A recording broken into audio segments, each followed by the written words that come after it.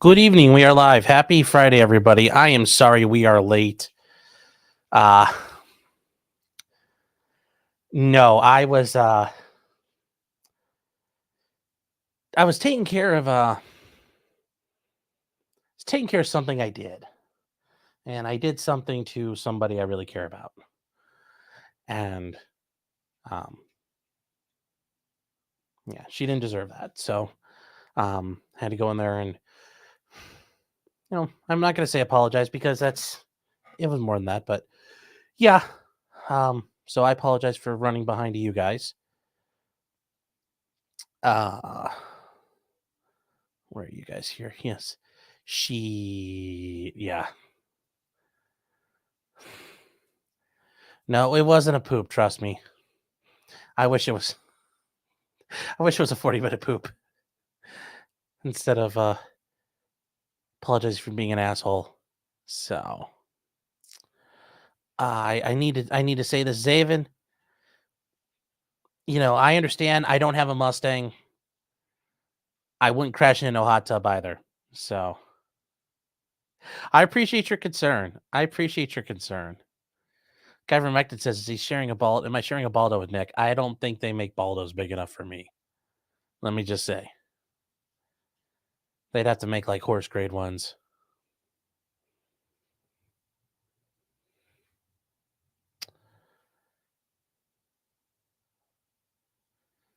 Oh, where are...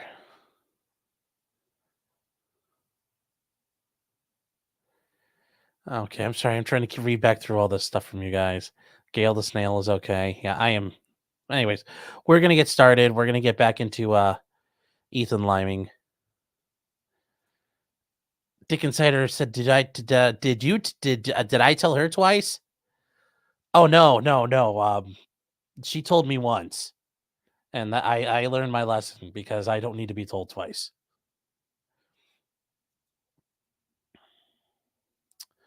Put on the Baldo and all will be forgiven. No, there's no redemption on that arc. Oh, if you put the Baldo on, is it like the Eye of Sauron? Just like finds you and you're just like in the nether region. Charlie says, do I have elephantiasis? No, just got huge balls.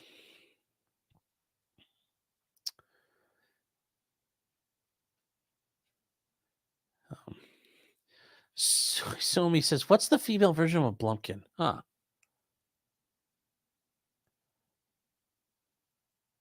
Actually, hold on. That's an important question here. I don't know. Let's see. I did not wake up from my nap over in Locals. 40 minutes eating tacos. Yeah, you guys are funny. Female Blumpkin. I don't know. Actually, thank God we got Google. Okay, no.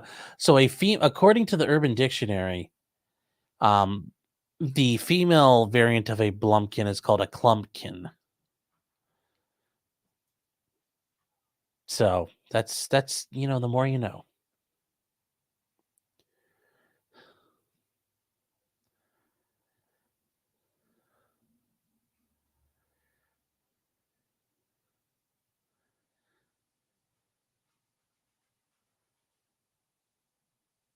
Scammer says the turd eye of Sauron. Yeah.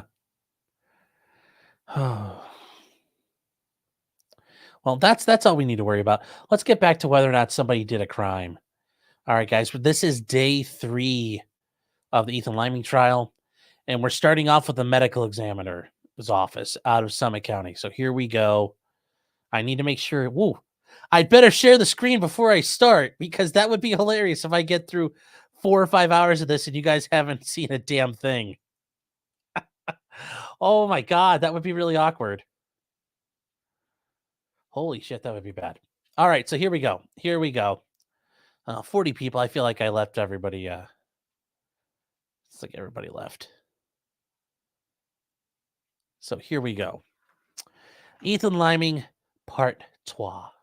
And action.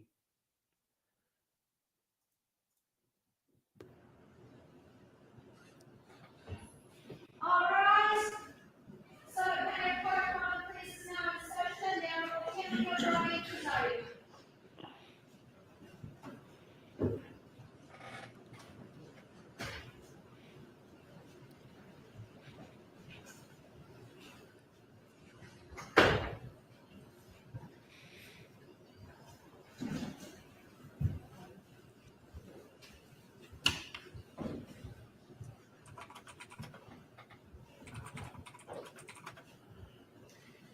All right, good morning. Please be seated, everyone. Good morning. I hope everyone had a nice evening. I was up late watching a bad game. At this time, the state is prepared to proceed with its next witness. I believe that is the medical examiner. Is that correct? That's correct, Judge. With the court's permission, the state will now like to call our next witness, Dr. Robert Shaw. Very good. Thank you.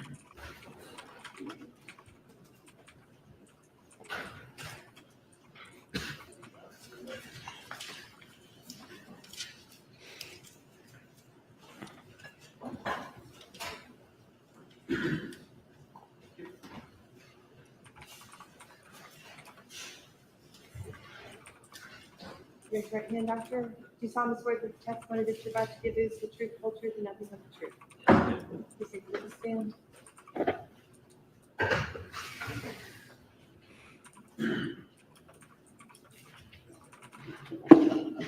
Good morning, sir. Can you please state your name and spell your last name for the record? Yes, my name is Dr. Robert Schott, S-H-O-T-T. And how are you doing today, sir? I'm doing fine, thank you. Doctor, where do you work? I'm a forensic pathologist and the chief deputy medical examiner for the Summit County Medical Examiner's Office here in Akron, Ohio. And can you tell the jury what exactly that means? As a forensic pathologist, my job is to perform medical investigations into deaths that are typically unexpected or unnatural. Okay, and how long have you been a pathologist? I've been practicing as a forensic pathologist for 14 years.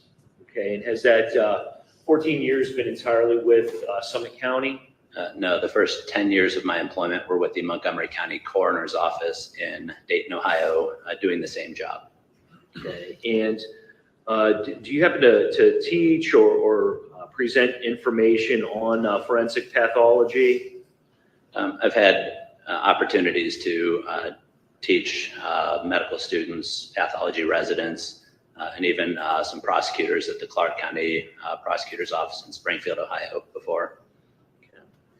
And can you tell the jury what sort of education you obtained to enable you to become a pathologist with the Summit County ME's office? Yes, after high school, I went to Columbus and spent 12 years at Ohio State. During the first 4 years, I obtained my Bachelor of Science degree in biology. The middle 4 years were at the OSU College of Medicine, where I obtained my medical degree. The final 4 years were at the OSU Medical Center, where I completed a 4-year residency in anatomic and clinical pathology. Following that, I went to the coroner's office in Dayton, Ohio, where I completed a 1-year fellowship, which is specialized training in forensic pathology. And I have maintained my certification in anatomic, clinical, and forensic pathology.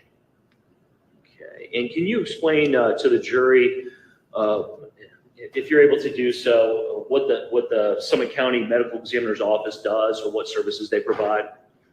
So at the medical examiner's office, we are tasked with investigating deaths that appear to be non-natural or unexpected. We start by, the process starts when somebody dies in the community. They're pronounced dead by EMS or hospital staff. If the death meets certain criteria, they will report the death to our office. We have independent investigators associated with our office that will collect the background information about the circumstances of the case, any known medical history affecting the decedent, things like that. They triage the information for us, the pathologists. At that point, a decision is made whether or not to bring the body to our office to perform an autopsy, again, with the end goal of trying to determine why this person died. Sir, do you take a bite out of the dead bodies? And is an autopsy conducted, in relation to every death? Not necessarily. It depends on the circumstances. And did you indicate that you are a licensed physician? I did not indicate that, but I am licensed in the state of Ohio. Okay. And do you have any other licensure? I almost forgot about that. Okay. Are you board certified? Yes, I am board certified in anatomic, clinical, and forensic pathology. Can you tell the jury what that means? Board certification just means that after you've gone through your education, you jump through a few extra hoops. You take, lengthy exams. You get people to co-sign for you that are also licensed and board certified physicians, just as extra steps to confirm that you are dedicated to doing the job as best as you can. Okay. And do you have any idea how many autopsies you've performed? Yes, I've performed about 3,600 forensic autopsies in my career. 3,600? Yes. Can you describe for the jury what you do when you conduct an autopsy? So an autopsy is a medical procedure. Like other doctors, it starts with the history followed by the physical exam. The history involves me reviewing the information that my investigators collected relating to the circumstances surrounding the death. I review that information prior to doing the autopsy itself, which involves an external examination, photographs, collection of evidence, collection of body fluids for toxicology testing, all that sort of stuff before we proceed to the internal exam itself, looking at the bones, the organs, the systems to try to figure out what exactly was the cause of death, like what killed this person. Okay, great, thank you. And so you indicated that there is a report of investigation that's provided to you. Yes. Can you explain what is entailed, or if there's staff that collects information to create that report for you? Can you repeat or rephrase that? Yes, I'm sorry, that was a confusing wording there. It's an awful question. Can you tell the jury how that information is collected or provided to you? Okay, so we have investigators that staff the office 24 hours a day, 7 days a week. They take the phone call from the medics or law enforcement or hospital staff. They get the background information. They may go to the scene and take their own photographs depending on where the death occurs. They collect information about, the circumstances, the address, who's involved, who's the next of kin, family members, things like that, so we can get additional information as the process continues. They put that into a preliminary report, which is what I review prior to doing the autopsy. And then over the subsequent days and weeks, they will prepare a final report of investigation that details, just kind of crystallizes all that information into a narrative form. Okay, and I want to direct your attention to June 3rd of 2022.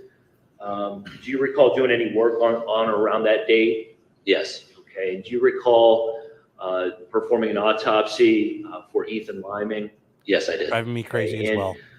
In anticipation of performing that, do you know if a report of investigation was conducted by your office? Yes, our investigators did collect information. The final report was written afterwards, but the original information was there before I performed the autopsy. Okay, and so just so we're clear, a report of investigation was ultimately prepared? Yes. Relative to this autopsy? Yes, it was. And you did have the opportunity to see it previously? Yes. If you were to see it today, would you recognize it? Yes. Okay, Your Honor, with the court's permission, I'd like to approach the witness. You may. This is previously been marked State's Exhibit 38, it's been provided to defense counsel, Your Honor.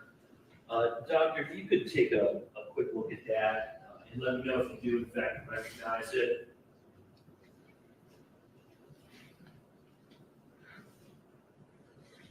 Yes, I do recognize this.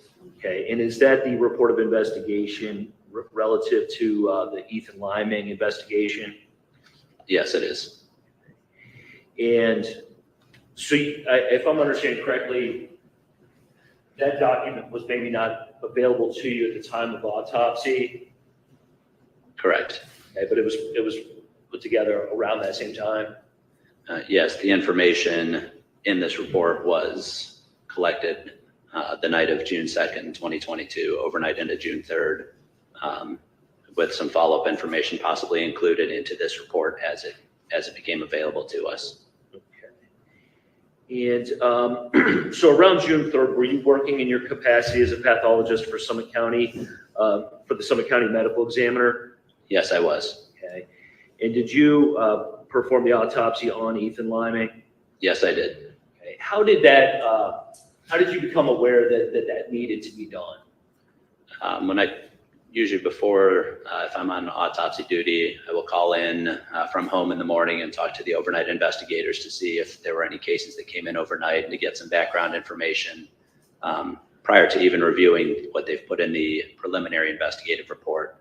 And at that point, I was made aware that there was a death, a 17-year-old who was deceased after an altercation.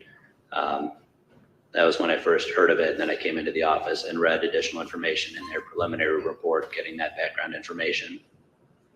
Okay, great. And did you then generate your own report of autopsy? Yes, I did. Okay, and in anticipation of testimony today, did you have a chance to review that document? Yes. If you were to see it today, would you recognize it? Yes. Okay, Your Honor, with the court's permission, I'd like to approach the witness.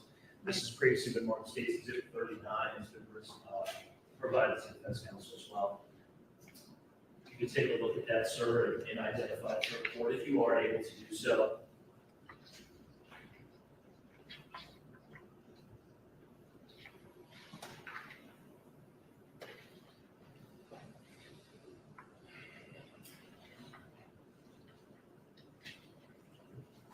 Yes, I recognize this. Okay, can you tell the jury what it is, please? State's Exhibit 39 is a copy of my final report of autopsy that I prepared relating to the death of Ethan Liming. Great, thank you.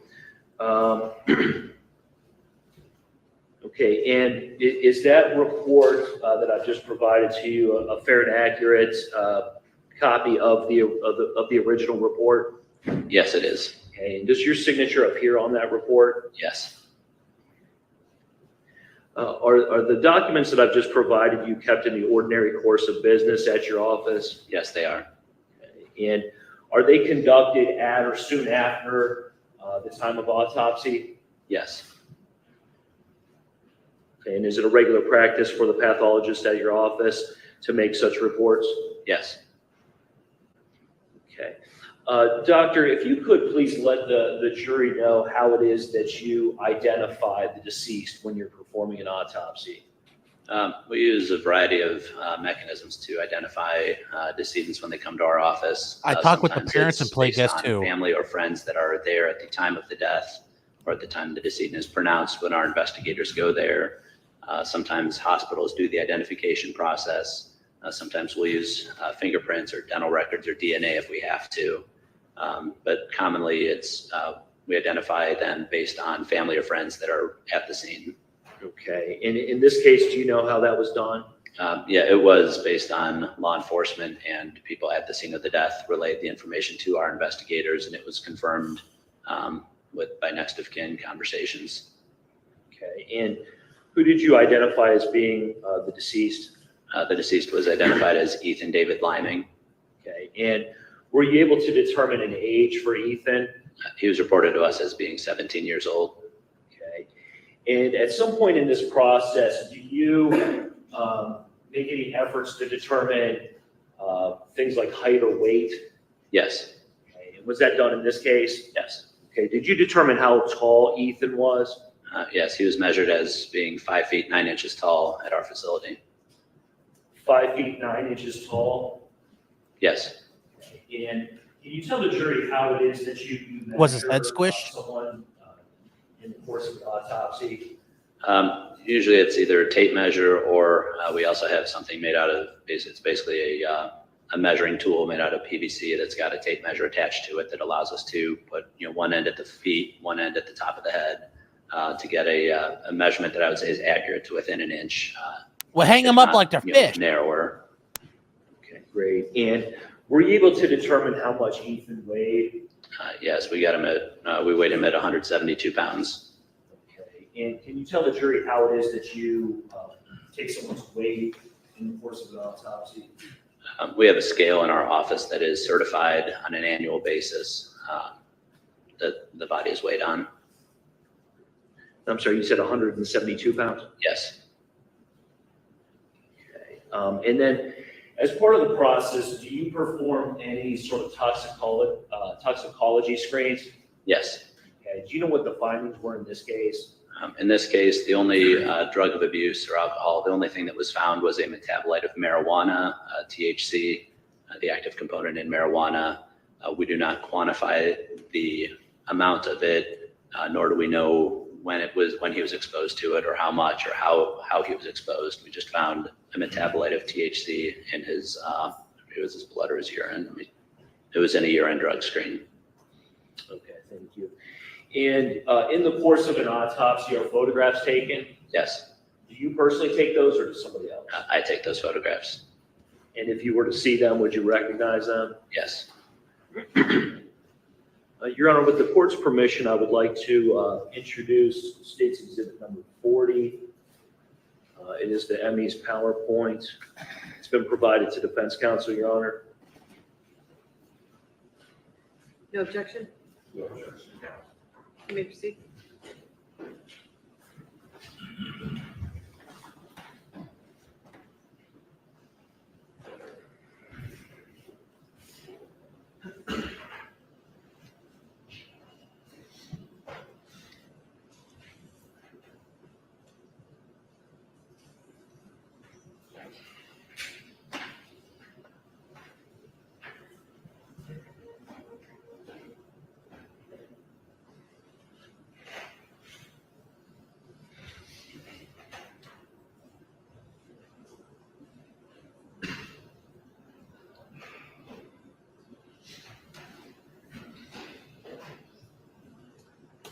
Okay, Doctor, if I could call your attention to the screen there.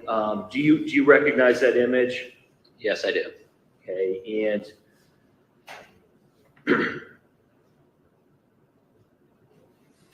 can you let the jury know how it is that you create these PowerPoints?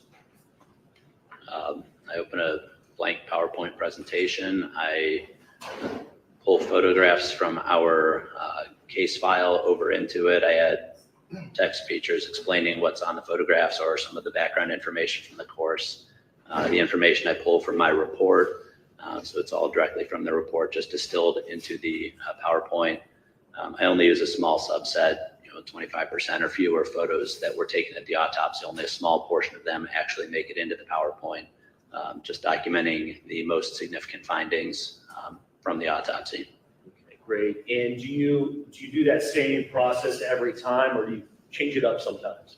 That's the general process I use was a for every regular white court male. PowerPoint I prepare.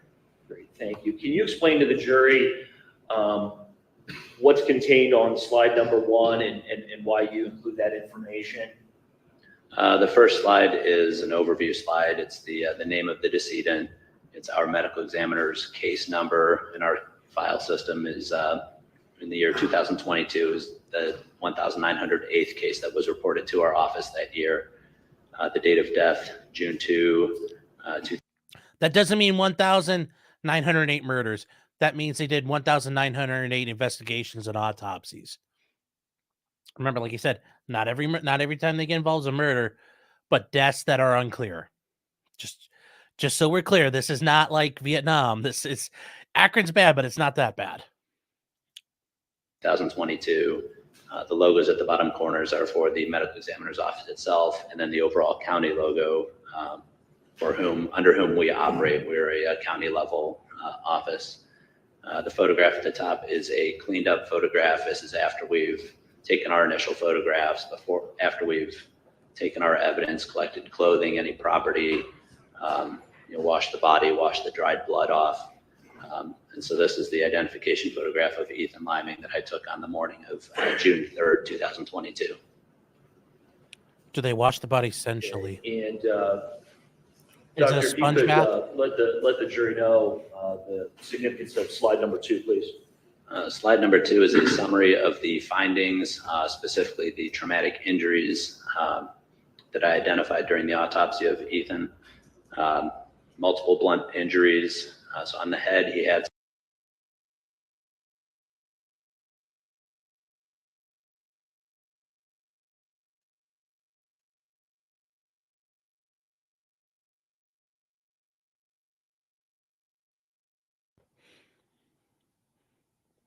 Oh my God, he was a goner. Oh my God, look at this. The The base of the skull had fractures all over it. Oof. Oof, oof, oof. Some abrasions, which are scrapes, contusions are bruises, lacerations are cuts. So he's got those primarily around the left eye and then around the mouth and the lips. He's got an abraded laceration, so it's a cut on the back of his head that's surrounded by a round scraped area right on the bony prominence on the back of the head. I identified during the internal examination a couple hairline fractures extending down the back of the skull towards the neck, towards the base of the skull. He had a small amount of subdural and subarachnoid hemorrhage that's bleeding inside the skull around the brain. There was an abrasion or a scrape on the left temple region. And then on the left forehead, I noticed in the photographs and during my examination, a couple small abrasions that looked sort of curved, sort of patterned, very superficial, very faint, but they looked like they had some linear pattern to them that I tried to capture in photographs as well. Thank you. If you could let the jury know, please, the significance of, I think we're on slide number 3 now. Yeah, slide 3 has the additional injuries that I documented during the course of the autopsy. On the torso, there's bruising on the right chest wall, some patterned bruises over there as well, some superficial scratches or scrapes on the lower back as well. The upper extremities, the arms, we've got a faint bruise on the left shoulder. On the right shoulder, there's a curved linear abrasion or scratch basically on the right shoulder. On the left, second and third, so MCP, and the one below that where it's PIP on the knuckles of the hand. So on the left hand, the second and third fingers, the knuckles where the hand connects to the fingers themselves, that's the MCP or the metacarpophalangeal joint. There's bruising on those two knuckles. And then on the third through fifth, the proximal interphalangeal, so the next knuckle up on the third, fourth, and fifth fingers, there were some scrapes on these fingers on the left hand. The lower extremities on the legs, he's got scattered abrasions on the knees and the feet, just some superficial scratches and scrapes on the knees and feet as well. Can you explain to the jury what's going on in the next slide, please? All right, this slide is the first photograph. We take these in every case. First thing I do when I go back to examine the body, we open the body bag and I take a series of first photographs before we've made any changes whatsoever. So we have not removed clothing. We've not drawn any fluids for toxicology. We haven't washed the body or done anything. You draw the fluids out with your mouth. Open the body bag and take some photographs, document what we see. So the text at the bottom explains there's extensive blood on the face. That's from wounds that are on the left eyebrow and around the lips, the mouth, those lacerations that I described. Paper bags were placed on the hands at the scene to collect any evidence, any kind of traumatic death that appears to be related to possible like a fight or possibly homicide. We will preserve evidence at the scene by putting bags over the hands, and then at the autopsy we can take fingernail scrapings or clippings to check for DNA if the law enforcement agency desires to do that. We just do that to preserve evidence at the scene. So we haven't even cut the bags off the hands for this set of photographs. And then that yellow band around the right wrist is the identification band placed there at the scene by my investigator. Great, thank you. Can you please tell us about the next slide? Okay, so this slide, this is after we've collected all that evidence, removed clothing, and washed away the dried blood. So we're looking at the injuries surrounding the left eye and the left temple in these two photographs. So there are scrapes, there's bruising and swelling around that left eye. There's two small cuts over the eyebrow or just below the eyebrow above the left eye. That's very commonly seen in blunt force injuries to the face where the skin gets pushed up against the bone of that orbital ridge. It's a little sharper bone. You get cuts up there pretty easily with a head injury, pretty commonly. UFC guys get that so all the time. We do have some bruising, a little scrape below the eye on that left side. And then on the left temple, you have that kind of non-pattern. You can't really see any pattern to it, just that dark reddish purple abrasion or scraping of the skin. Again, that mottled abrasion as I describe it. The left forehead, I can't really see in here. It was a very faint pattern impression. Yeah, I can't see it at all here. It's two faint sort of curved lines. There's no real bruising or pattern to them on the skin or even under the surface of it when we reflect the scalp forward. And I did not identify any fractures in the nose, the facial bones, the skull, the front part of the skull, or around the eye. There were no fractures on the face. Great, thank you. Can you please explain to the jury the significance of this slide? Okay, this is back to one of the first photographs from earlier on in the autopsy. You can see some of the blood trickling towards the right side of the screen from those lacerations by the left eyebrow. So we're looking at kind of the left forehead here. You can kind of see these little curved patterns right in the middle of the screen, maybe 3 lines, 2 of them on the outside sort of curving away as you get up closer to the hairline with a faint, short one in the middle. I can't say exactly what that is or what it's from. It's a very faint pattern. It's not associated with bruising or fracture of the underlying skull, but it could be associated with an object that was in contact with the skin sometime around the time of death or afterwards. I can't say much beyond that. Great, thank you. Your Honor, I'm sorry, are you able to turn on the marking tool for this witness? I am.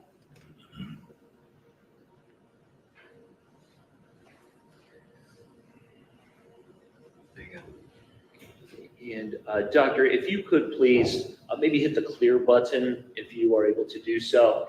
And then if you could touch the screen and mark the pattern injuries that you were referring to, just in case maybe it's not clear to the jury here. All right. So these 2 green lines are just on the outside of the faint purple lines that you can see right between them.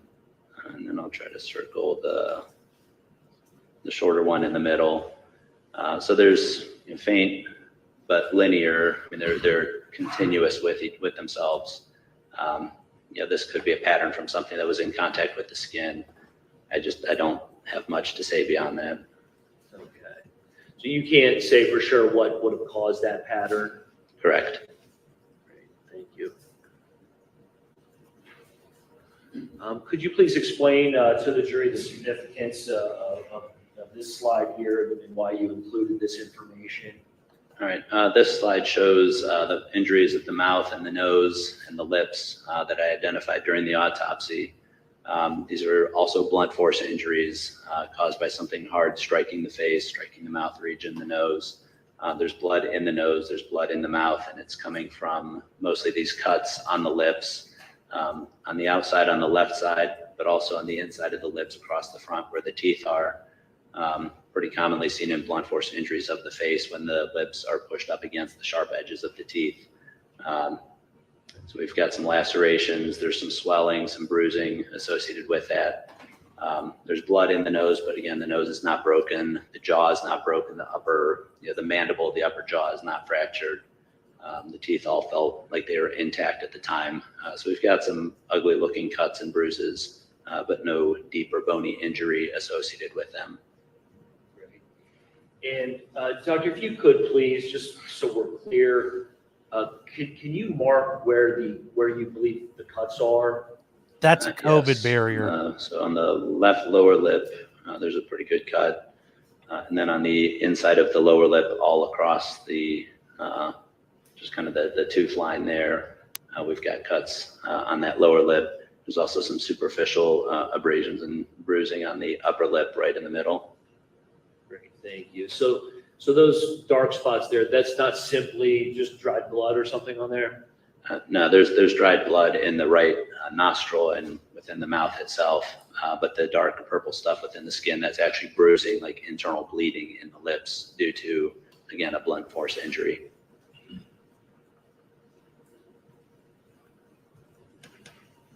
Okay, can you explain the significance of this information, please? All right, on the back of the head, as I had said before, over the bony prominence, the occiput of the head, there's about a 1.5 inch abrasion or scrape. Towards the bottom of that, towards the neck side of that, there's a 1/2 inch laceration through the scalp. Again, this is a blunt force injury that's caused by something striking the head or the head striking something hard enough to scrape the skin and also cut it by virtue of the skin being kind of crushed up between whatever object it was and the back of the skull itself. This is a pretty common injury when somebody falls backwards, striking their head on the ground.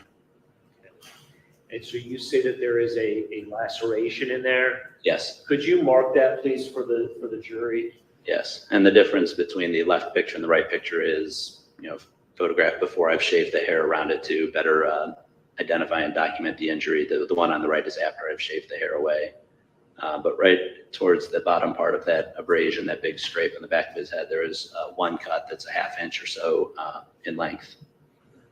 And the reddish area surrounding that cut, is that an injury as well? Yes, that is scraping of the skin or abrasion. Okay. Is that different from a bruise? Yes.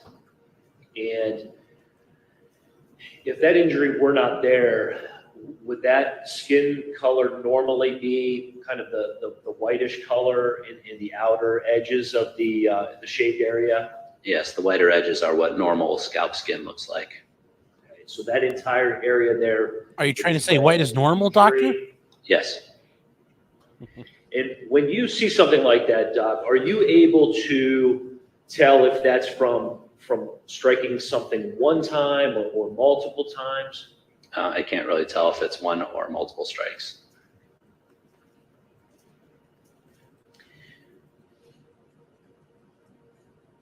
Could you please explain this slide for us? All right. On the right side of the chest wall over the rib cage, there was a sort of V-shaped or sort of oval-shaped patterned bruise. It was noted at the scene.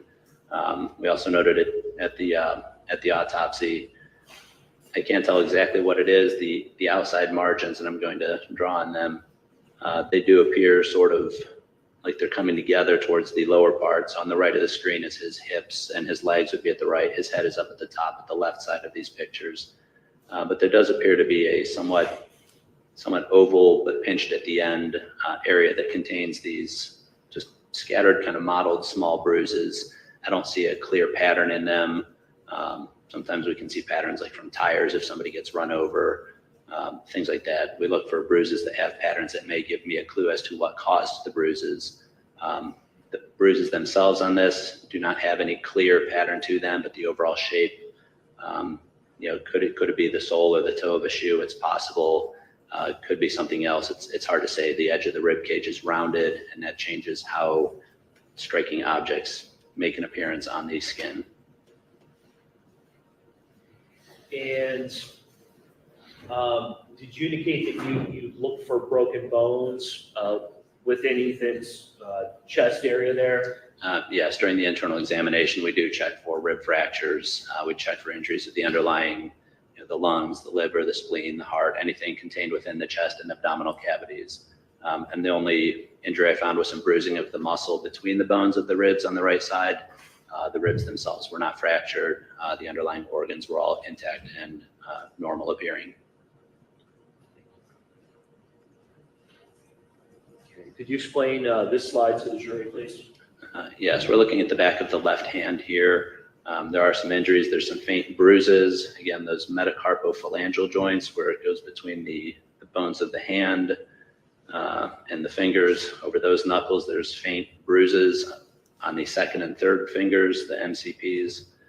And then over the middle, it's called the PIP, the proximal interphalangeal joint over the knuckles of the third, fourth, and fifth fingers, we've got abrasion, so scraping of the skin on the 3 fingers, and then bruising over the knuckles on 2 other fingers.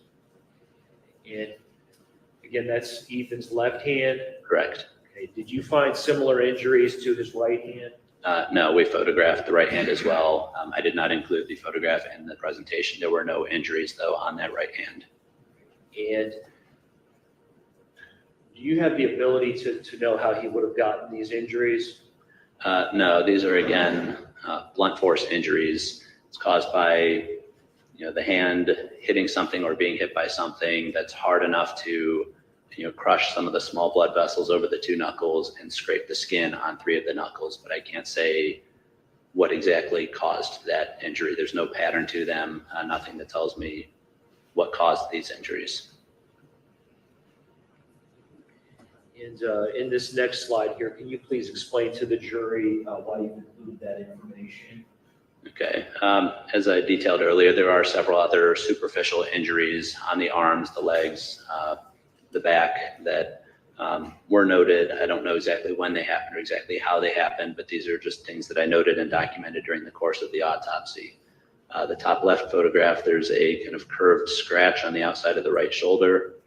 The top right photo shows a faint bruise on the outside of the left shoulder.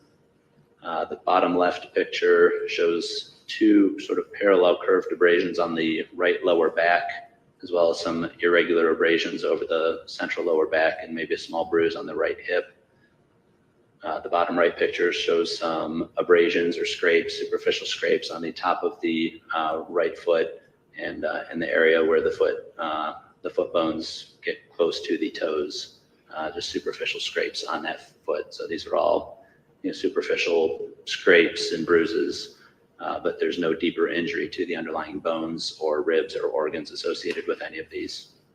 Great, thank you, doctor. And just so the jury is aware, can you explain the darker coloration in bottom left and what the meaning of that is? Yes, the skin of the lower back and on the side, kind of you can see on this picture on the bottom left corner, that's not traumatic injury. That's just how the blood settles due to gravity after somebody has died. The blood settles towards the dependent part. So if he's laying on his back after he's deceased, that blood will settle towards his back. It's pale over the shoulders and over the buttocks because those are pressure points that keep the blood from settling in those areas.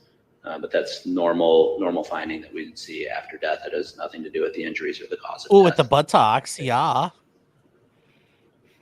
And can you explain to the jury why you included this slide in the presentation? Yes, this slide is the summary of findings. Basically, it's going over everything I found and kind of the interpretation of what I made out of them, how I determined the cause of death. So the main ones were blunt force injuries of the face and the back of the head that resulted in what was likely a rapid arrhythmia of the heart due to trauma of the brain and the brain stem. This kind of pattern where you have an abrasion with a cut on the back of the head, we do see, it's in the textbooks, it's consistent with an unprotected fall from standing height. You can see it with older folks that fall on a concrete floor in their basement. Could be somebody who is knocked out in a fight and falls and hits their head on the pavement. Could be other causes as well. Ooh, so taking a fall. Possible pattern injuries on the left forehead and the right chest. They could be associated with a shoe or some other object, but I could not say for sure what caused those pattern injuries, but there were no underlying injuries of the ribs or the skull or the forehead deeper than just what was on the skin. The toxicology findings was just, again, that THC metabolite indicating that at some point Ethan had been exposed to marijuana. I don't know when or how. The devil's lettuce, folks. And can you please explain, so the jury's aware, how the arrhythmia would be caused from the brainstem trauma? So the brainstem is sort of the most basic part of the brain. It really controls our consciousness. It also sends through nerves that connect to the rest of the body. It does help control your heart rate, your rhythm, to make sure that your heart is beating in time with sufficient, rhythm to supply oxygen to the brain itself. The brainstem controls all that. So if you have an injury of the brainstem, that's the most vulnerable part of the brain and the one that's most likely to result in death if it's injured. I don't have direct injury to the rest of the brain. There's a little bit of bleeding around the brain, but not sufficient to cause death. The fractures on the back of the skull are they're linear. They're not depressed. They did not hit the brain itself. They did not fracture inward. They're just linear cracks basically in the skull. So the only mechanism of injury that I could find based on my education and experience that would explain why Ethan died was that the fall caused his head to hit the ground, leading to jarring of the brain and the brainstem, which led to an arrhythmia, which ultimately resulted in his death. So the other stuff didn't kill him. And do you have any idea how long it would take for someone to die once they suffer that sort of an injury? It could be seconds to minutes. It's very variable.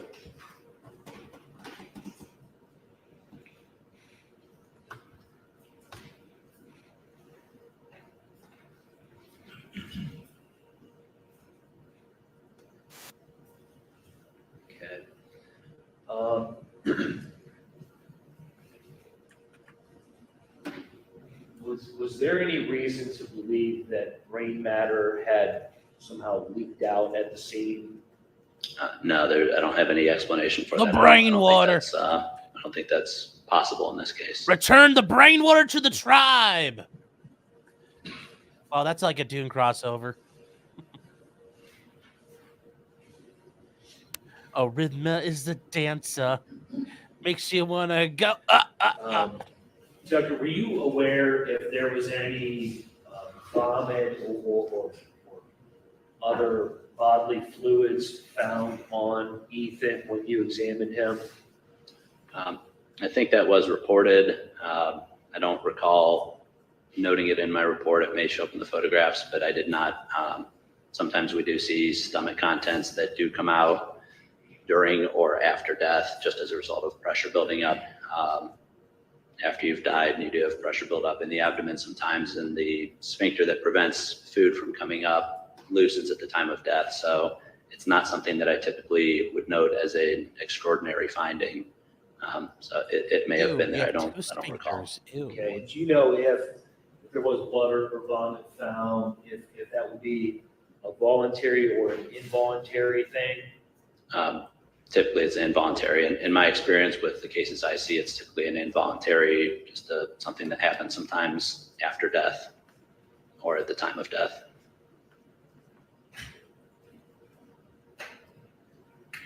Okay. And were Ethan's injuries consistent with having been in some kind of a physical altercation? Yes.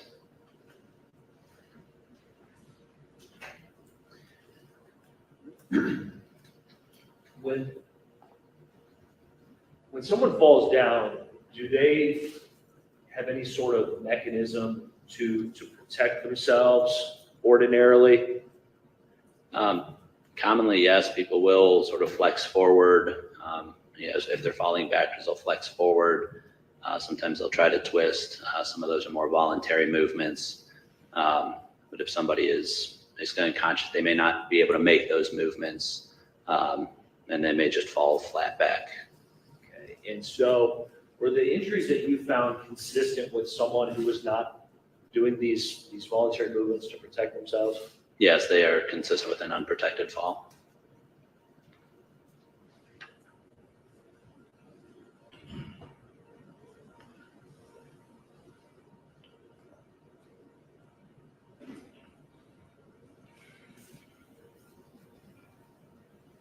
And Doctor, if you could please explain the difference between cause of death and manner of death for the jury. Yes, the cause of death is the injury or the disease process that sets off the cascade of events within the body that ultimately result in death. It could be trauma, it could be cancer, it could be heart disease, liver disease, things like that. Those are all different causes of death. The manner of death is how we classify those causes as far as is this an accidental death? Is this a homicidal death? Is this a natural death? Is this a suicidal death where somebody injured themselves with the end goal of death? Or if we can't determine based on all the other investigation, the autopsy, the other testing, if we can't determine what the cause was or which category it fits into, we can also call them undetermined. Okay, and in this case, what was the cause of Ethan's death? The cause of death I determined for Ethan Liming was blunt force head injury. And what was the manner of his death? Based on the information from the investigation, I determined the manner of death to be homicide. And the conclusions that you reached in this case, were they made with any reasonable degree of medical and scientific certainty? Yes.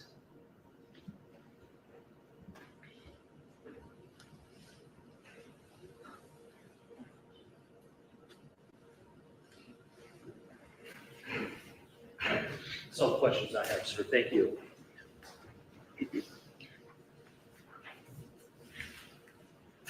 Cross-examination. I'm just saying, Good guys. morning, doctor. Good morning. I'm just saying, if they're saying the blunt force trauma in the head, I mean, here we go. And real quick, I want to get these out of the way because I know they're here. Unhung Hero for $2 says, I'm going to come. Enjoying the extra content lately. Well, thank you. I appreciate that. D for $2 is saying, So what's he saying is COVID-related death. Yes, that's exactly what he's going to rule. And then Kelly R, way at the beginning, I am so sorry I didn't get this, Kelly, for $5. Thank you, by the way, is saying, do you happen to have the rap sheets of these two fine young men? I don't know. I'll look them up real quick, see if there's anything for these guys. And then Jim Satala has been a member for 9 months. Congratulations on giving birth to this chat. Thank you, Jim. I always appreciate the support. But let's get back to the show. Thank you for being here, sir. Welcome. My name is John San, and I'm an attorney in this case. I'm asking some questions, and if I ask anything that doesn't make sense to you, just let me know, okay? Okay. I apologize in advance. I don't have medical training, but I'm going to ask you some questions to try and clear some things up for myself, okay? Sure. You used some terms I want to define. One of the terms you use is blunt force. What does blunt force mean?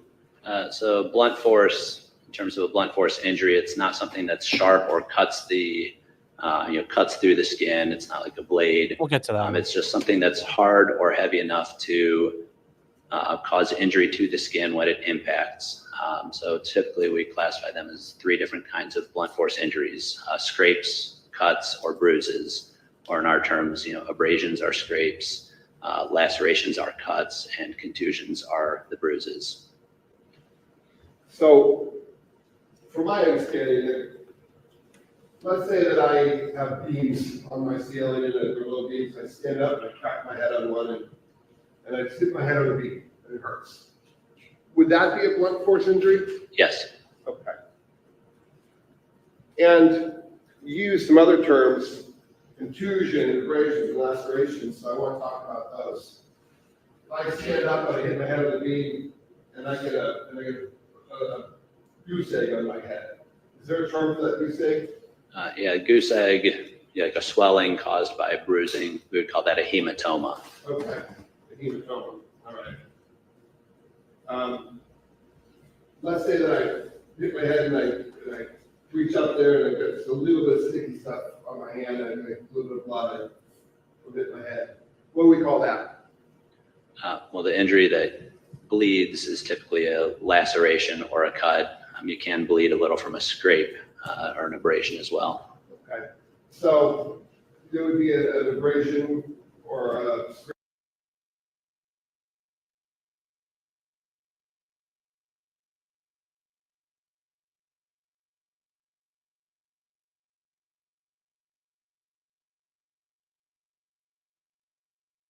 Oh, God dang it, I did it.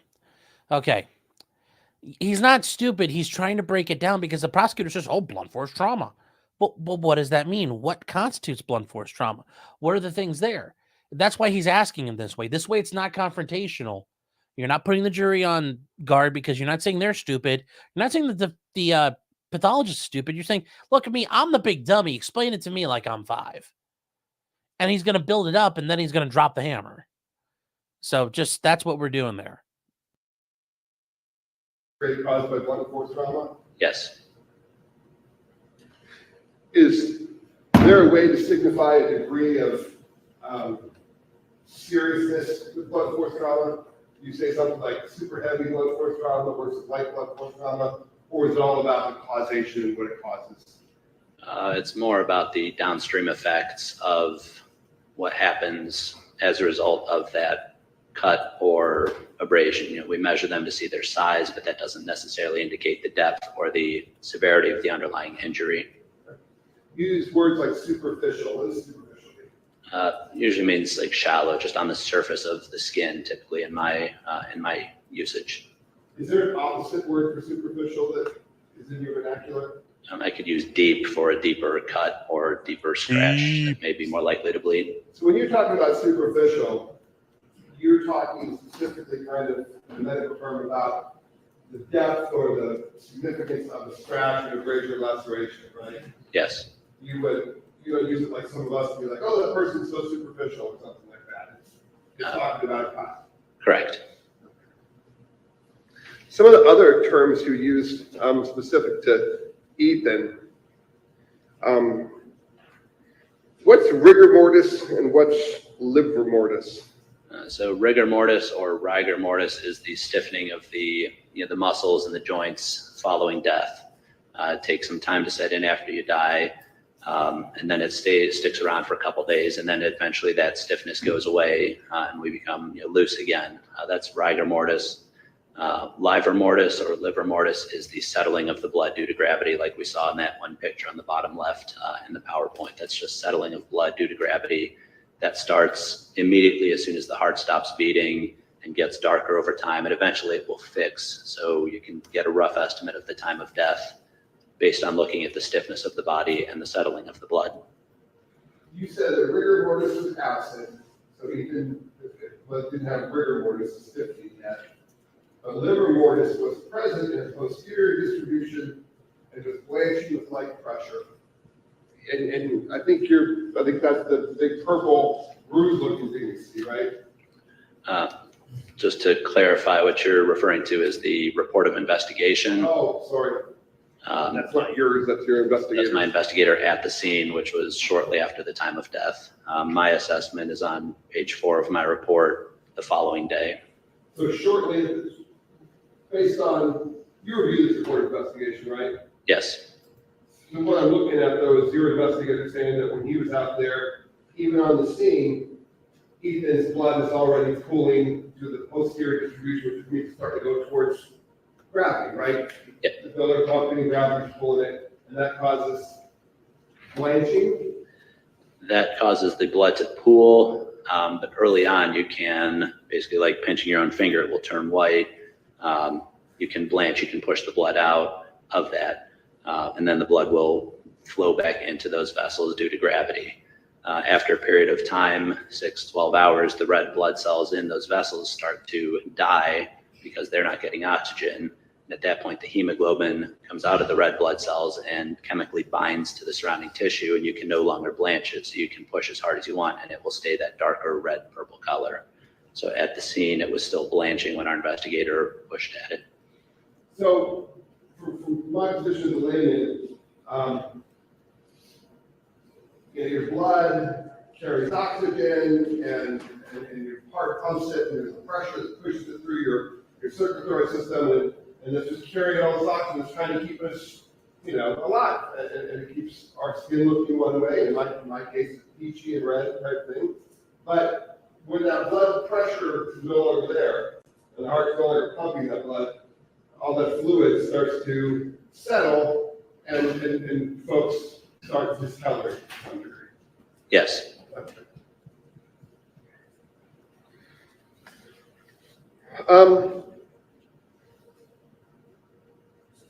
Ethan's listed in your report as being 5'9", 172, and that's from a medical professional. But we've got him as 6'1" on his driver's license and 6'1" on his football stats. Is there a medical explanation for that? As in, maybe people are taller when they're in control of their bodies and standing in a certain posture? Or is he just 5'9" and it was wrong on his license?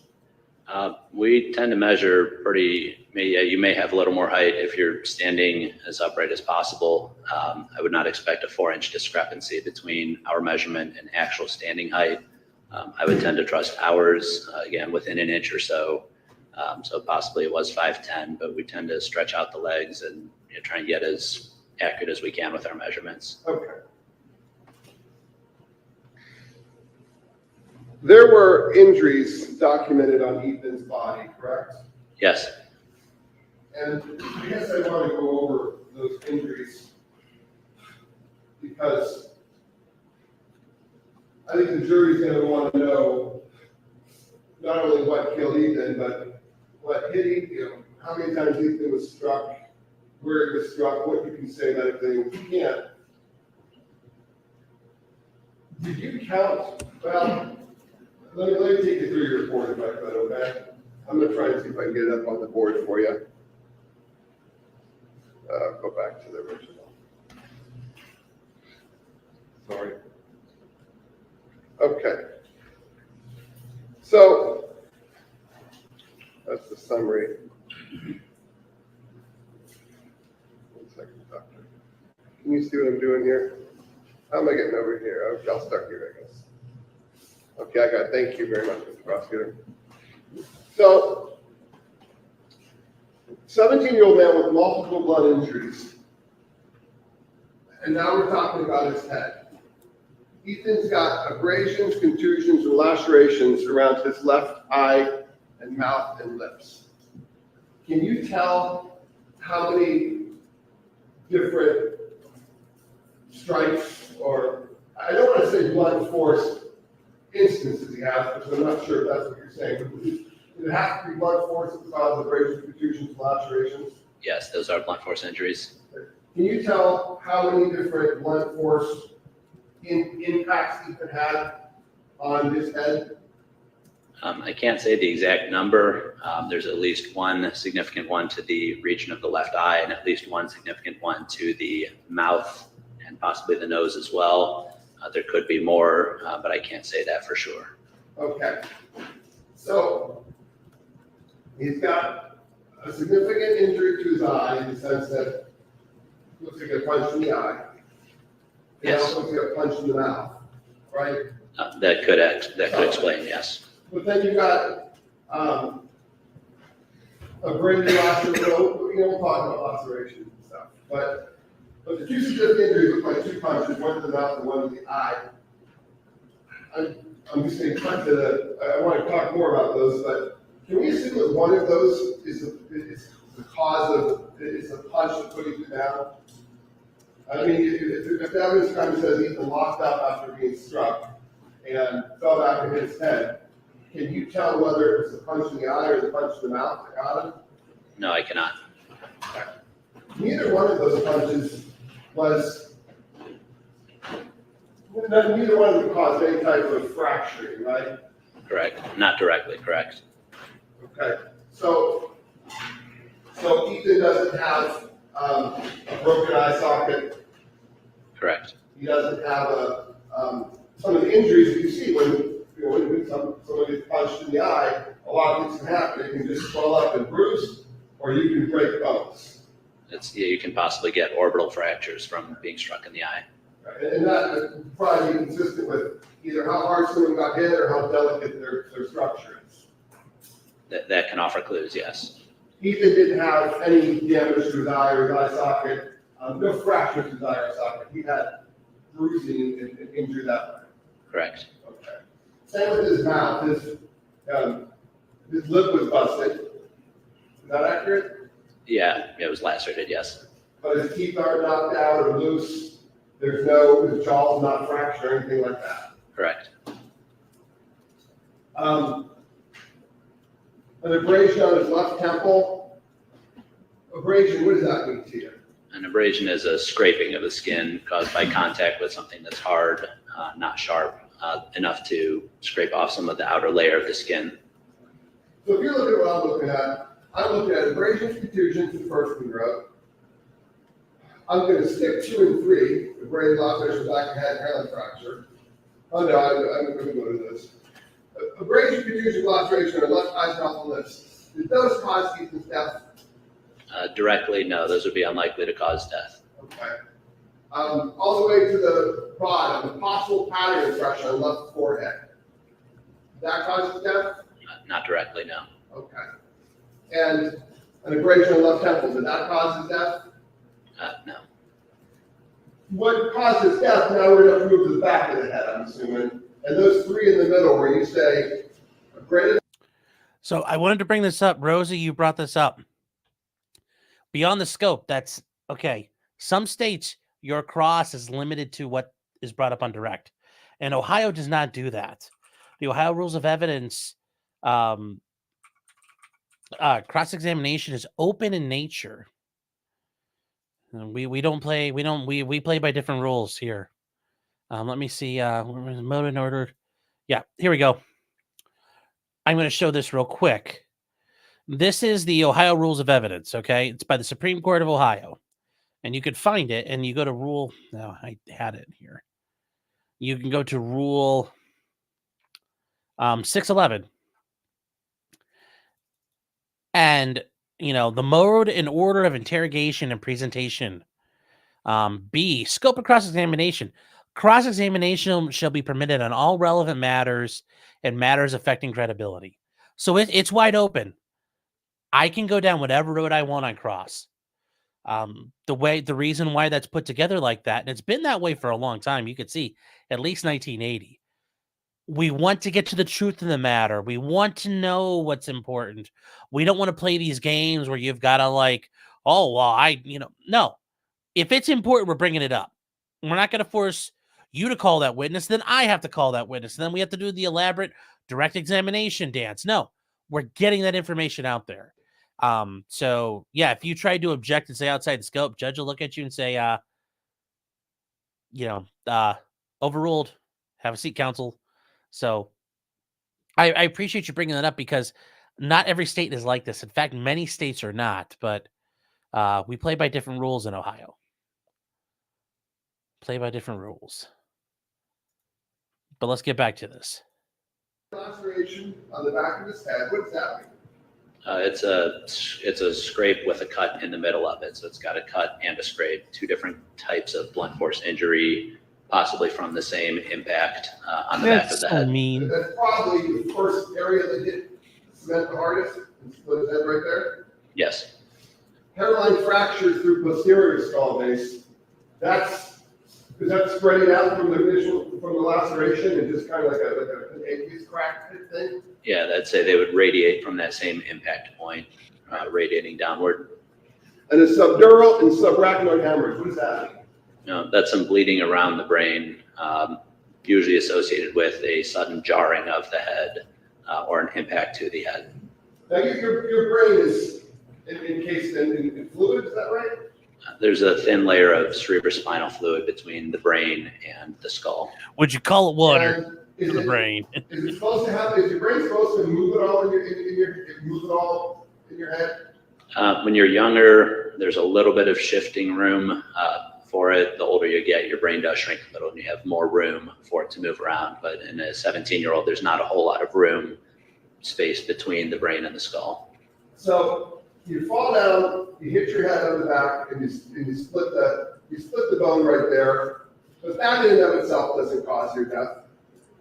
The hairline fractures don't cause your death.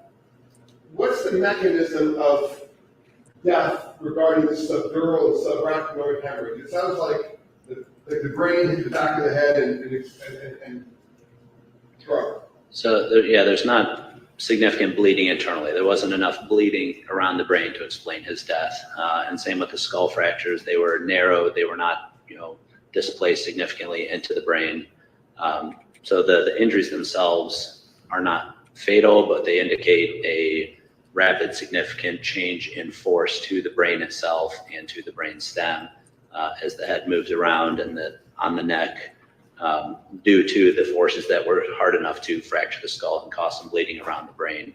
So I have clues to the brain injury that ultimately resulted in his death, but I don't have direct evidence of the axons or the neurons themselves that were stretched or damaged due to that force that caused the death. Based on your training in the forensic sciences, you folks you're an investigator. I mean, you investigate the cause of death, right? Yes. So when you put science behind it, you'd be able to tell the difference between someone who died, say, from standing up too fast and hitting their head or something, as opposed to somebody probably wouldn't die from that, would they? Stand up and hit their head or something. You have to get up the arm. Yeah, that would not be a common cause of death, no. Okay. This injury is textbook for falling from several feet straight back, right? Yes, something like this would be reported, and yes, it is consistent with that. And the amount of height that you fall is consequential. You don't have the same injuries when your head's 6 inches off the ground as opposed to 6 feet. Correct. Just anything else, you drop it. Okay. Can you explain? Well, I'll just tell you, we have some testimony that you can just kind of lock up for this. What if it caused someone just to lock up? And I know boxers talking about punch in the chin or punch him on the button or whatever boxers say, but What happened here if someone just walks up after getting hit? The locking up can be sign of a brain injury. Different levels of the brain, depending on how they're injured, can result in different kind of posturing or, defensing response or body, different kind of posing, depending on the level of brain injury. But if somebody locks up while they're still on their feet, that would indicate they've had a pretty significant jarring of the brain while they're still on their feet. But those in themselves can be recoverable, right? Yes. I mean, anytime you see a boxing match where someone gets knocked out cold and they just fall back like that, and then they take some 20 seconds to get up, that's the kind of thing you're talking about. They lock up and they can hit the mat. Yes. So that in and of itself doesn't cause death. It's the fact that you lock up, you better hope you're on something soft and not something hard. Yes, that would be better. Yes. Okay. Ethan got worked on by some medical personnel and moved around a little bit by his friends. So we're not 100% sure, I'm not 100% sure. I'd object to the form of the question, Judge. Can you tell if he hit like a post or a pole or like a light pole? Can you tell if he hit like a baseball light pole or an edge of something like this? Or whether he hit flat on the concrete? I can't say for certain. I did not see a pattern in the abrasions or the cut on the back of his head, the laceration. I did not see a pattern that tells me he hit something other than a flat surface. It would be consistent with a flat surface. It's possible he could have hit the edge of something hard as well. And as we talk about Ethan's head, and we rule out the damage caused by, when we rule out the damage caused by the concrete, the back of the head, we've got two significant injuries that both could have been caused by a fight, correct? These are like punch injuries possibly? Are you referring to the punch or the injuries around the eye and around the mouth? Yeah. And obviously you weren't there, I was there, but piecing it together, looks like you got a fight, you got punched out of the mouth. Yes, it does appear like that, yes. But not hard enough to cause fractures, but hard enough to freeze them up and put it backwards. Yes, that would make sense, yes. And none of those other injuries on his head, the scrapes and the bruises, scrapes and the cuts, those didn't play a part in his death. They did not play any physiologic role in his death, no. But I still think the jury's kind of want to piece together. I would object to the form of the question, Judge. Sustained. Torso, he's got chest wall contusions and abrasions on lower back, okay? Abrasions on lower back, those are just scrapes again, right? Yes. And that can be consistent with a lot of things, one of which is maybe getting dragged. It's possible, yes. So it tries to help you drag across the concrete. What are the chest wall contusion? What does contusion mean? It's bruising. Okay. And he's got one of those. He's got an area of modeled contusion. They're not all connected, so it's either multiple strikes or something, it could be knuckles or something. It could be one strike with an unusually shaped object or an irregular shaped object causing multiple, bruises that aren't quite connected to each other. Okay. So he's got a bruise on the side, and it could be from a punch, it could be from a kick, it could be from anything like that, but it's I would object to the form of the question, Judge. he's got a chest wall contusion. Can you point to what a chest wall is? The chest wall is anywhere covered by the ribs, so in this case, it's below the armpit on the right side. Okay. Did that chest wall contusion play any part in his death? No, it did not directly physiologically contribute, no. Okay.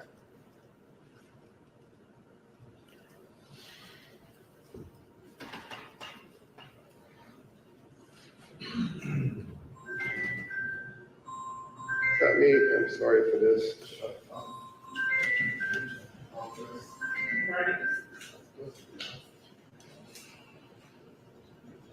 The deputy's gonna confiscate that. I wish you would. Give me a break.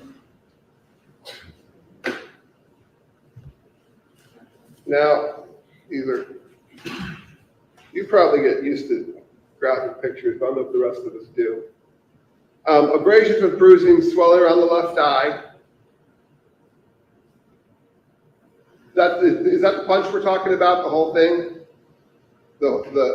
This whole area here, is that from one blunt force trauma? That could all be caused by one blunt force injury. The scrape on the side of the temple, the abrasion over here on the temple, that's on a little bit of a different plane. So we have everything here is kind of like in this plane, but then you have the temple is a little different side. So it'd be kind of hard to punch somebody and have the impact wrap around to the temple. So those would be separate things. Theoretically, would a punch in the eye and then maybe scraping your head on the ground, you're dragged across the ground, would that be consistent with those two injuries? It's possible. I'm not sure what caused the injury on the temple, but all the injuries around the eye itself and on the eyebrow are consistent with a single punch to the face. But nothing's broken in there, no broken bones, no fractures, nothing like that. Correct. So other than the fact that that could have been the knockout punch that caused him to freeze up, that injury in itself is not a life-threatening injury. Correct.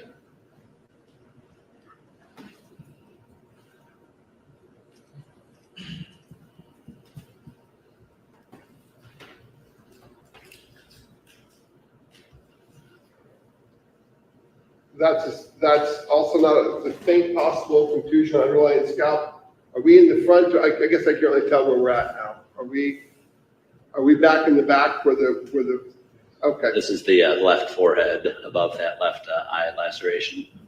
So that's not a life-threatening injury. Correct. Now this looks like he got punched in the, well, what does this look like to you?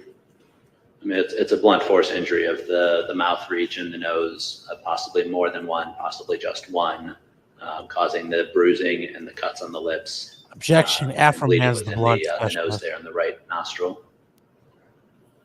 So this, I noticed Ethan's lips that it has some discoloration on the lips. Are those abrasions or scrapes caused by the lip hitting the teeth? Are those not abrasions or scrape at all? Are those discolorations? Are those, what are we looking at there? Sequence of questions. I apologize. The purple discolorations on the lips are bruising, so that's bleeding within the tissue caused by it being, again, a blunt force injury, crushing the tissue up against the bone of the jaws and the teeth themselves, leading to some bleeding within the tissue. We also have cuts or lacerations on the lips themselves, again, from an outside blunt force hitting the lips up against the sharp teeth. And then the splitting of the lip on the left photograph here on the left lower lip, that's more likely not directly against the teeth, but that's caused by the tissue itself kind of tearing sideways when it's struck. Is that consistent with getting punched in the mouth? Yes. Is there anything about that that just screams multiple punches to the mouth, or are those injuries consistent with one punch to the mouth? This could all be from one punch. His nose is bleeding.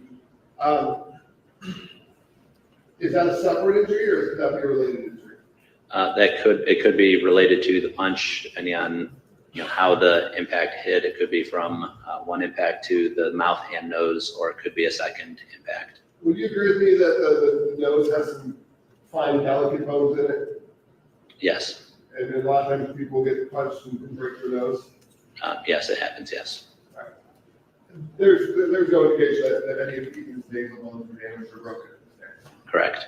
So this punch in the mouth injury also is not a cause of death. Correct.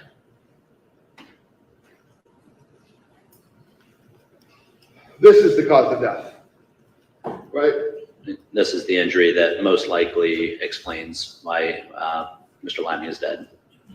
Textbook, fall back, hit his head. How quickly, after an injury like this, would the brain, what do we call them, hemorrhages? The subdural and subarachnoid hemorrhage. Is that an instant thing? I mean, they're going to develop over time. I mean, you have, on that impact, the brain does get jarred around, and some of the vessels that connect the brain to the blood supply do tear, leading to that bleeding around the brain. So it's going to start basically immediately on impact, but it's going to take a few seconds or minutes to reach its peak. So the cut and the bruise in itself isn't what stopped Ethan's life. It's a brain hemorrhage. right? It's not even the hemorrhage. This is just a marker of the significance of the head impact that jarred the brain. It's actually internal. It's not even the bleeding in the brain that killed him. It's the jarring of the brain itself and the neurons and the cells within That's the a brain. pretty significant injury. Which one? Yeah, this one right here, the hit to the back of the head, that's significant. Is it recoverable? By itself, yes. Okay, but that in itself is recoverable, but when it gets in there and it causes this bleed, that's not recoverable. In this case, it was not. Is there any reason to believe that this bleed occurred at a later time, or that there could have been an intervention that could have caught it or anything like that? No, I don't believe so. Ethan was gone the minute there was no hope after his head hit that thing. Is that safe to say? No, I would say it does not appear this was recoverable based on the circumstances as reported. And nothing that happened afterwards contributed to what already happened, which is his brain dying. Not sure what events you're talking about I mean, he after. got kicked in the side after this by somebody. Did that have anything to do with his death? No. He got punched after this. He's already gone. Most likely, yes.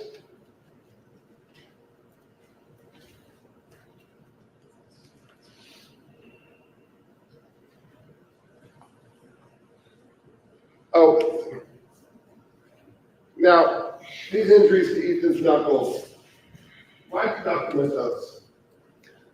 Any case we have that looks suspicious, death during an altercation with somebody else, we take photographs of the hands to document injuries that may explain whether somebody was actively involved in the altercation, whether they're trying to defend themselves, just to collect any evidence that may be there to see if it makes sense given the circumstances as they reported.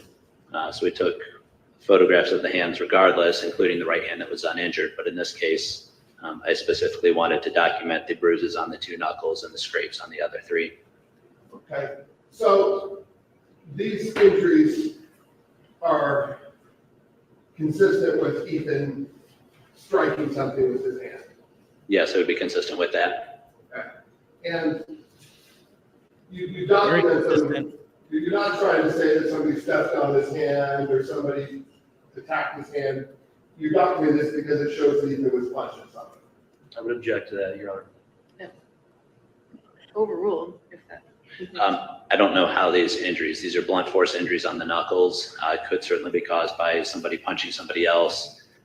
Could it be caused by the hand backhanding no way to something prove else or it's not striking another killed. object? It's possible as well. I don't know for sure whether this was during the act of punching or some other injury of the hand. But you choose to include that because it has potential evidentiary value for the police and for the people who report down the road, because it may be consistent with mutual combat. Yes.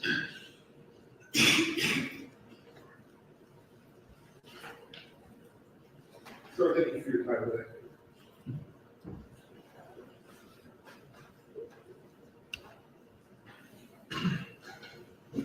Good morning, Doctor. Morning. Donald Gallagher, I represent Tyler Stafford. I just have a few questions.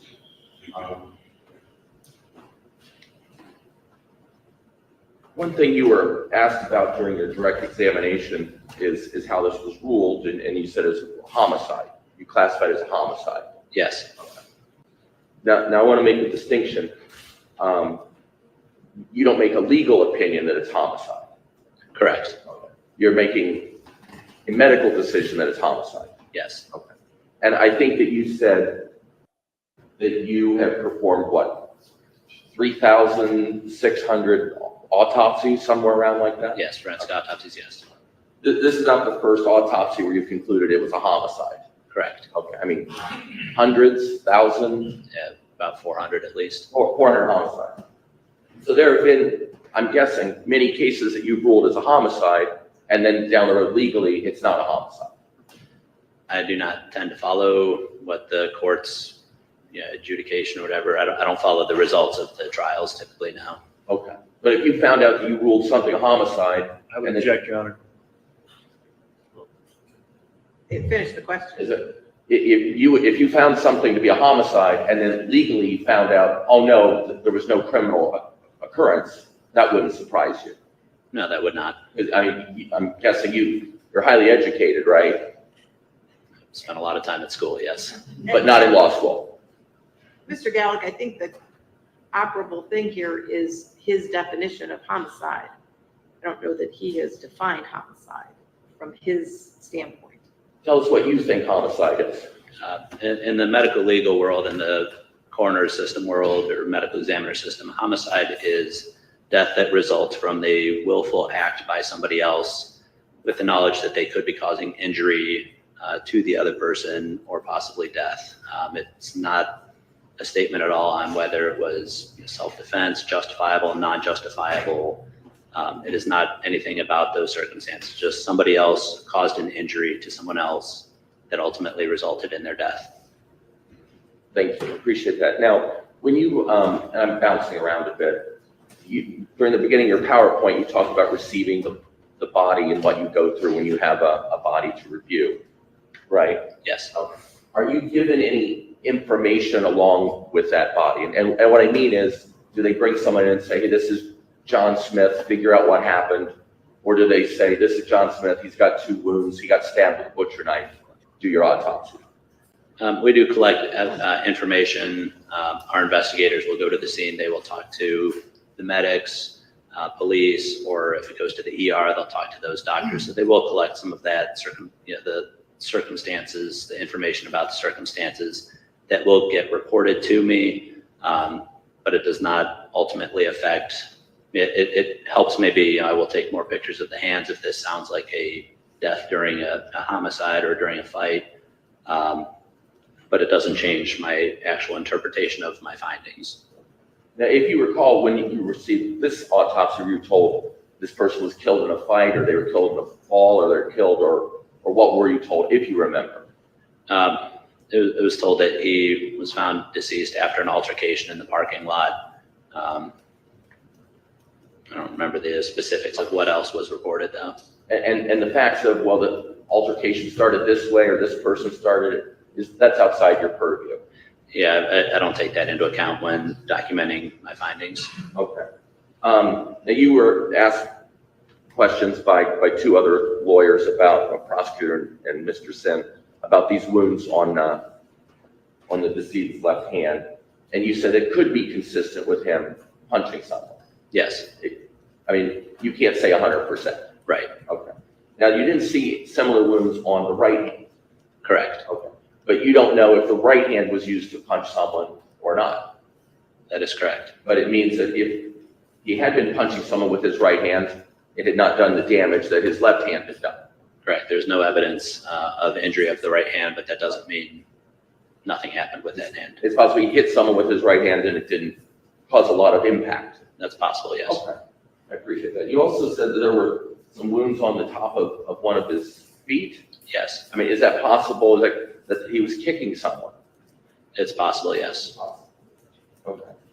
I think Mr. Sin asked you about the wound on the back of his head, the impact of him hitting the back of his head. That's really what we're talking about here as far as causation. Yes. Okay. I think you were asked is that injury recoverable? And you said it could have been.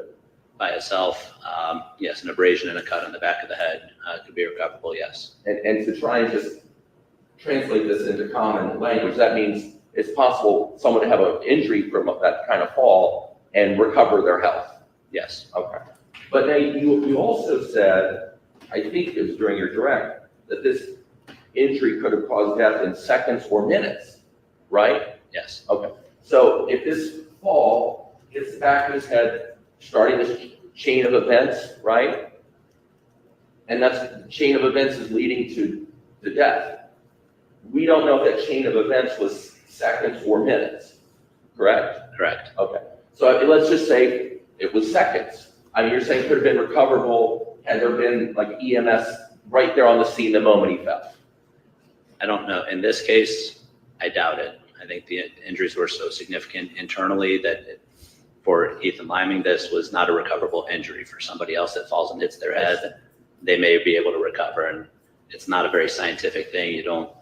It's not something you can study with, a whole number of people with impacts on their head and see who lives, who doesn't. I don't know the circumstances why it had the downstream effects here that it did. Okay. In this particular case, you don't think it would have mattered if emergency personnel had shown up 10 seconds later? I don't think so. Thank you very much. And there you go. Thank you. I mean, guys, there you go. Yeah, they stomped on him and jumped all over him and made him senseless, but that initial crack, that was it.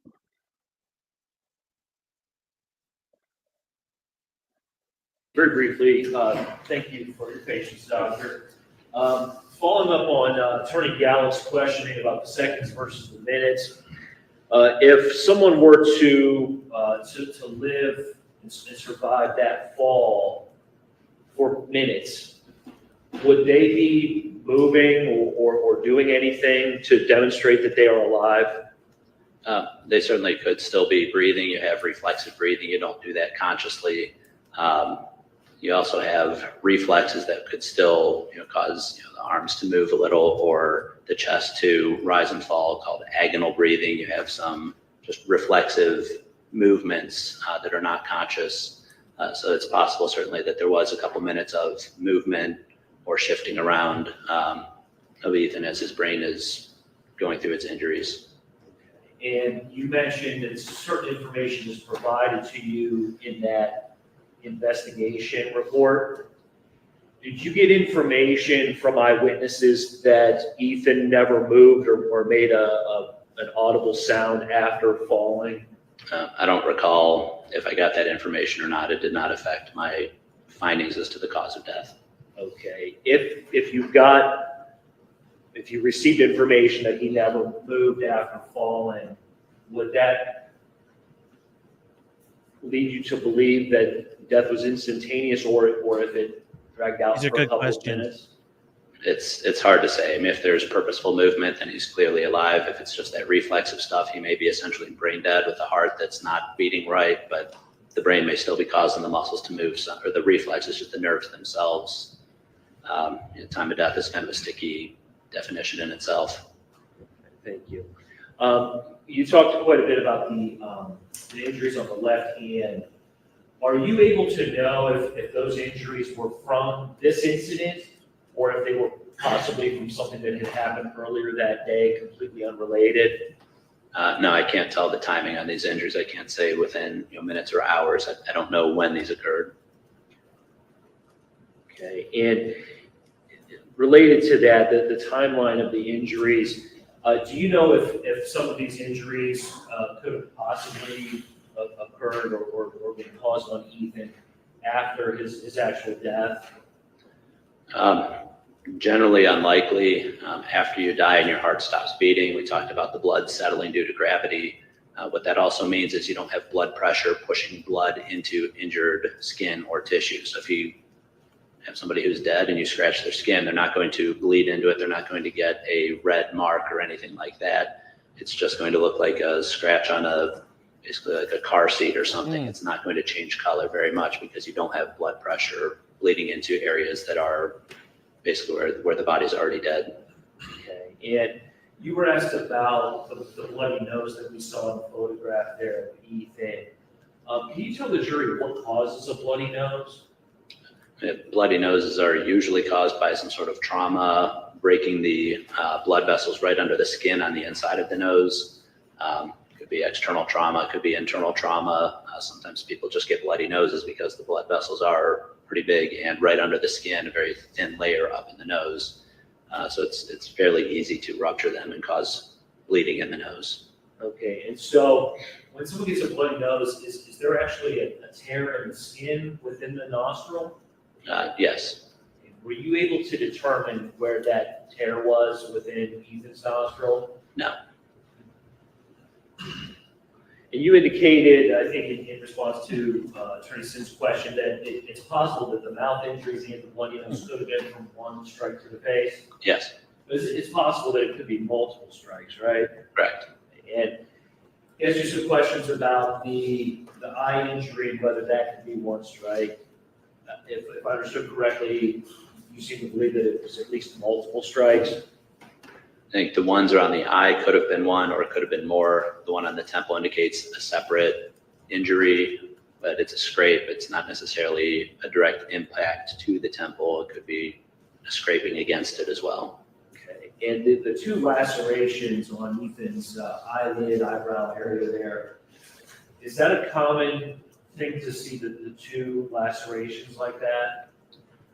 We do see multiple lacerations over the eyelids in other cases with blunt force facial injuries, things like car accidents where somebody's not wearing their seatbelt. Sometimes you can't see multiple lacerations near each other.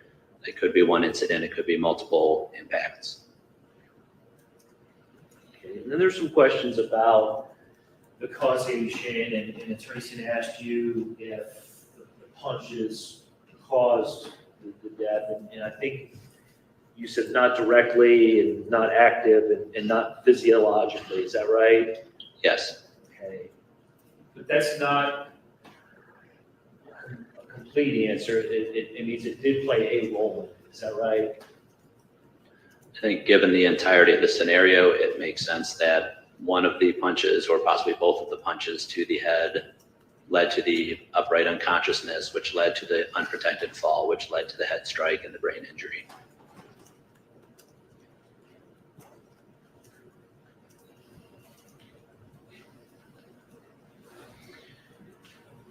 Do you know, is there a way to sort of quantify for the jury the amount of force that would be necessary to cause this sort of an injury? I don't know. I think it's going to depend a lot on the circumstances and the individual. I don't think it's going to be the same from person to person, the same amount of force or acceleration that leads to unconsciousness from a head strike. I don't know that. Did anything in your autopsy lead you to believe that Ethan was perhaps not in good health? No, I did not see any other evidence of medical disease. Nothing wrong with the heart, the lungs. No, there's no indication that he was not healthy. And you said he was 17 years old? Yes.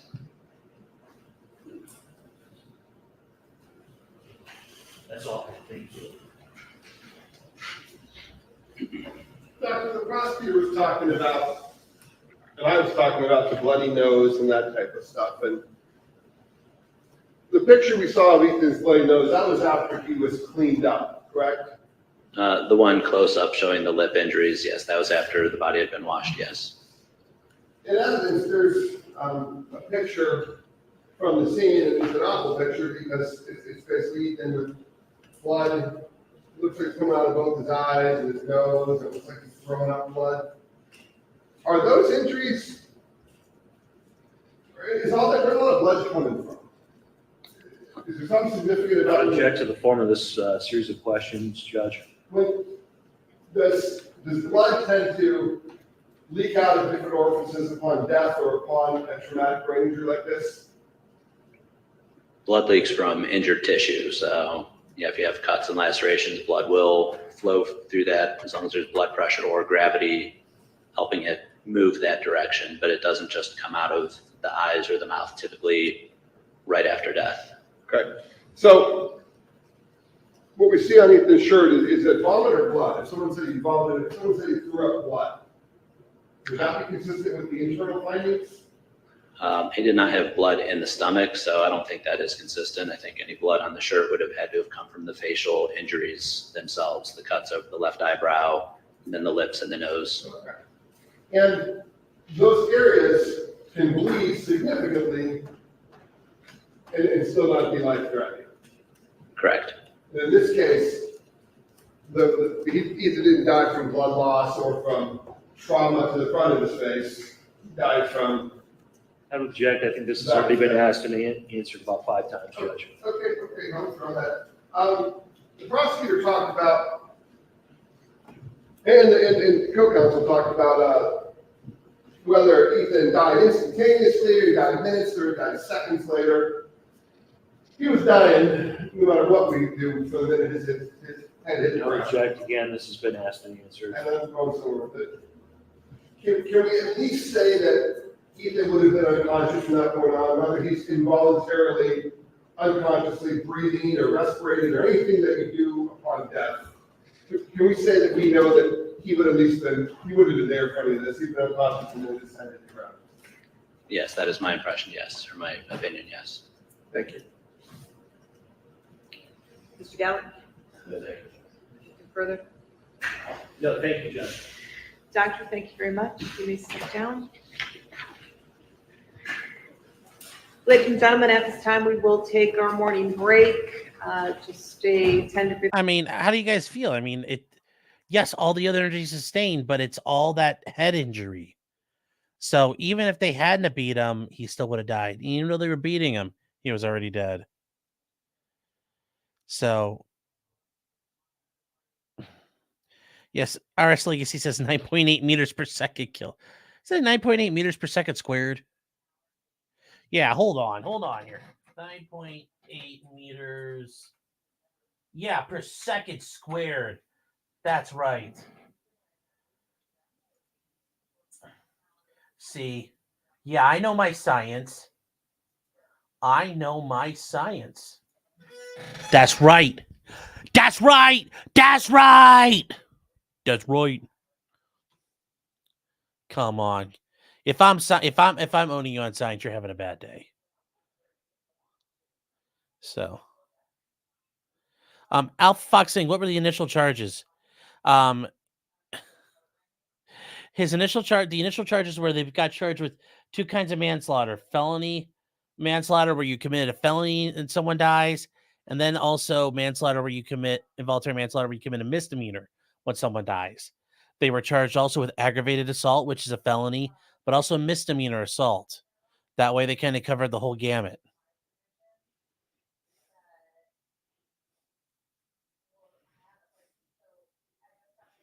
Yes, Agpao Kim says, has a PhD.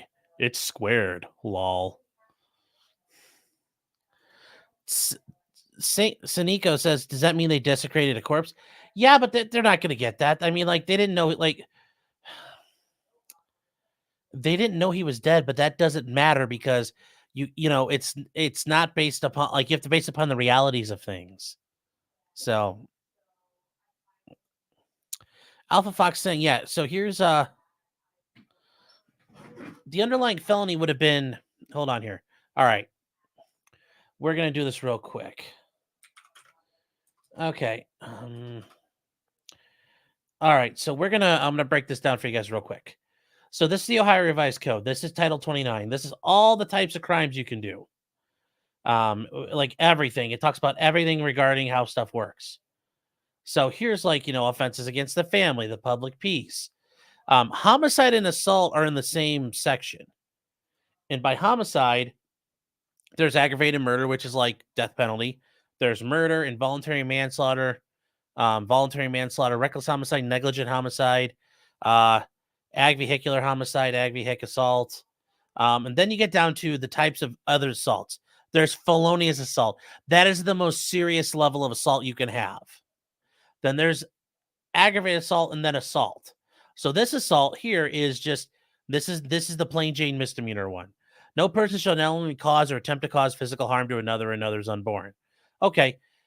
Whoever violates this section, as provided in all these parts of subsection C, is a misdemeanor of the first degree. There are times where it can become a felony, like if there's a law enforcement officer or it's an older person and you're the caretaker. But generally speaking, it's a misdemeanor. You face up to 180 days in jail. So that is how that works. Alpha's saying, admittedly, I did not look at the statute. Making dinner. Well, wasn't that you yesterday? Look up the statute. Like, but we're looking it up now. So that's misdemeanor assault. You know, they hand this out all the time like candy. 290313. The other one that's very common is if you don't generally have misdemeanor assault, you generally get slapped with 290311 felonious assault. The middle ground's aggravated assault. And aggravated assault is while under the influence of sudden passion or a sudden fit of rage. either of which is brought on by serious provocation, occasioned by the victim that is reasonably sufficient to incite the person into using deadly force. He provoked them pretty good. Now, whoever does this is it's a felony of the 4th degree, meaning 6 to 18 months in prison. Not mandatory, it's a probationable offense. But what you guys wanted to know here, and we'll this involuntary manslaughter, 290304. So here's how this works. No person shall cause the death of another as a proximate result of the offender's committing or attempting to commit a felony, which would be aggravated assault. Okay. And then part B, no person shall cause the death of another attempting to commit a misdemeanor of any degree. Okay. So whoever violates this is guilty of involuntary manslaughter. Filing Section A is a felony of the 1st degree, which faces 3 to 11 years in prison, plus an indefinite sentence. We'll get to that part. That's a whole. The indefinite sentencing is a whole mess here in Ohio. Filing Division B, you're guilty of a felony of the 3rd degree. A 3rd degree felony is 9 to 36 months in prison. So in Ohio, it's the only options are 9, 12, 18, 24, 30, and 36 months. So that's why there's 2 types of voluntary manslaughter. It's broken down whether you did it by a felony or a misdemeanor. I hope that helps that I kind of speed ran that.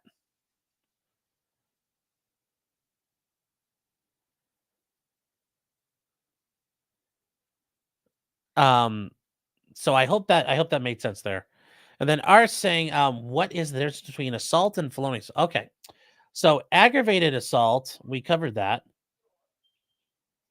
is when you're using deadly force, but there's a sudden fit of rage and there's provocation. Okay. Well, felonious assault doesn't have that. You are attempting to cause serious physical harm to another or another's unborn. Okay. You attempt to cause serious physical harm to another by means of a deadly weapon or dangerous ordinance. Then there's if you have HIV, you can't do certain things. But see here, you're not being provoked. Your provocation, the provocation by the victim lessens what you're facing. And even the prosecutors, by charging these guys with aggravated assault, that's a tacit admission that, wow, there was some provocation here that these kids pissed them off. And we will we'll bring this up here because I want to bring up the clerk of court. We'll try to pull their indictment. Also, somebody was asking earlier, what are their crimes? I couldn't find anything other than this. These guys hadn't had a criminal record that I could find in Summit County, in Akron Municipal Court or the Common Pleas Court. So let's hear STA Stafford. Oh, hold on. We got to go back. Summit County Clerk of Courts. Okay. E-file. Agree. Criminal. Stafford. Oh, shit. It's a lot of Staffords. Tyler Stafford. See if we can pull up his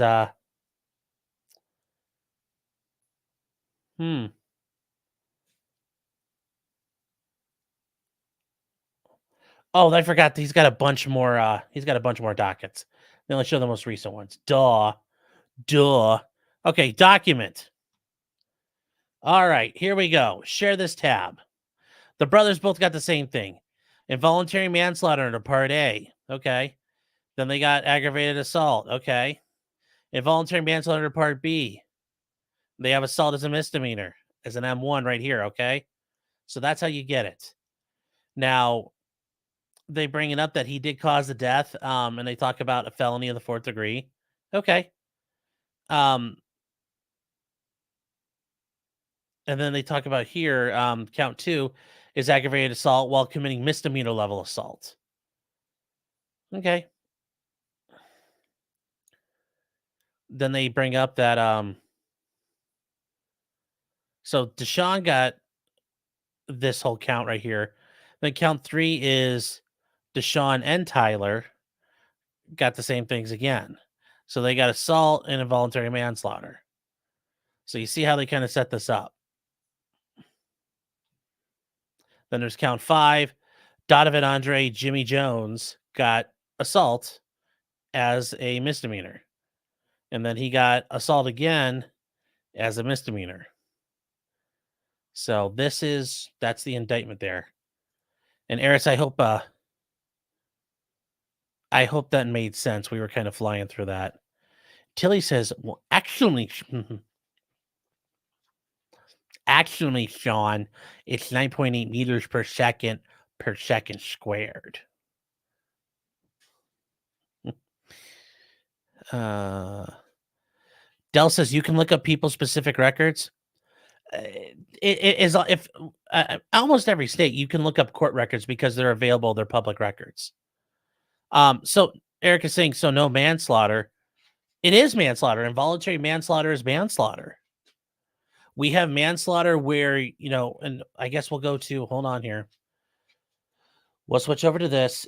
There's involuntary manslaughter where you're committing a crime and someone dies. And then there's voluntary manslaughter. Okay, well, let's take a look at it. No person while under the influence of sudden passion or sudden fit of rage that is reasonably sufficient to incite shall not only cause the death of another.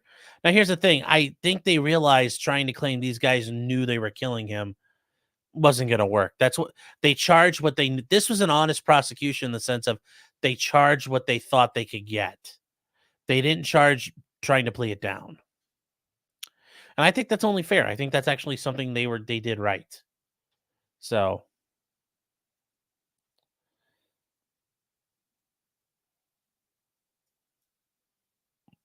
that's my argument there.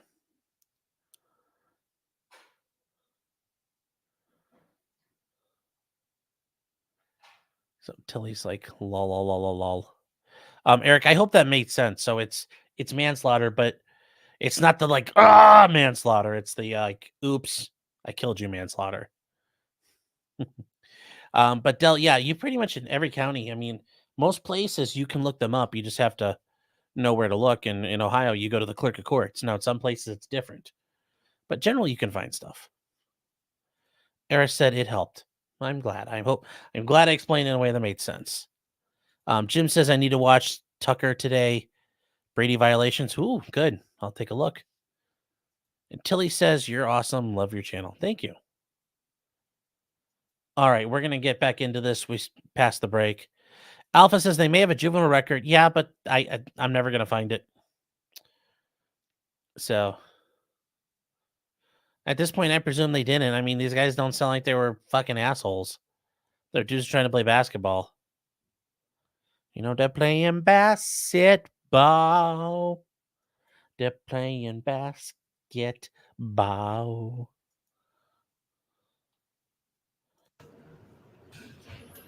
All right.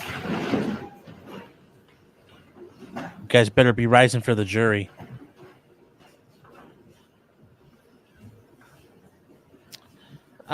Catherine brings up something. What about expunged records? Expunged records still exist. The court knows about them. Nobody else gets to know about them. So if you have expunged records, it's still on your record that this shit was expunged. That way, like down the road, they know not to help you out like that. So, Eric says so stealing the car and breaking the phones were just other oopsies. No, but once again, I mean, they're like, okay, fine, destruction of property and breaking some phones, some felony thefts. Okay, fine, strap them on. It's not going to go anywhere. And Chaucerian Fraud says, yeah, most people in the ghetto are not criminals. Most people walking around aren't baddies, no matter where you are. Unless you're in like the Bacara market. Okay, then yeah, everybody's hostile. But we're not in the Bacara market. And you guys were asking, yes, this courtroom, and I don't know, it's probably a Summit County courthouse thing. Their presiding judge or their administrative judge has not authorized everybody to take down the COVID barriers. Or maybe this judge likes the COVID barriers up. I don't know. But that's why you still see glass up. You go to a lot of other places in the area, it's all down. But some places, could have it up.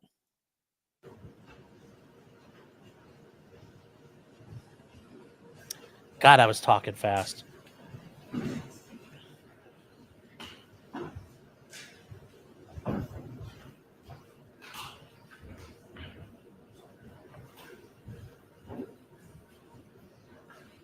Please be seated.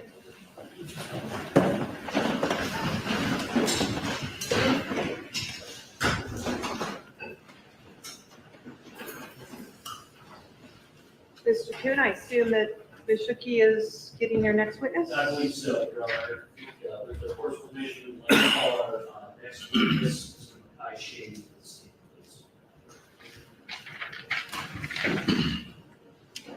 I didn't catch this name. Shuki, come over here. Come here. Really, bro? You came to court with your hoodie on? Do you solemnly swear that the testimony that you're about to Come give on. is the truth, the whole truth, and nothing but the truth? You take the witness. Okay.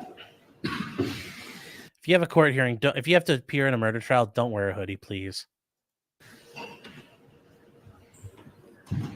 Good morning. Can you give us your name and spell your first and last name for the court reporter, please? Makai Shady, MYCHAISHADIE, All right. And Makai, how old are you? 18. Okay. Did you graduate high school this year? Not yet. Where are you going to school? Akron Alternative. Okay. Before going to that school, did you go to Firestone? Yes. And what years would that have been? Or 20. ages?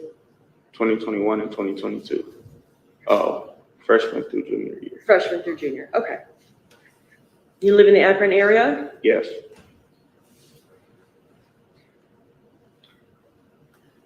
And right now, besides going to school, are you working? Yes. Where are you working? I do landscape. You work with your friend Lamarian? Yes. So we heard from Lamarian yesterday. How long have you known him? Since 6th grade. Been friends that whole time? No. No. Tell us about that. Well, I've known him since 6th grade, but we didn't become friends till like our freshman year. Okay, in high school. All right. And how do you know Ethan Limey? I met Ethan in the 4th grade. 4th grade? Yes. How would you describe your acquaintanceship or friendship with Ethan? Good associates. Sorry, say it again? Good associates. Okay. Describe that. Did you guys hang out or you just knew each other? We knew each other and we talked when we've seen each other, but we didn't really hang out outside of school. Okay. How about inside school? Not really. We just talked when we seen each other. All right. Ever play any sports or anything with Ethan? Pick up basketball. And where would you guys play that? I Promise in the school around the corner from Firestone. Okay. So I want to talk to you about what happened, of course, on June 2nd of 2022, okay? At that time, on that day, it's our understanding that was the first day of Yes. Summer break. They is were that right? partners. And what were your plans that day? We were going to get some weed or some marijuana and hang out. They got Who's that we? weed. Me and Lamarian. And have you speak up a little bit? Me and Lamarian. Okay, you can, I don't know if you can speak Yes, that he forward did. the microphone a little bit, just so we want to hear you well. Okay. So you and Lamarian were going to hang out, and you said smoke some weed. Mm-hmm. All right. Where was that going to happen? At his house, at Lamarian's house. All right. Did you go to his house? Yes. And what time of day is this? I went to his house in the like 5-ish, like around 5 o'clock. PM? Yes. All right. At some point, Ethan Liming and Ephraim Stefanko come over to Lamarian's house, right? Yes. About what time of day was that?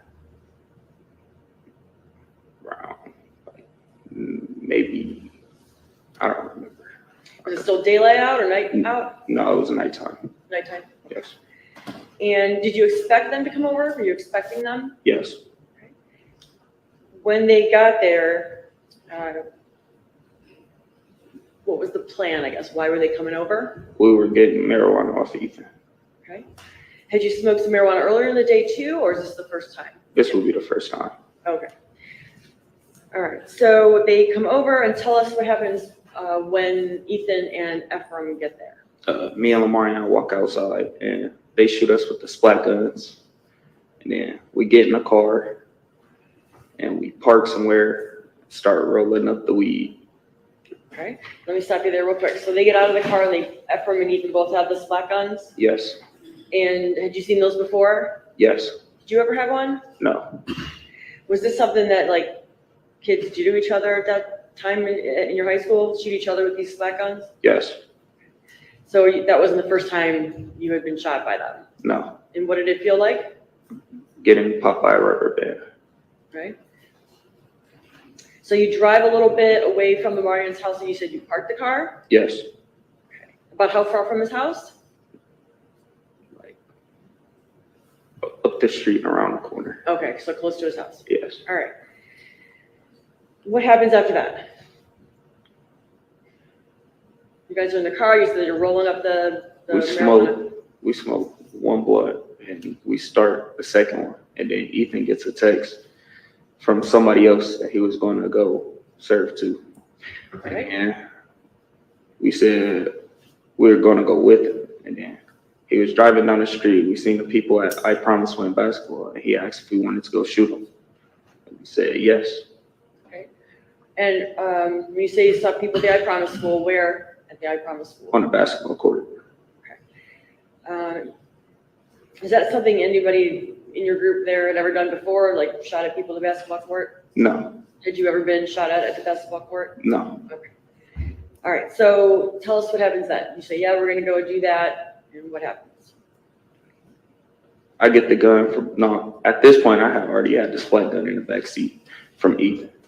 And then he drives up, he parks it, and we hop out and we start shooting him. And then Okay, who's we? me and Ephraim. Okay, so you're the ones who get out and run with the two splat guns and shoot into the basketball court. Yes. Okay. I guess what was the intention there? Why do that?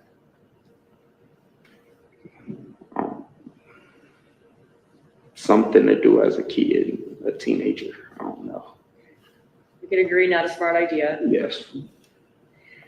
So you shoot into the basketball court, Yes. and then what happens? The people we shooting at, they react. They start running. Then one guy realizes it's not a real gun. He's just standing there. And then me and Ephraim run back to the car. Okay. You get back to the car, what do you do? I get in the car and I hand Ethan the splat gun. Ephraim gets in the car. And then Ethan gets out the car because somebody had walked up to the car. Somebody had what? Somebody had came up to the car. Okay. Did you guys catch that part? I think they were running away because they thought it was a real gun. Oh boy.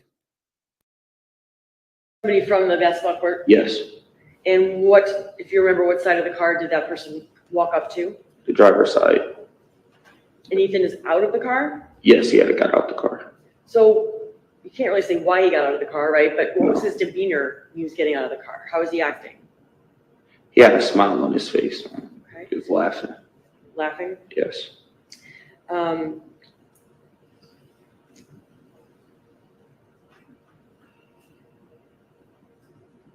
When the person came up to the car to where Ethan was, Yes. did you see that person? Yes. Were you able to, at the time, describe his appearance? He didn't have a shirt on. He was like big and had short hair. Okay. And what occurs next? He has him and Ethan are talking. I can't hear what they're saying because my door is shut. They're talking, and then he throws the basketball at Ethan, and then Ethan starts shooting somewhere in the upper torso face area, and then he punches Ethan, and then they start fighting. And you are where in the car again? You're behind the driver's seat? Yes. So they're on your side, like right next to the car? Yes.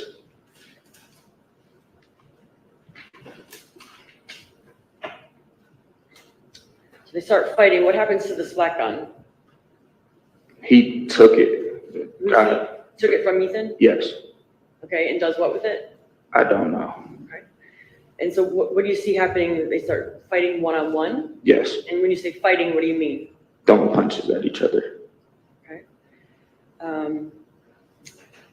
Anybody, being more of the, I guess, winner in that at that point? Or is it just One-on-one? It was one-on-one, and then the two other guys on the court ran up and they started jumping Ethan. You said they start what? Jumping Ethan. Okay, so that's, you use the word jumping. What do you mean by that? It's 3-on-1. Okay. So you said first guy's throwing punches and Ethan's throwing them back, and then two other ones come over. And are they also throwing punches? Or Yes. what are, physically throwing Yes. punches? Okay. So it's, you said it's 3-on-1 at that point? Yes. And are they still next to the vehicle, or do they move in They anywhere else? move more like in front of the car, like they start moving down the parking lot. Okay. Is anybody, when you say moving, is anybody backing away or back up as they're moving, or is it just everybody's moving together?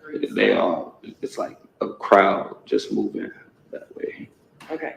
And so these are it's Ethan and the three people that were over in the basketball court. Yes. Was there a fourth person at all? Yeah. And did that person come over? Who was that? She stayed on the basketball court. Okay, you didn't see her being involved in the fight? No.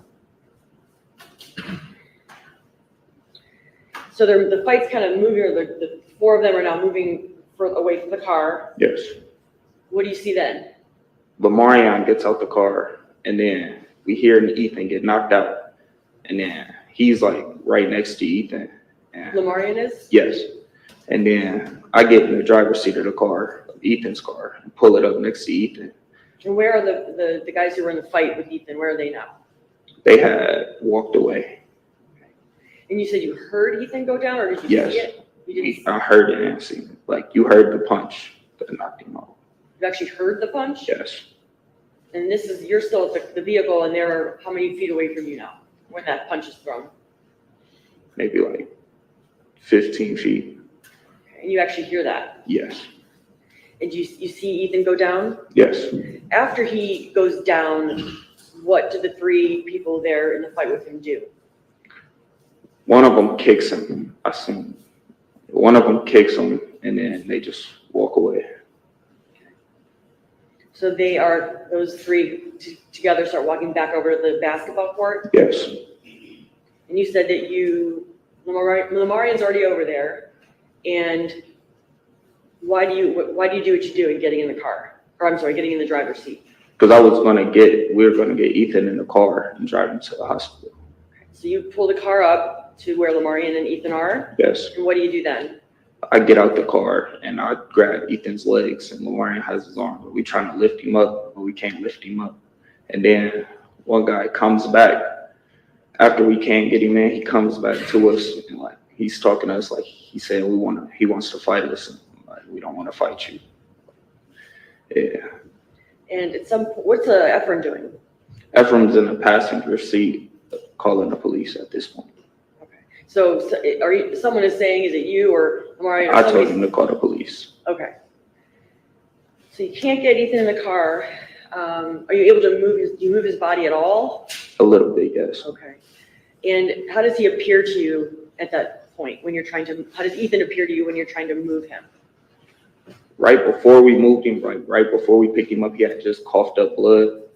And then after we picked him up, he was just unconscious. He wasn't moving. Did you see, could you tell when you're trying to move him? You said he coughed up blood. Could you tell if he was breathing at all? It looked like it. So one of the guys comes back and wants to fight you guys one-on-one. Yes. At this point, what's happening with Ethan? You couldn't move him, and now you're dealing with this other guy? Yes. Tell us what happens after that. I'm in the car. I'm back in the car. I tried to shut the door. He wouldn't let me shut the door. Me and him are tussling over the door. And then he opens the door and he starts kicking inside the door at me and Ephraim. And then the other two people, they were on the Ephraim side and they start trying to get into the door. Stop you there really quick. So the other two that started going back to the court come back to where you guys are? Yes. Did you see how they got back to where you were? No. All right. So you're in the driver's side? Yes. And Ephraim's in the passenger front seat, Yes. and you have one of the guys opening the door and hitting you guys while you're seated there. Yeah. Is that during the time period that Ephraim's calling 911? Yes.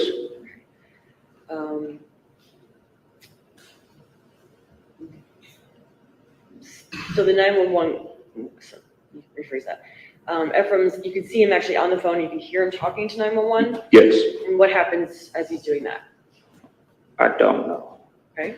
Are you just kind of focused or dealing with the guy trying to hit you? Yes, Does he hit you? yes, And you said the other two come back from the court and they're on the passenger side door, yes, Ephraim's side. yes. And what are those two doing? They trying to get into the car. They How? telling Ephraim open the door, hitting the window, kicking the door in the window, trying to get inside. Are they saying anything at that point?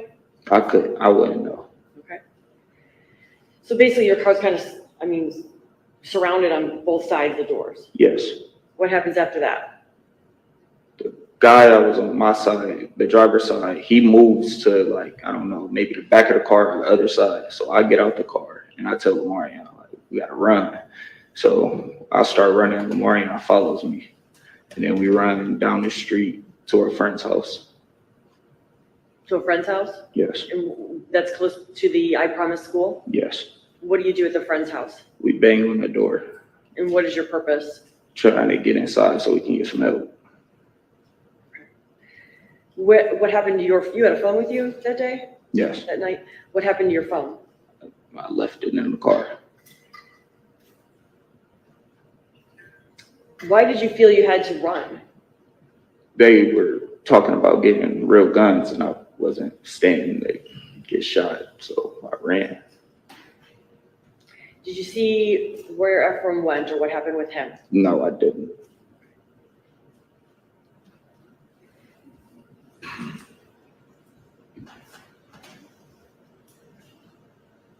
You go to the friend's home, you're trying to get help, you're knocking on the door, what happens? Nobody answered, so we ran to Lamarion's house. And what do you do when you get there? We tell his mom what happened and we use her phone to call a friend. To call A friend. and why were you calling a friend? To come help us, like come to the house and so we could go back to the scene. You wanted to go back to the scene? Yeah, Why were you gonna do that? we wanted to make sure Ethan was okay. So, did you go back to the scene? No, his mom told us to stay at his house.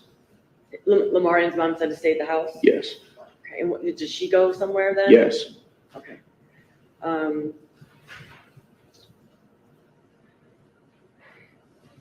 So Lamarion's mom, do you know where she went? she went to the I Promise school. What's sort of the next thing that happened with you and Lamarion at his house? The police come and they pick us up and we go down to the station and tell them what happened. Did you give descriptions of the three individuals involved to the police during your interview with them? Yes, Did you ever see the three individuals before? yes. Tell me about that. I've seen them at I Promise before playing basketball. All three of them? Yes, Did you know their names or anything? no, Did you ever play basketball with them? no, All right, you just saw them there before. yes.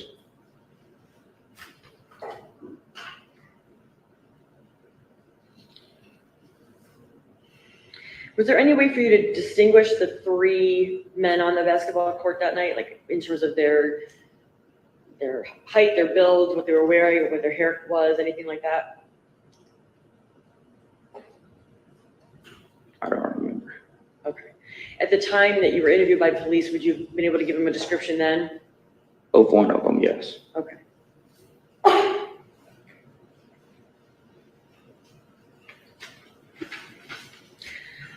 When was it that you learned that Ethan had died?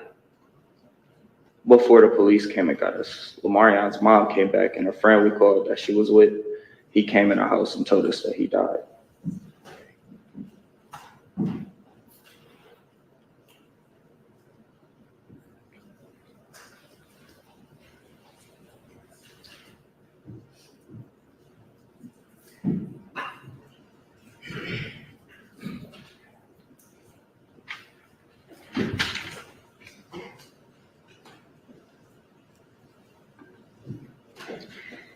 Were you injured at all in the fight that was going on? No major injuries. Sorry? No major injuries.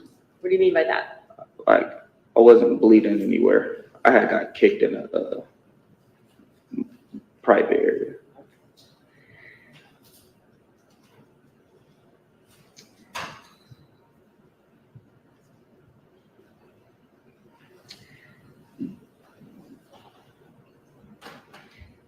The video in this case of the I Promise school, have you seen that video since this occurred? Yes. Okay. And we've seen it a number of times, but I just want to at least play a little bit of it so you can identify the people you're talking about. Okay. This is it 33?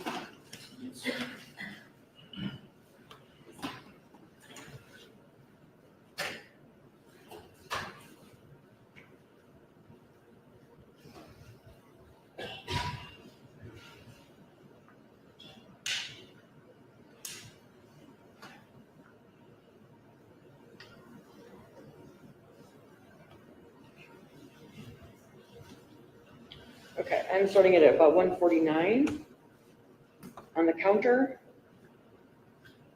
This is you guys pulling up in Ethan's car. Yes.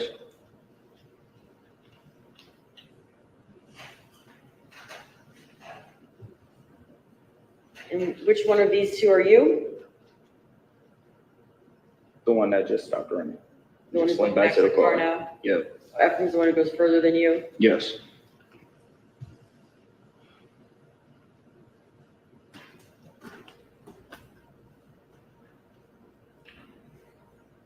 So as you're coming back, you said you get into the car, and does Ethan immediately get out when you come No. back? No. So you get in the car and you have the splat gun, Yes. and what do you do with it? I handed it to Ethan.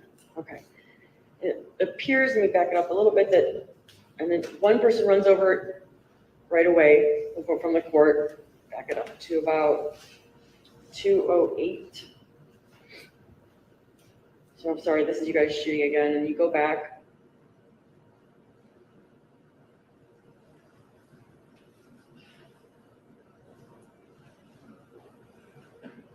So now you two are back, and there's somebody running over. Does it appear that they were carrying anything? Yes. Yes. Is that the basketball you were talking about? Yes.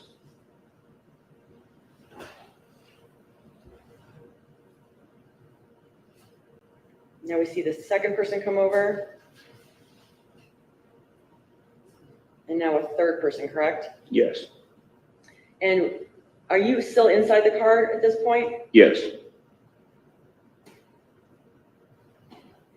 I'm gonna stop at 2:53.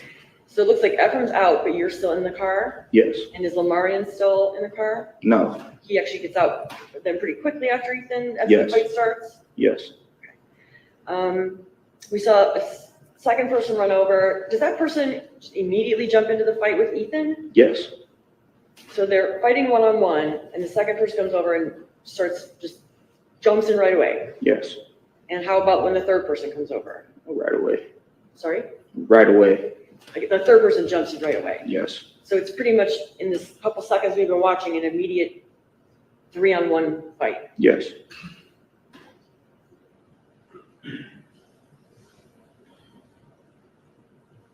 So playing it again, I'm sorry, at about 2:58.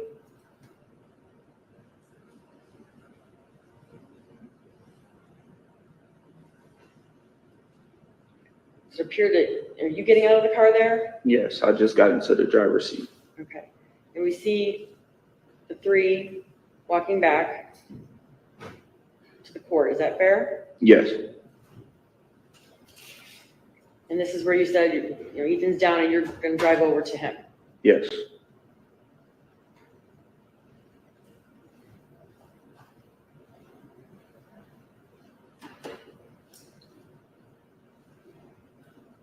And you said Lamarian's already over there with Ethan, right? Yes. Okay. Now we see a figure kind of around your car. Is that the one that starts kind of going at you guys in the car? I think you just walked away though, sorry. Okay, we see, is that like a door opening? Are you guys actively trying to get Ethan in the car? Yes.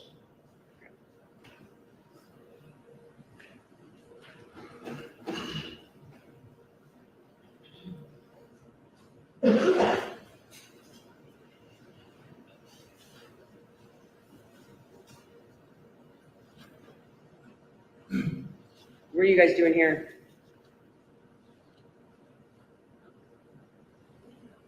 Let me stop it there for a second. There's some movement kind of outside the car door there. What were you guys doing? I think we just put Ethan down. Okay, so you took like hands or feet, and Yes. Lamar did the same, and you were trying to carry him? Yes. All right, and we just saw one of the other people from the basketball court walking back to the car. Are you guys still outside the car when that person comes over? Yes. Play it again. I just got back in the car. Okay. You need to put more timestamps on Yes. it. No one knows where So, you're. so at about 4:30, back it up a tiny bit. 4:29, play it from there. You said you were right about now getting back in the car. I just,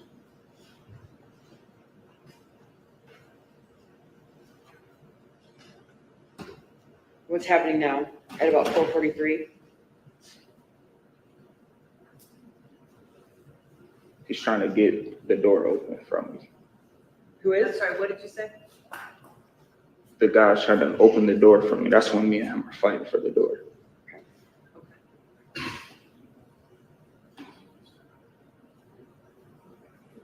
So all three of you are back in the car, or is Lamarian still out Lamar and I still up. with Ethan? Yes.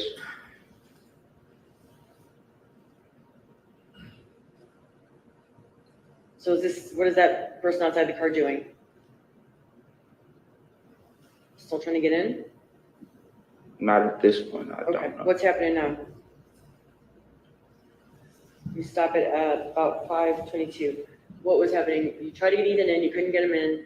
That guy comes over from the basketball court, he's trying to get in your door. What happens? I don't remember. Okay, all right, I'm gonna play it from here. This is 5:22. Do you see another like a silver or white car coming over? Right here. Yeah. Do you see that? I didn't see it when this was happening though. Okay. So what do you recall about what's happening now? They just got my door open. He got my door open. And what's going on? He's kicking. This is the same first guy that was there first? Yes. And now we stop it at 5:50. You see a figure on the now passenger side of the car? Yes. And what's happening with that He- person? He's trying to get Ephraim to open the door. So you guys got in and locked the doors? My door wasn't locked. No, I don't know if Ephraim's door was locked. Okay. What do we see there? It looks like it maybe a door open or, Yes. I think that's the back passenger door that got open. okay. And the two people at the side there, what are they doing to the passenger side? They're trying to kick the window out on Ephraim's door.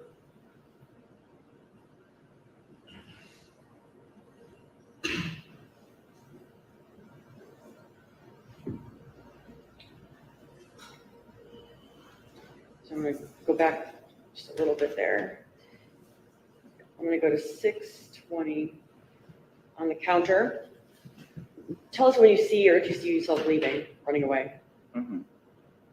Did you see that at all? Yes. And who's now do we see running by the McDonald's here at 6:30? Me and Lamar, yeah.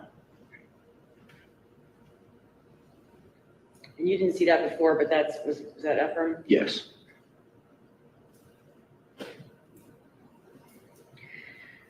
After you and Lamarian run, I'm gonna stop it at 6:50. After you and Lamarian are running away, you never saw, like we did in the video, the vehicle, the silver or white vehicle come and park near where you guys were? Did you No. not see that happening?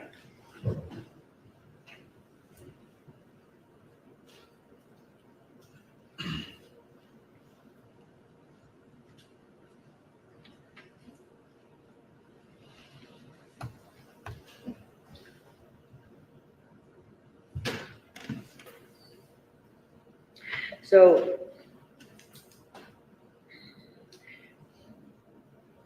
you described Ethan's demeanor when he got out of the car as what? He was laughing. When you say laughing, what type of laughing? Tell us. Can Like- you describe that? A joking, like chuckle, like he was laughing. All right. So think of this flat gun thing as a funny thing. Yes. When the first individual approaches Ethan, what was his demeanor? He had a grin on his face too. Okay. How did it get from a grin on both their faces to this fight? I don't know.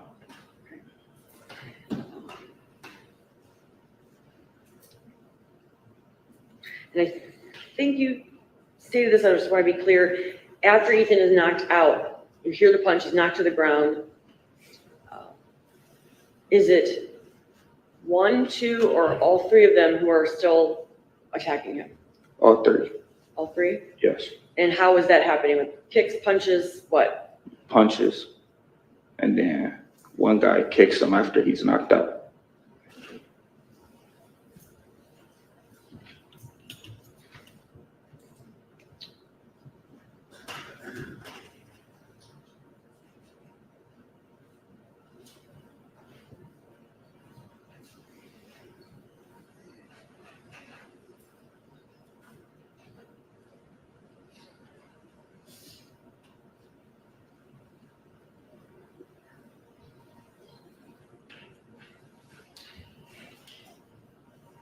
I want to clarify. So did you, Lamarian or Ephraim, ever get involved in this fight that Ethan was in, the 3-on-1 fight? No. That was just Ethan and the three guys from the court. Yes. And from where you could see the fight, I know it moved away from you some. How many times did you see Ethan go to the ground Once. from that punch that you heard? Yes. And when you guys were shooting into the court, and you and Ephraim were running over there and shooting into the court, where were the people on the basketball court? In the middle of the court. Okay, so there's one sort of door to get in, right? Yes. And they were in the middle of between like both sides, I guess. Yes. Okay. Do you know when you were shooting at them whether your flat gel things were hitting them? I don't know. Maybe. All right.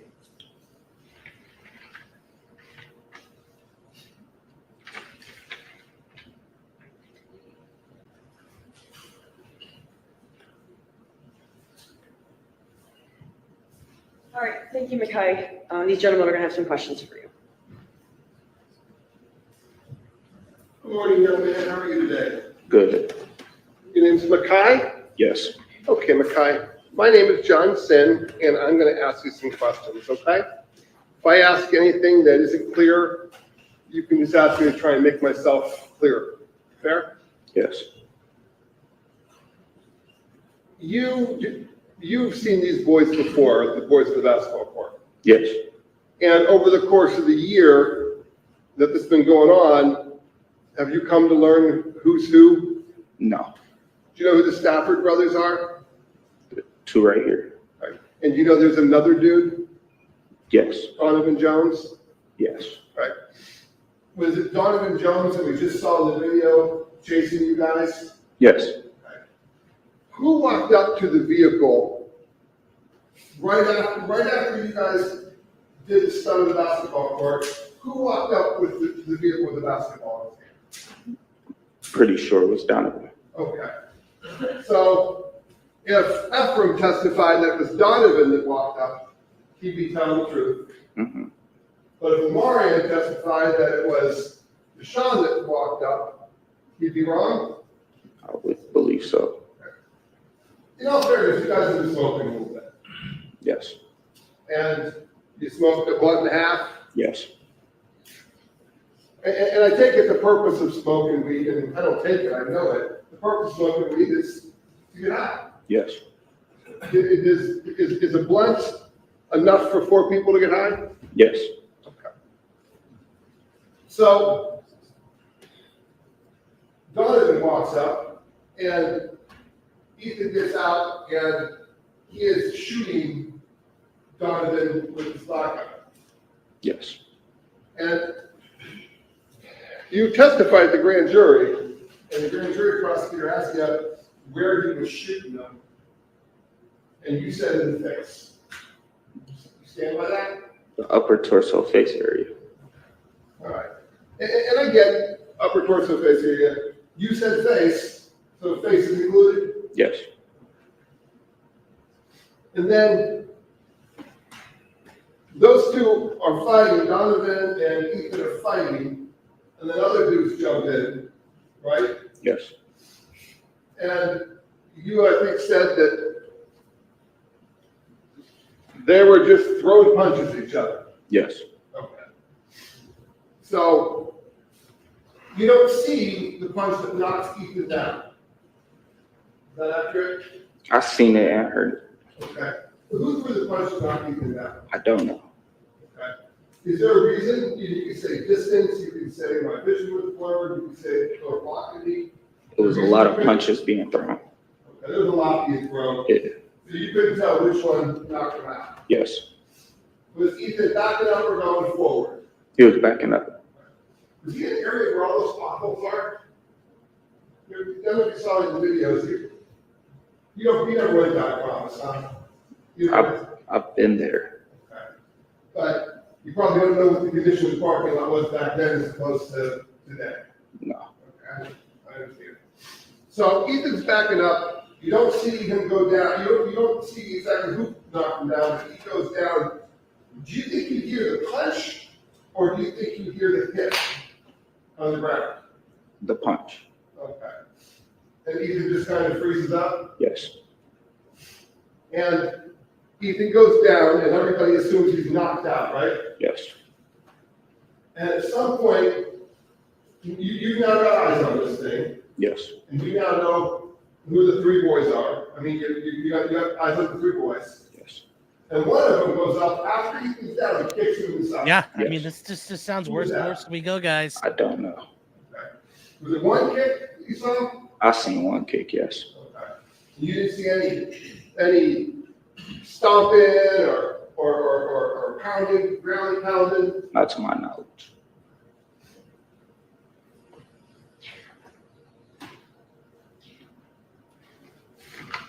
Thank you. Good morning.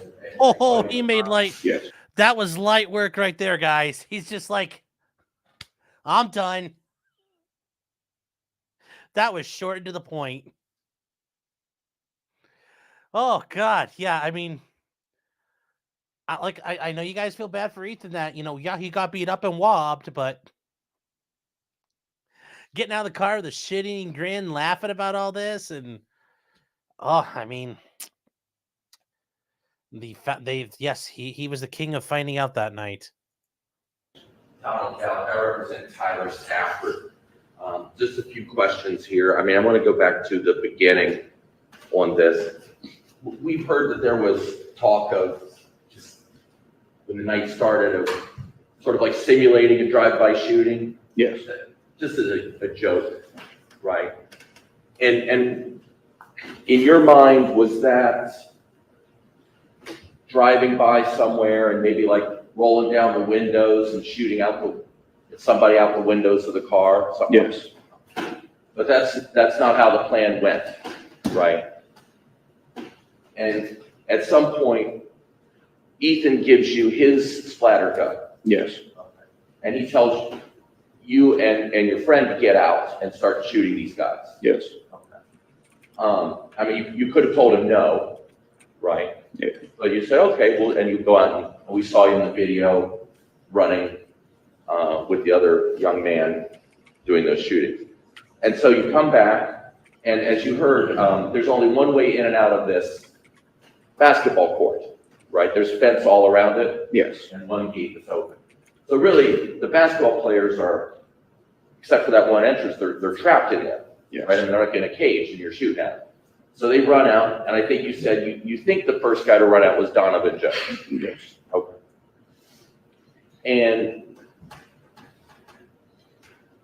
you were asked a question, I think on direct examination. The question was, but first you said that Ethan had a smile on his face, and Donovan Jones looked like he had a smile on his face. Yes. Right? And then the question you were asked was, well, how did it get from, both of them having smiles on their faces to it turning into a fight? And you said, I don't know. Yes. Right? I mean, is it possible that what turned from two guys smiling at each other to a fight is when Ethan pulled the gun out and shot the guy in the face? Yes. Okay.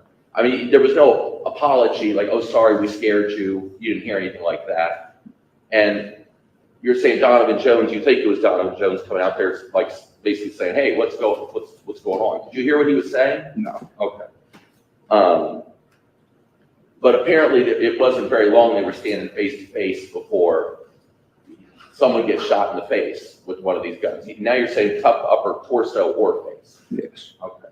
And now it's a fight. Yes. It's a fist fight, mutual fist fight. Yes.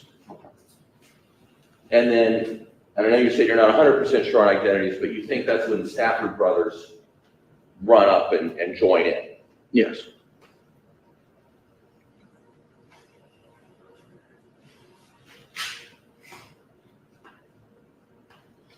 Now, you said you saw someone kick Ethan when he was laying down.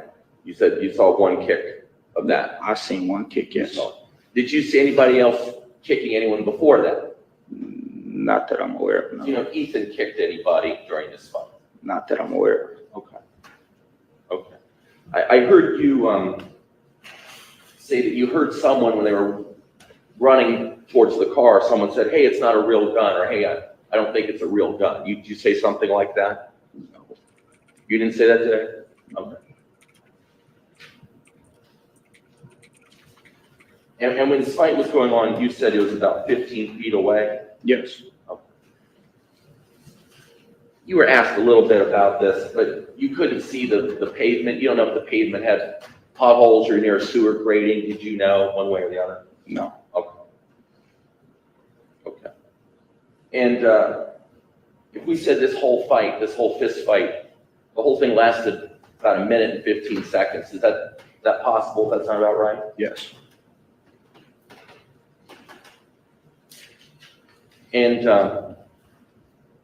when Ethan was down, you said you tried to pick him up and move him, like get him into the car maybe. Yes. And is it possible Donovan Jones came in and interfered on that? Yes. Okay. Was someone on a phone call with 911? Yes. Who was that? Efren. Akron. Did you see who you think is Donovan Jones attack him? He was on the phone? No, he was on my side. He was on your side? Yeah. So how did Donovan Jones stop you guys from getting Ethan into the car? He was telling us we wanted to fight him, and we're like, we don't want to fight you right now. We're trying to get our friend some help. So you're trying to help somebody with a friend that you believe seriously injured, Yes. and Donovan Jones is saying, hey, let's have some more. Yes. Let's have some more fist fights. Yes. And you weren't interested in any of that? Okay. And then basically at that point, are you taking off running and then Donovan Jones is chasing you? Not yet, no. What's that? Not yet. I had got back in the car first. Oh, okay. And then was it later that Yes. you ran out? Yes. Okay. And then is Donovan Jones the guy he's not wearing a shirt Yes. and he's chasing you? We saw you in that video. Yes. Okay. Thank you very much for your help.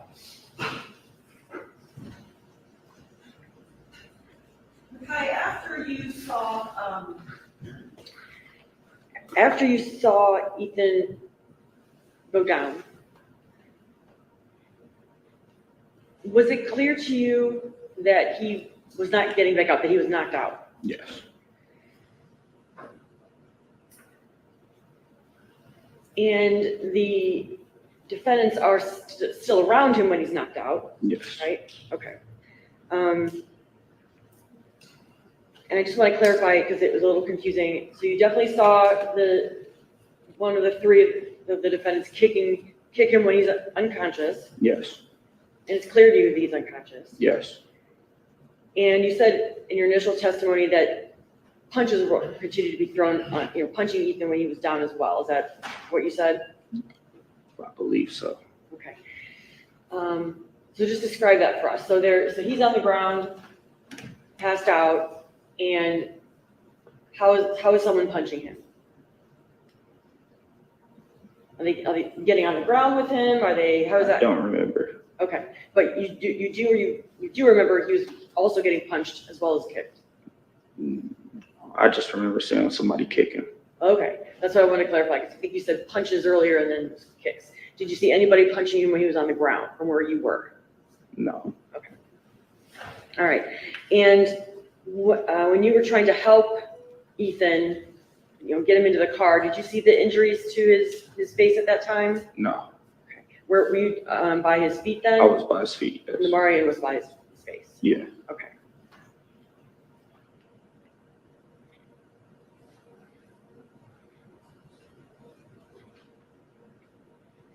And I think you said on cross-examination, as the fight is moving away, it's 3-on-1 at that point, right? Yes. And I think you said, and correct me if I'm wrong, that Ethan was the one sort of backing away from where you guys were. Yes. The three were around were coming at him, and he's backing away. Yes. Matt, can you think?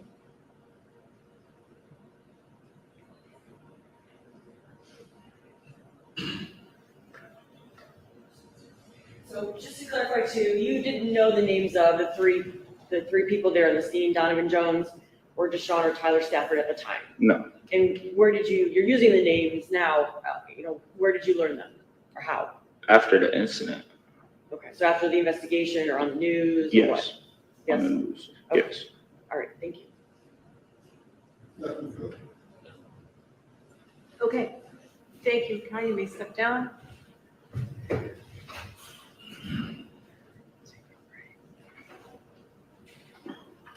All right, ladies and gentlemen, it is almost noon. Let's take our lunch break at this time. It's about 10 to 12. If you would return to the jury room in about an hour at 10 to 1, and we will get started as soon as we can after lunch. Once again, don't talk to anyone about this case, and I will see you after lunch. All rise.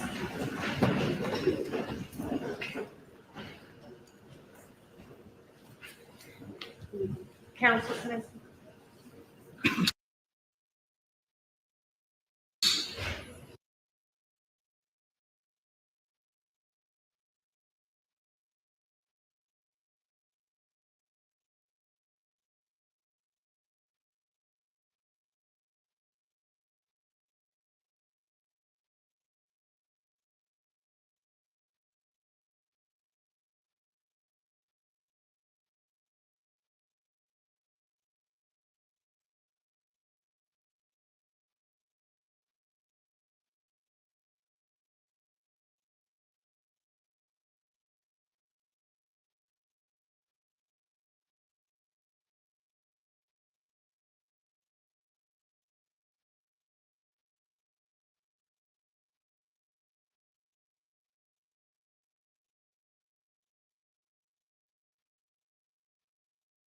Oh, damn it.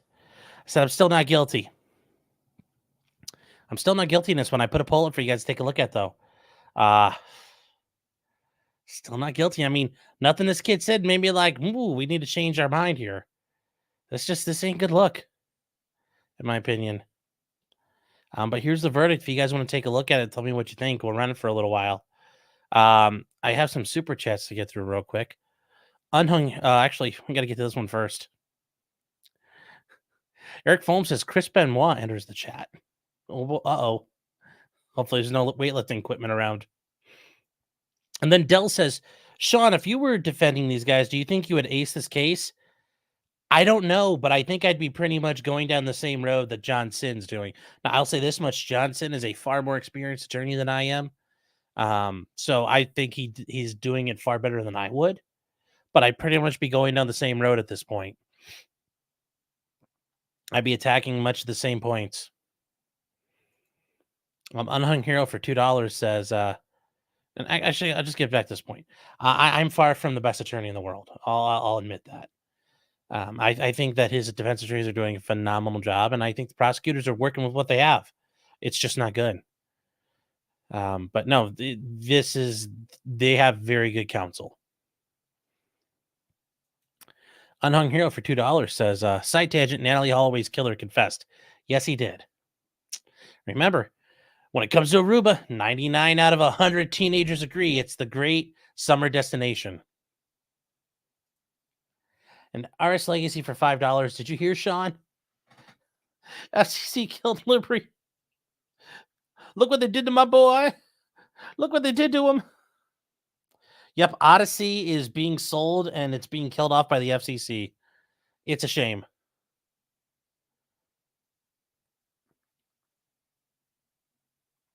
It is a very big shame. So,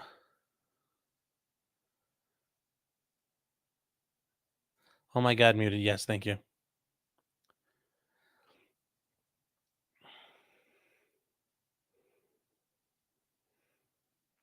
So let's see here. Eliza's saying, why the seal of the U.S. instead of the state seal? Listen, a lot of that comes down to a judge's. Judges get pretty much their discretion to put up their courtrooms. So some judges might have a seal of the United States up there along with the seal of this or that, or that's why that clock's up there. It's because Judge O'Brien's like, I like that clock. The way that they, there's a lot going on there. So that's why. And I'm sure that was, the judge said, just pick that because it's up and out of the way.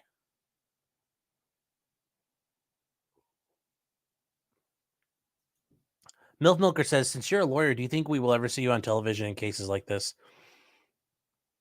I hope to God, no. No. As much as I love being a voyeur in this sense, I don't want to be on the other end of it. And I'm not sure I wouldn't have like a massive anxiety attack knowing you guys are watching me. Also, I just, I'm far from the best attorney because I know I'd screw up somewhere here or there. And I just, who wants to fail like that? And I'd also have, with my luck, it'd be a case that's an absolute stinker that isn't going to win. So, yeah. Scam Likely says, haven't you already been on TV? Yeah, but that was like in the middle of an interview trying to break one up with a client. But that wasn't like in court. Yes. Imagine the memes everybody could develop. I'm sure the farms will love that. Unless this is going to be so fun to watch. I'm sure it'd be fun to watch. Yes, a snuff film is fun to watch. It's not fun to participate in. Camp Hathick says, so do judges have an interior decorator fund to assist with that? Yes, judges get a budget. I mean, they're allowed to do that. They, they can bring in, like, if they have art. I've been in courtrooms where judges, like, they've hung some, they go out and buy, like, some art to hang on the walls. Now, it's not like, we're not talking about, like, a Picasso or something like that, but they'll hang art they find or decorations they find and kind of decorate things they want to in their own way.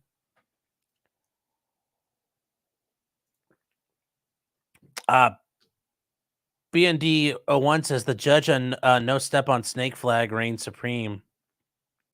If there's a judge that had a Gadsden up in their courtroom, that would be baller, but I've never seen that. So, but yes, I did want to say, Alyssa, hello. Hope you're, appreciate all those clips. You were busy yesterday, so thank you.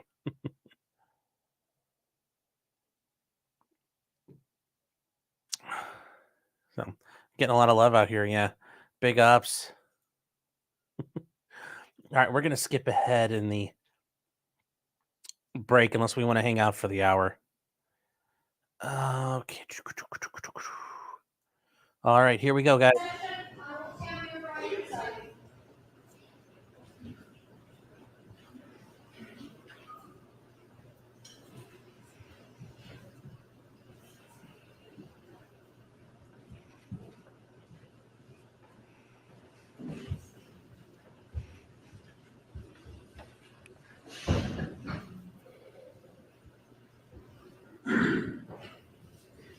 Okay, please be seated.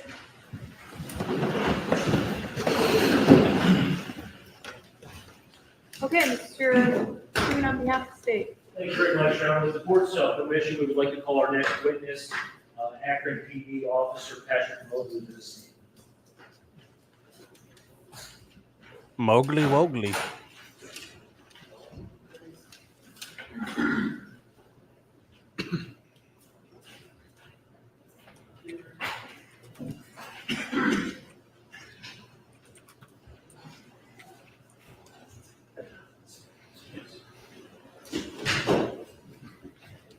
You raise your right hand. You solemnly swear the testimony you're about to give is the truth, whole truth, and nothing but the truth.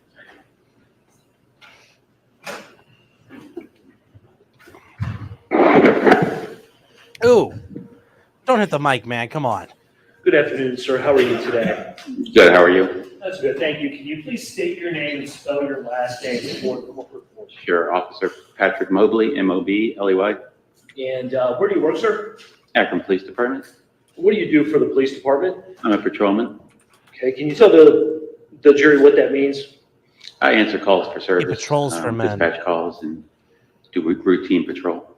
Okay, and how long have you been with APD? 24 and a half years. Is that the extent of your law enforcement career? It is. Okay, and is there a particular shift that you work? Right now I'm on day shift. It's 6:30 in the morning till 4:30 in the afternoon. Okay, and how long have you been on that shift? Ooh. Approximately 9 years. Okay, so you would have been working that shift last summer? Correct. Okay, last June in particular? I would. Okay, and when you work, do you normally have a partner with you? I do not. I work alone. Okay, and you said you go out on patrol. I do. How do you get around when you're doing that? I have a cruiser, car 2 and car 5. I work a jump car, so I cover people's days off if you want to look at it that way. So either car 2 or car 5. Okay, and that's a marked police cruiser? Yes, it is. Okay, and do you know if you happen to be working on June 11th of last year? I was. Okay, were you wearing a uniform like you have on today? Yes, sir. And were you in that marked cruiser? I was. Okay, and did you get directed to go out to 515 North Howard here in Akron? Yes. Okay, do you recall what the purpose of going out there was? I was dispatched to retrieve a gun, a plastic gun of evidence. Okay, and did you know There's whose house you chain were of going custody to? here. No, Okay, and did you get some sort of a description of this toy gun? it was a dispatch call. So I said pick up it's been a while, so I think it said splatter gun or orange gun or something along those lines. Okay, and do you recall who directed you to go out there? It was a dispatch call, but the person that put the call in was Detective Williams. Detective Williams Mhm. instructed you to go out there? Okay, and when you got to that address, can you describe if that was a house or an apartment or what? It looks like one big house, but once you get inside the front door, I would say it's more like rooms, if you will. Maybe, I don't want to say rooming house, but there's rooms. And I knocked on it, I went upstairs and knocked on the apartment door on top of the steps. Okay, and do you remember who answered the door? It was a lady. Okay, and did you go inside? Yeah, she let me in and I went inside. Okay, did you see any other people in there? I think there were like 4 other people in there Okay, do you remember what they were doing? crying. And did someone assist you in your collection of evidence that day? I was by myself. Okay, when you got to that address, did somebody at the house help you out?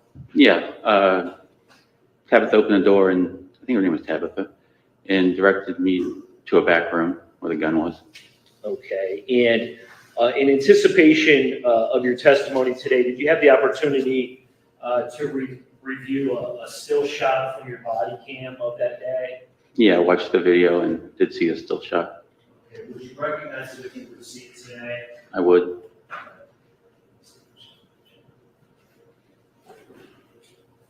I'm going to show you what's been marked as State's Exhibit 41 and have you identified, if you are able to do so. Your Honor, this has been made available to the defense. They expressed no objection to it. Are you able to see that, sir? Yeah, I can see it right here. Okay, and it's a little bit grainy, but do you recognize what it is? Yes. Can you tell the jury what we're looking at there? That's the room that I go through that door to retrieve the splatter gun, and I was first drawn to the CO2 or paint gun that was sitting on top of the I think it was a grill or a table there. Okay, before we get to that, sir, are you certain that that's from your body cam? Oh, yes. Okay, and does it appear to have a date and time stamp on it? Yes, it does. Okay, can you tell the jury sort of where it's located in the image there? It's on the top right-hand corner, top line. Okay, and what is that date and time, if you can see it? Sure, June 11th, 2022, 11 a.m. Okay, and so that is the date and time you were out there? Yes. Sir, next I'm going to show you what's previously been marked State's Exhibit 42. This image has also been made available to the defense, Your Honor, and they've expressed no objection to it. Sir, if you could take a look. You could take a look at that image, and do you recognize that? Yes. Okay, can you please tell the jury what that is?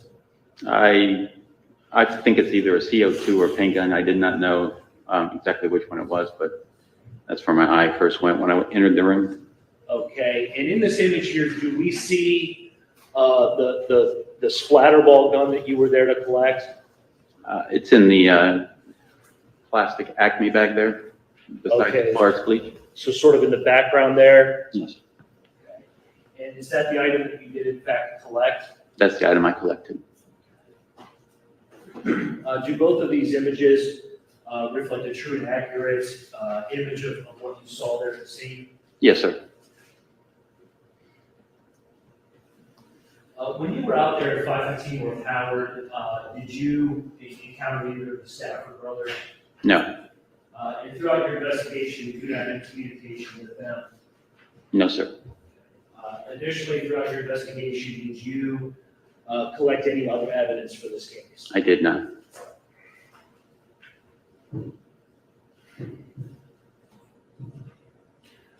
Were you provided, I'm sorry, let me back up. Did you ask if the paintball gun there was related to this incident? I believe I asked if I was to get that too. I did not know, and splatter gun is what I ended up taking with me. Okay. Were you advised that that gun was not part of this incident? Yeah, I believe she said it was her brother's or friends or was someone else's, not related to the case. Okay, thank you. That's all the questions. Good Yeah, this afternoon, is Officer. chain of custody. Hello. So, there's a whole bunch of cops investigating this, and your involvement happens to be limited to going out and getting a piece of evidence and bringing it back to the detectives. Yes, sir. You're on shift, and then you just want to run out there and run out there. Correct. Did this seem like you were surprising the people that were in the home that you were collecting evidence from? Was they surprised by me? Like, it wasn't a search warrant, was it? Kicking the door, where's the guy? No search warrant, no kicking any doors. Knocked on the door and she answered it, and I said I was there to get the splatter gun. She was very nice and directed me to the back of the room. And when we're talking about the young lady, is it your understanding that it's Deshawn's fiance and Sean's mother? You were at Sean Stafford's house? If you don't know, you don't know. I didn't know whose house I was at, no. But it seemed to you like some other police officer before you and the chain had made an appointment for you to go pick something up, and those people were waiting to give you something. No appointment. I didn't talk to any officer before being dispatched. It was a dispatch call from me. I was dispatched, went out there and got it. Didn't speak to anyone. But you knocked on the door, right? Yes, sir. And you said to someone, I'm here for the splatter gun. Correct.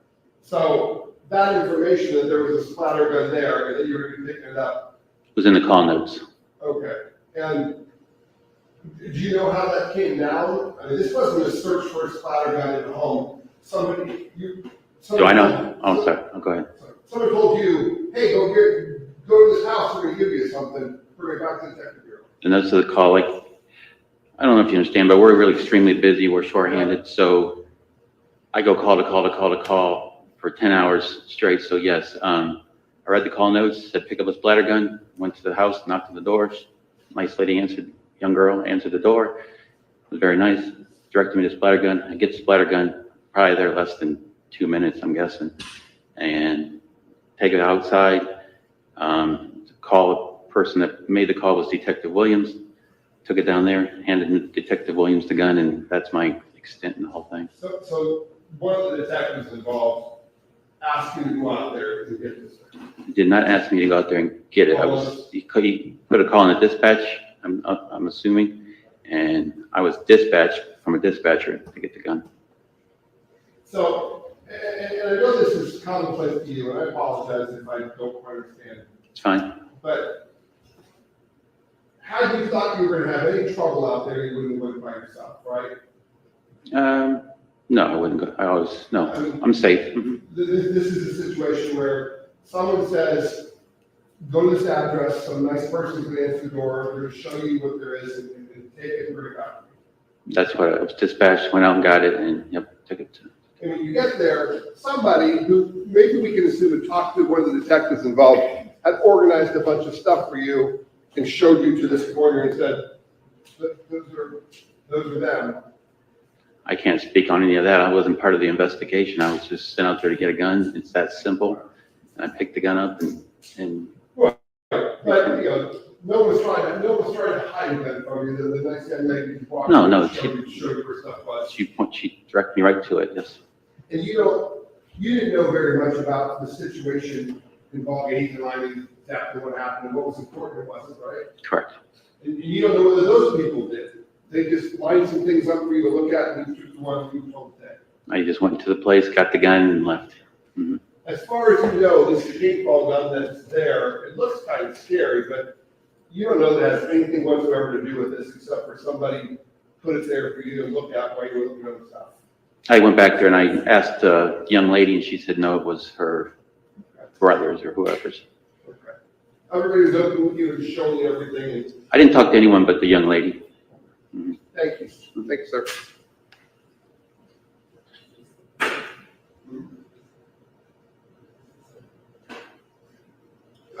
My co-counselor, just, sorry.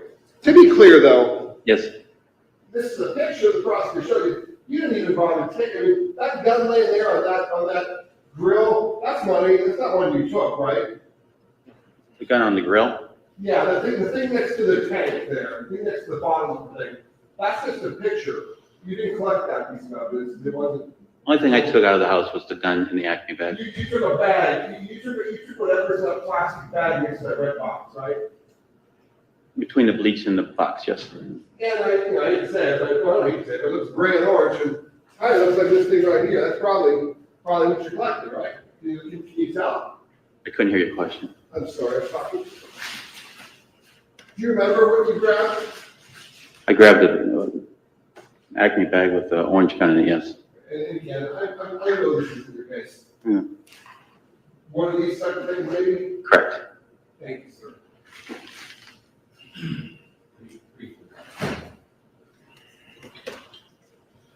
Officer Mosley. Yes, sir.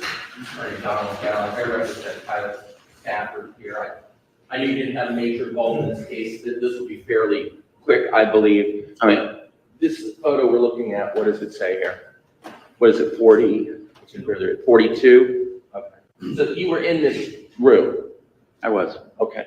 And Detective, you said Detective Williams directed you there? I was dispatched. He put the call in for service, yes. And just so we leave no stone unturned, what is Detective Williams' first name?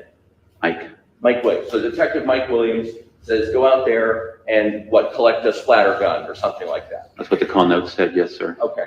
And the splatter gun is this thing I'm pointing at right here in this plastic bag? Yes, sir. Okay. Did you take this photograph? Did I take a photograph? Yeah. It's my body cam, but I didn't. Oh, you said that. I apologize. Mhm. So, and I'm guessing that the still from the body cam, I mean, the camera is taking pictures all the time, right? Correct. It's recording, yes. And I mean, there's some rate of frames per Yes. second. Mm-hmm. All right. So I'm guessing you're walking all through this room. No, it's really not that. Well, let's try this. It looks like if this is from your body camera, you're standing, I don't know, 3 doorway? inches from that table. Very smaller room. I'm standing right in the doorway, basically. Okay. So did you not move? Did you just like reach over the table with like your arms and get that bag and retrieve it? I stood, like I say, this is not a proper representation, I guess, of the room. It's a small room. I stood there for a second. My eye was drawn to the gun first. Sure. I asked the young lady if it was involved, and she said it was her brothers, her friends, and she said, no, you want to get that? And I picked up the gun in the Acme bag. You picked up the gun and you walked around this table to get to I it? think I might just reached over it. That's a small, I mean, it's not like that's a huge grill, outdoor grill or anything. It's just, I guess my question is this. I'm looking at this still frame that was chosen. Okay, Right? And okay. not chosen by you, No. was it? Hmm. But all that data was downloaded by someone and this photo was produced from that body camera. Yes, sir. It probably, I don't know, it takes 20 shots a second or 10, whatever it takes. Sure. Okay. Mhm. The center of this photo, we can agree, is this paintball gun. Like that tells me that's the subject of the photo, what it looks like to me. I was standing like probably right in front of that, so yeah, you would have caught the whole room for sure, because it's a wide lens on the body camera, so it got the whole room, I'm assuming. And, But here, and we know that this gun has nothing to do with this case. This paintball gun has nothing to do with this case. she told me that, yes. As Okay, and as far as you know today, this paintball gun has nothing to do with this case. far as I know, no. But you're saying it's just a coincidence that it's in the center of this table, in the center of this photograph. Well, I don't live there. I don't know why it's there, sir. I just got sent to pick up a gun. And like I said, you didn't choose this photograph. You didn't have any. Did not. That's Nope. already been asked and answered. Yeah, well, I'm not accusing him. No, I didn't take a picture. But my point is, it seems like if we wanted to get a photo of this, that you would at some point would have walked, or maybe there's a photo somewhere of you standing right in front of this bag, where this bag is the center of the photograph. You see what I'm saying? I understand what you're saying, but like you say, this thing is recording and taking X amount of pictures every second, so the room is very small, so there'd be no way for this gun not to be in my body camera. You just made my point. Yeah. Your camera's taking all these pictures all the time. Yes, sir. And if this one is chosen, and let me guess, with your body camera, it's where it's somewhere on your torso? It's right here in the center. So if you lean back, it aims up, Yes. right? If you lean forward, it goes down. Mhm. If you lean left, the photo is centered more towards the left or the right.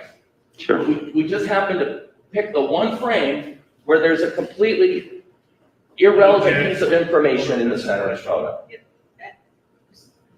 Sustained, that was a statement, Okay. and I'm not sure what your point is, but go Okay. ahead. The point is, we should ignore everything in this photo except this bag up here in the corner, right? You're asking me?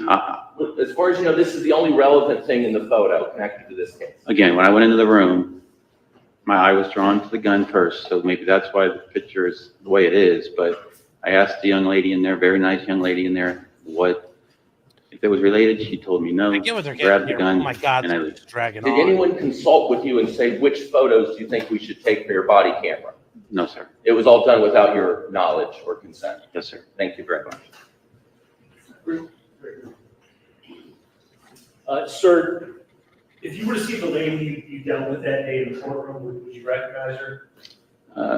It's been a long time, but yes. Do you know if it was her?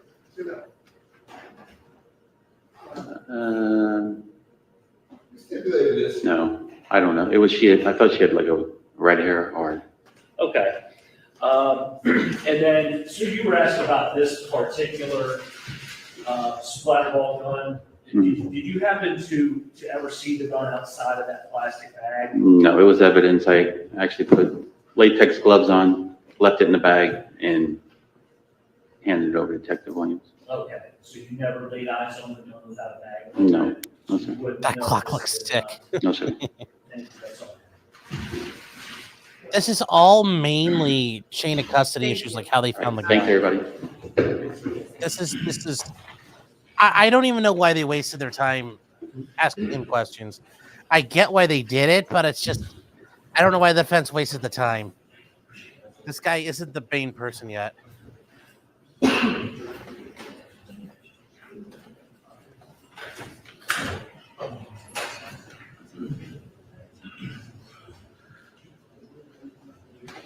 All right, Catherine, you're asking, did the jury already rule guilty or not guilty? They ruled not guilty on the manslaughters, but guilty on the felony assault.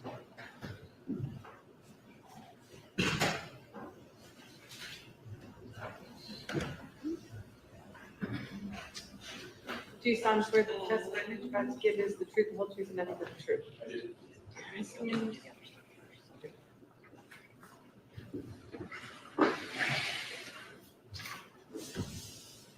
Good afternoon. Can you give us your name, please? Michael Williams. And what's your occupation? I'm a police officer for the city of Akron, How long have you been a police officer with Akron? 24 and a half years. And in what capacity are you now with Akron? I'm currently assigned as a detective in the Midnight Major Crimes Unit and Felony Crimes Against Persons. How long have you been in that unit? About 2.5 years. And prior to being in that unit there at the Detective Bureau, what other positions have you held with APD? I worked in patrol for approximately 14 of those years, and I was a school resource officer for about 9. I was on the SWAT team for 12 years and also honor guard. All right. Want to ask you some questions about, we're here, what happened on June 2nd of 2022. You were working that day? I was. And you were in the DB, the Detective Bureau at that time? Yes, I was assigned there. All right. How did you first get involved in this case? I was doing some other, working on some other cases, and I was out by the Detective Bureau desk, and I heard a radio broadcast from a patrol officer indicating that there was a death. And where was that death? At the I Promise School on West Market Street. And you're pretty familiar with that school, right? I am familiar with it. How's that? During my time as a school resource officer, I was assigned at East and Miller South, but occasionally after school would let out, when there was a special event then it wasn't the I Promise School, it was actually a school that rotated schools as they were being rebuilt. I would go there and work after school events. All right. And just so our record is clear, the I Promise School is located in Akron, Summit County, Ohio. Yes, it is. All right. So you get a call regarding a death at the I Promise School. What do you do? At that point, I confer with the other detectives on duty that night, and I respond to the scene. What other detectives, were there a number of detectives responding? Yes, All from your unit there, the night shift? correct. All right. Tell us what happens when you get on scene. When we arrive on scene, speak briefly with the original responding officers. They briefed us on what they had had. At that point, I didn't even know what the original call was. I found out later that it was a fight call, and kind of walked around the scene with some of the other detectives. All right. And what is the scene like when you get there? It's fairly dark. It's an empty parking lot. There's a car that's left unattended up towards the mouth of the parking lot going towards Market Street. Mr. Liming was in a laid out by a light pole towards the middle to eastern part of the lot. And I guess in relationship to where Ethan Liming was found, what else are you seeing? What are the other signs of what happened there? There was several broken cell phones. There was a broken, what appeared to be toy gun laying in the parking lot. There was a T-shirt that was neon yellow in color on the basketball court. And there was a wallet. I may be missing some of the things that were there, but that's. All right. And would you agree with me they're kind of spread out around the where Ethan was found? Yes, the crime scene was fairly large. All right. So what is your next, I guess, step, or what else do you, what do you do when you get there? At some point in time, I become aware through one of the other detectives that a lady had showed up and stated that her son was there when this occurred. And there had been a plan made between one of the detectives and patrol to go pick up other witnesses that were at the scene when it occurred. All right. And later, did you determine who those witnesses were? Yes. Who were they? They were Ephraim Stefanko, Makai Shady, and Lamarion Dancy.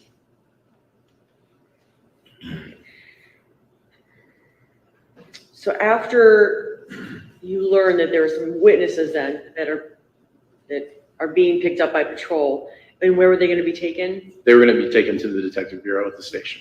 All right. What do you do with that information? Meet with the other detectives on scene and decided that myself and Detective Aber would go back to the station to interview the witnesses so that we could get some information, possibly to put some information out about suspects. And Detective Hornacek and Detective Keith Williams would remain at the scene. All right. So you go back to the DB. Correct. Are you involved in interviewing all 3 of the boys? Yes. Through those interviews, were you able to get any names of the suspects? No. How about descriptions? Yes. All right, could you go through, I guess, the descriptions that they were given? The descriptions from all three boys were fairly consistent. They described a black male, 5'9", skinnier but cut, braids with colors on the tips.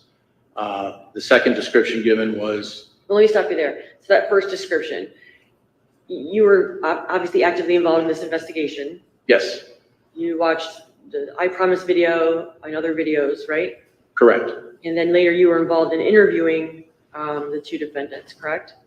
Yes, two Okay. of the three. So that first description that was given to you, who did that? Did you determine who that was? We later determined that to be Deshawn Stafford. Okay, so go ahead then. The second description was physically similar with braids. I believe Mr. Dancy actually stated that they looked very much alike and thought that they may be brothers. We later determined that to be Tyler Stafford. Okay. The third description was of a larger male, 6 foot, that had I believe they called it a close cut, but he was definitely bigger and had his shirt off. And all three also stated that there was a female on scene, but couldn't give no further description than she had something over her hair.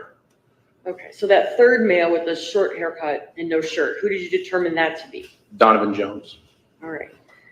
And the female was on scene, that was described to be on scene. Did you ever get a name for that person? We did figure out who it was, yes. All right. And who did you determine she was?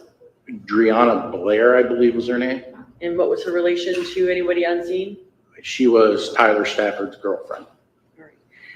Was the, I'm gonna get back to a couple questions in regard to her, but so you're interviewing the three boys, and at the same time, are other detectives, crime scene unit officers, detectives, are they collecting all the evidence on scene and any video evidence? Yes, while we were interviewing the witnesses, they were processing the scene. Okay. And along with the descriptions of the suspects involved, were the three boys able to give you a description of the vehicle that they arrived or left in? Correct. They did give a description of the vehicle. What was the vehicle, or how was it described? The vehicle was described as a SUV, not a car, excuse me, not a minivan, but a smaller SUV. I believe the term crossover was actually used at one point. One of the boys actually said that he remembered seeing what he described it, what I determined to be a Chevrolet emblem. And I actually pulled up a picture on my cell phone of a Chevrolet emblem and showed it to him. And he said, yes, that was the emblem that was on the car. All right. And photographs, or sorry, video, did you obtain videos of that car? Because you're trying to determine who's driving that car, right? We're trying to determine all the occupants of the car, yes. Okay. So did video surveillance assist in determining what type of car, and later whose was it? When we got the video, it definitely was a smaller SUV as they had described. And it was one that I didn't know off the top of my head. Through the video, we had several pictures of it coming and going, and it was silver in color.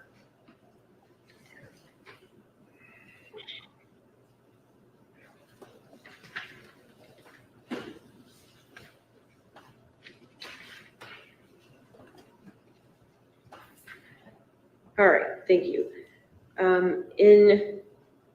Tell us, I guess, in the investigation, how you determine who the three men are who were at the basketball court and were involved in this.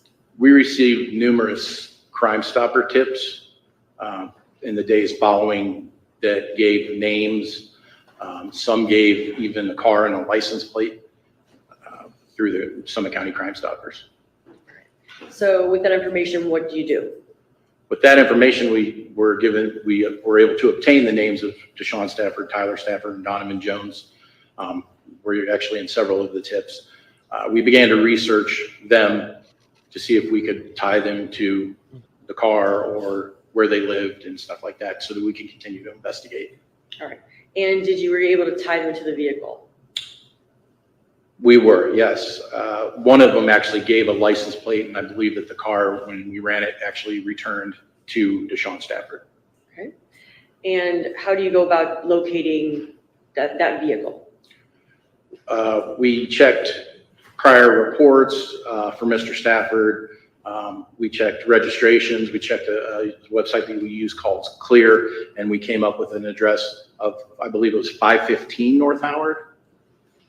Okay, and did you go to that address? We did, actually, Detective Hornacek, the first night that we got it, we went and drove by that address and did not see the car there. Okay, and what about you? In the course of a personal errand, I had to go through that area, and so I purposefully drove by the house when I was off duty, running my errand, and observed the vehicle that I saw in the video sitting on the north side of 515 North Howard Street, and at the time, it did not have a license plate on the back of it. Right. What do you do with that information? Well, when I'm driving to my errand, I see a male coming down the steps of 515 North Howard. The male matched the physical description. He had a hoodie up, and he had dreads sticking out of the front of the hoodie that were tipped in a different color. So that person coming out of the house matched the description of which of the three suspects that were given? Deshawn Stafford. All right. Do you have any interaction with him at that point? No. After locating the car and someone who appeared to look like Deshawn Stafford, what do you do with that information? Well, after I completed my errand, I came back by the house and was able to get a picture of the vehicle sitting on the north side of 515 North Howard. That night when I came into work, I looked at the video again that we had from all the different sources. And in the picture, there was visible damage to the front passenger side of the car that was parked by 515 North Howard. We compared that to the video, and we in the video could see that same damage, or what appeared to be that same damage on the car in the video from the crime scene. Okay, so now you've identified the car from the crime scene as going back to Deshawn Stafford at that 515 North Howard Street address. What's the next step in the investigation?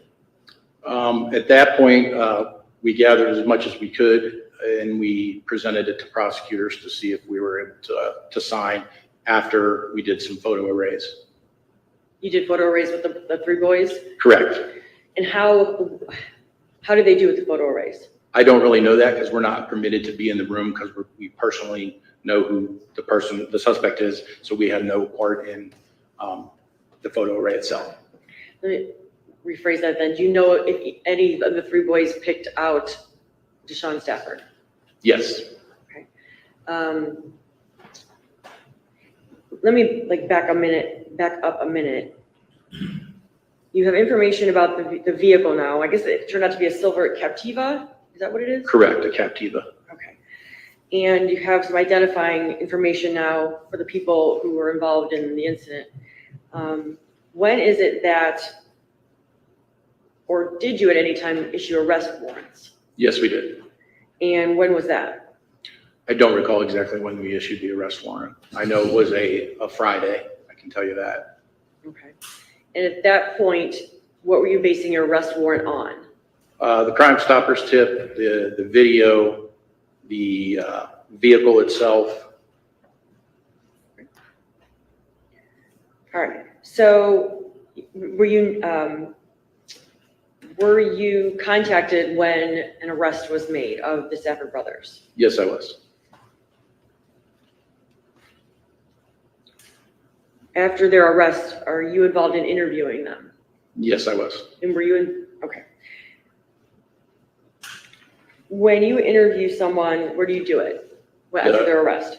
The Detective Bureau. Over here at APD? In APD, and it's in interview rooms, we call them. Okay. And you said you were involved in both Tyler and Deshawn's interviews. Correct.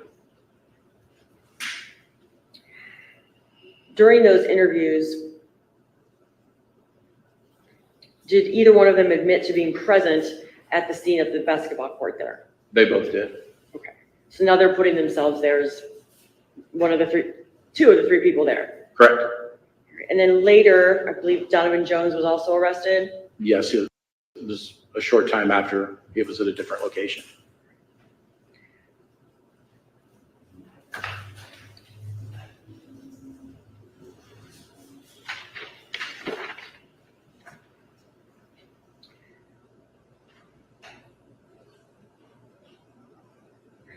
You were just, or I'm sorry, you were not in the room. We just had a witness testify to locating and taking into custody basically one of the Orby's guns, and that person testified it was located at Deshawn Stafford's home. Were you aware of that? Yes. And how did you become aware of that?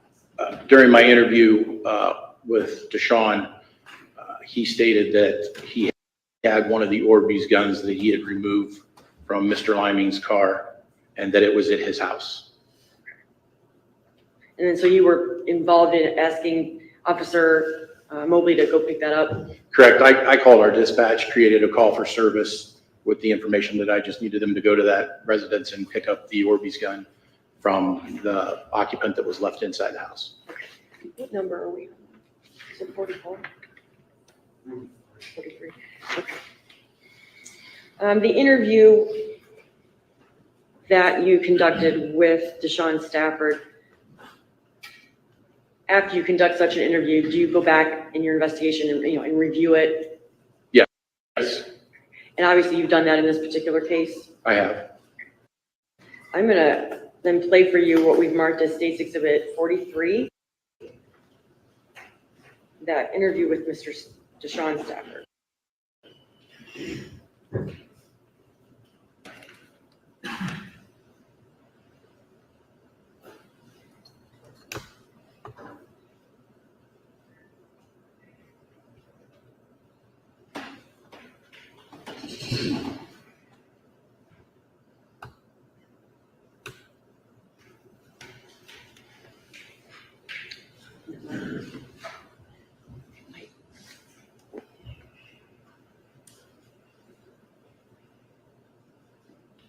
Funny.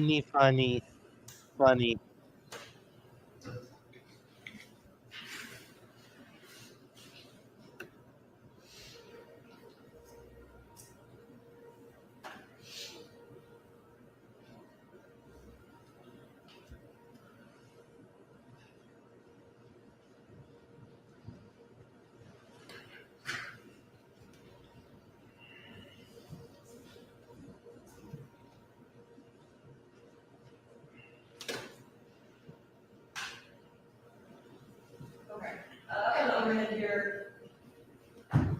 This is 43. Is this Mr. Stafford after arrest? Yes, it is. Okay. And, part of this interview is an actual interview, but part of it is just a lot of dead time while he's waiting to be interviewed and after he's interviewed and things like that. Correct. The majority of it is.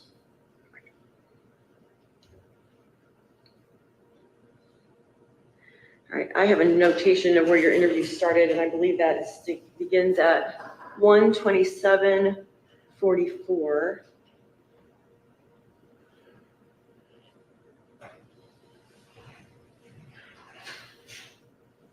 If I could have just one moment, Judge.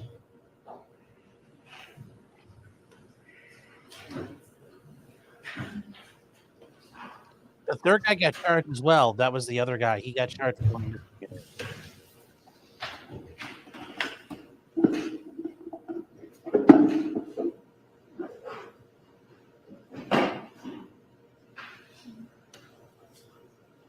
Oh, guys, this right here is the courthouse.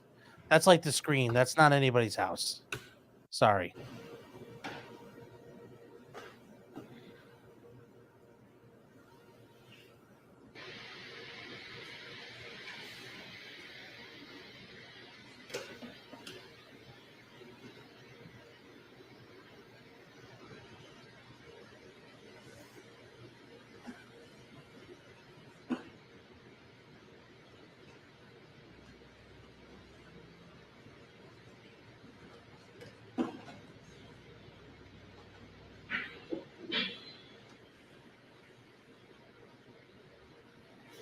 I can ask you a question while we're waiting for that to begin, but he is in custody, it appears here with no shirt on and maybe no shoes on. Do you know why that is? I believe that he was still in bed when the U.S. Marshals served the warrant. So they just arrested him based on that? I believe so. Yeah, I was not on scene when the And I arrest think, actually was made. sorry, and later you actually get people to go get him some clothing? Correct.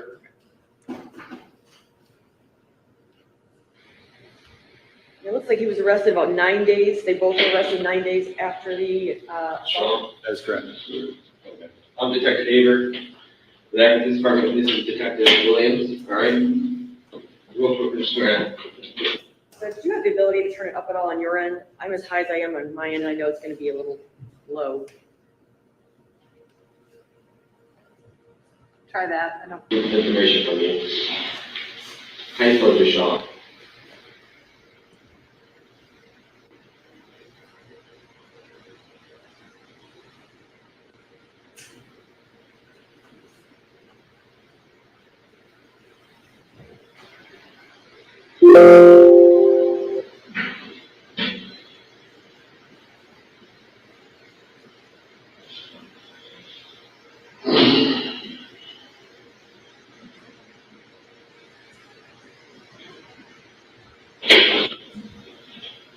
Sean?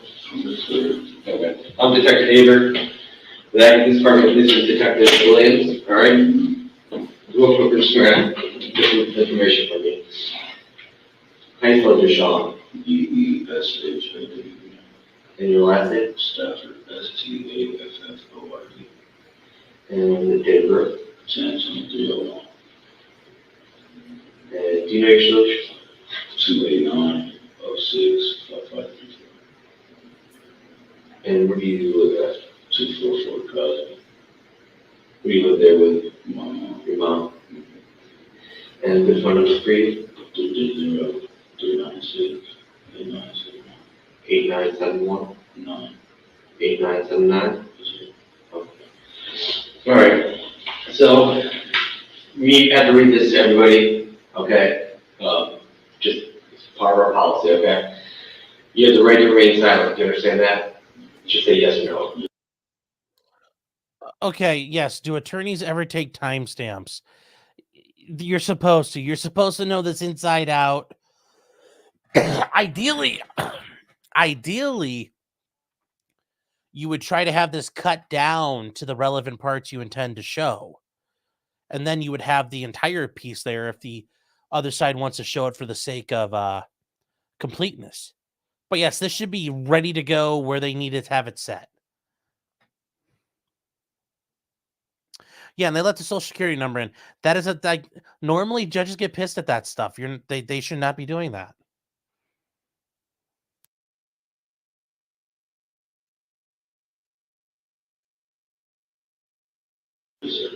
Anything you say can and will be used against you in court of law. You understand that? You have the right to talk to a lawyer, have him or her present while you're being questioned. You understand that? If you cannot afford to hire a lawyer, one will be appointed to represent you before any question if you wish. You understand that? You can decide at any time to exercise these rights and not answer any questions or make any statements. You understand that? All right. Having these rights in mind, that I explained to you. Do you want to talk to us and explain what happened that night in your side of the story? Going to jail.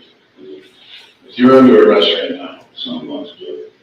More than likely. But now is your time to tell your side of the story. Because we only have one side of the story.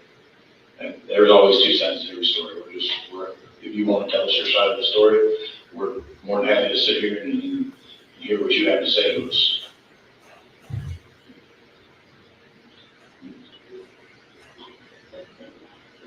It is kind of crazy. Do not talk to the police. All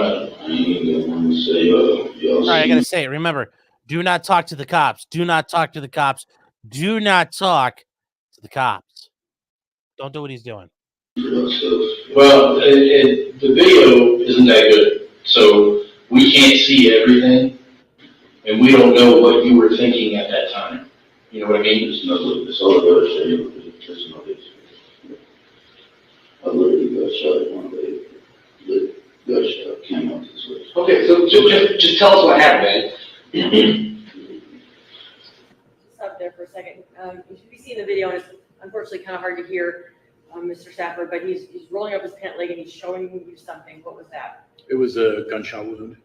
Not involved in this, nothing involved. It had happened prior. They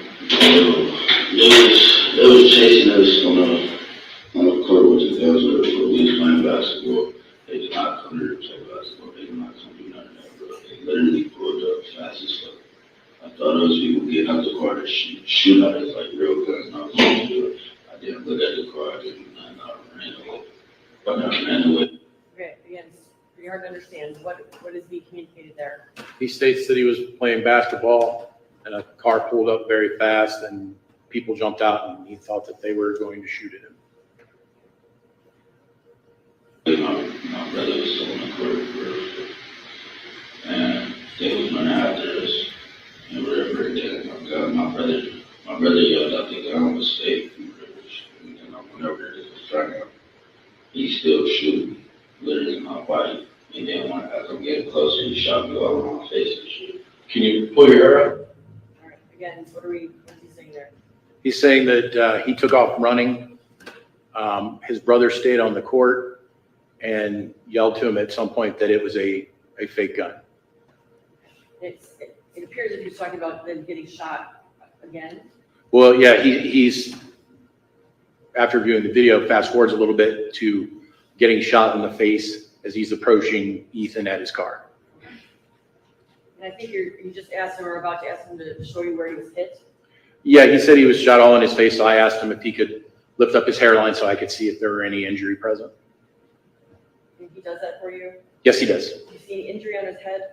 There was an injury in his hairline that he later clarified was from hitting his head on the pavement, but I didn't see anything that looked like a circular gel bead mark. All right. Continue playing at 13109. Where did you check? Right here. All right. Sure. Okay. When you say you guys were on the court, who was on the court? Me and my brother. Some other dude. Do you know who that other dude is? You never seen him before, nothing like that? Okay. So you were just.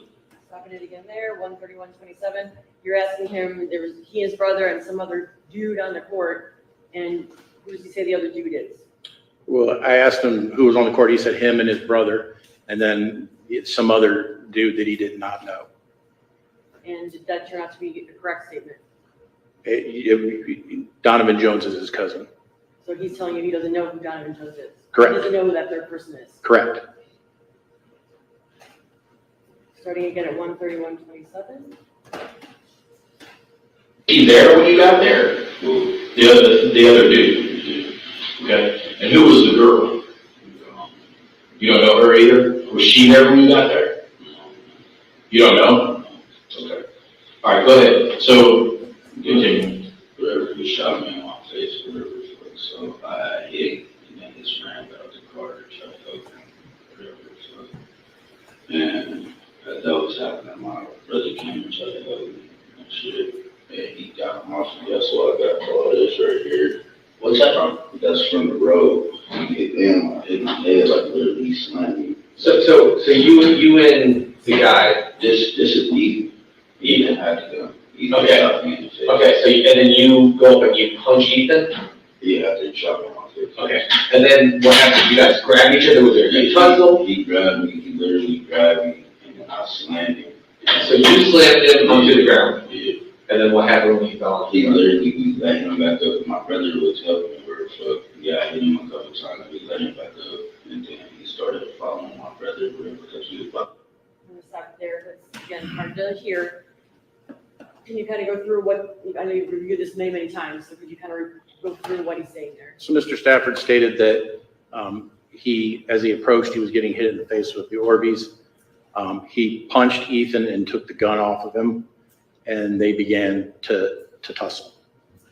There was something about him being on the ground and letting him up. Correct. He had I would call it an abrasion, a road rash type injury on his arm, and he stated that he got that from the road when he slammed Ethan. Okay.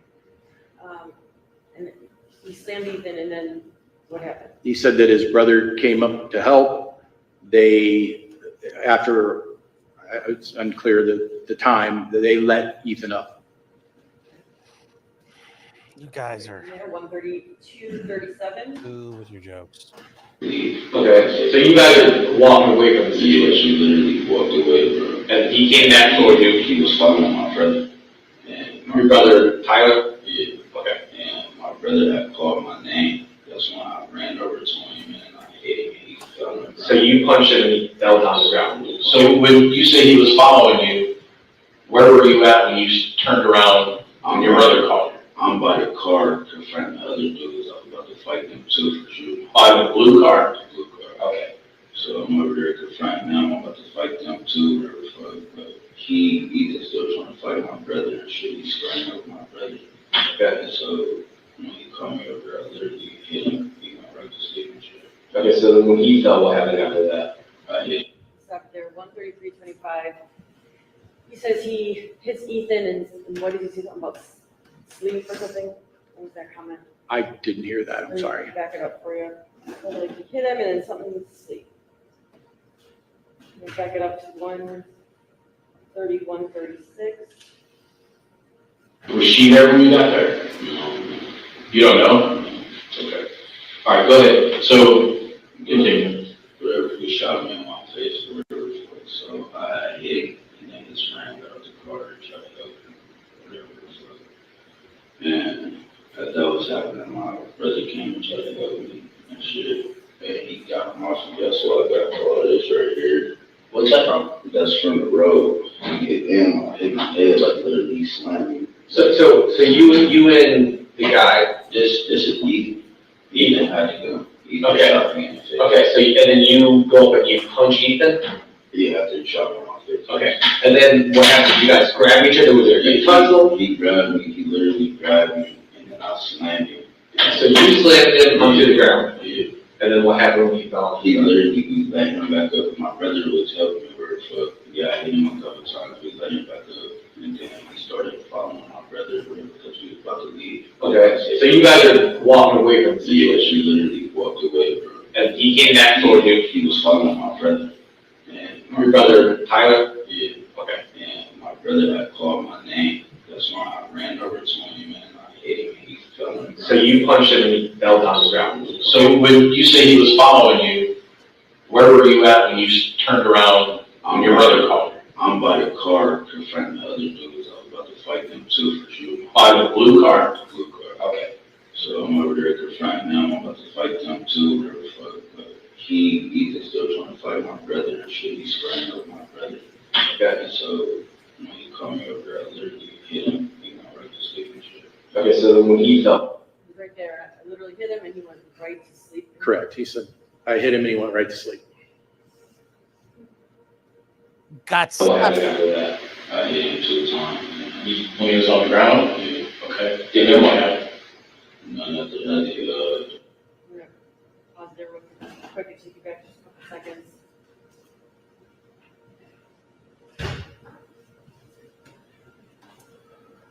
At 1:32:39. walking away from the yeah, situation? she literally walked away from him. And he came back toward you? He was following my brother.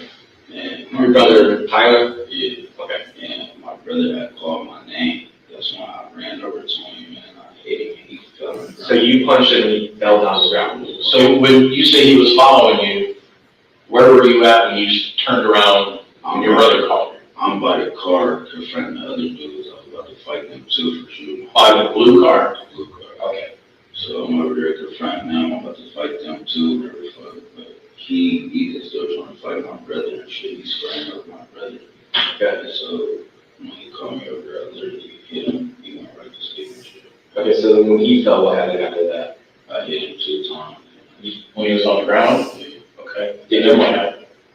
None after that, the motherfucking friends, they try to come jump in still and shit, but the other nigga, the one with the dreads, he ran away, and then the light skin nigga followed him and shit. Okay. And what? Stop it at 1:33:43. Again, unfortunately harder to hear in the courtroom. But after Ethan, when he says he punched Ethan and Ethan went right to sleep, went to the ground, what did he say after that? What did he do to Ethan? I simply asked him what happened after that, and he said he hit him 2 more times, and I clarified while he was on the ground, and he stated he did. Is it hit or punched or just Hit, the word I used. hit? He He said used. 2 more times while he's on the ground. Correct.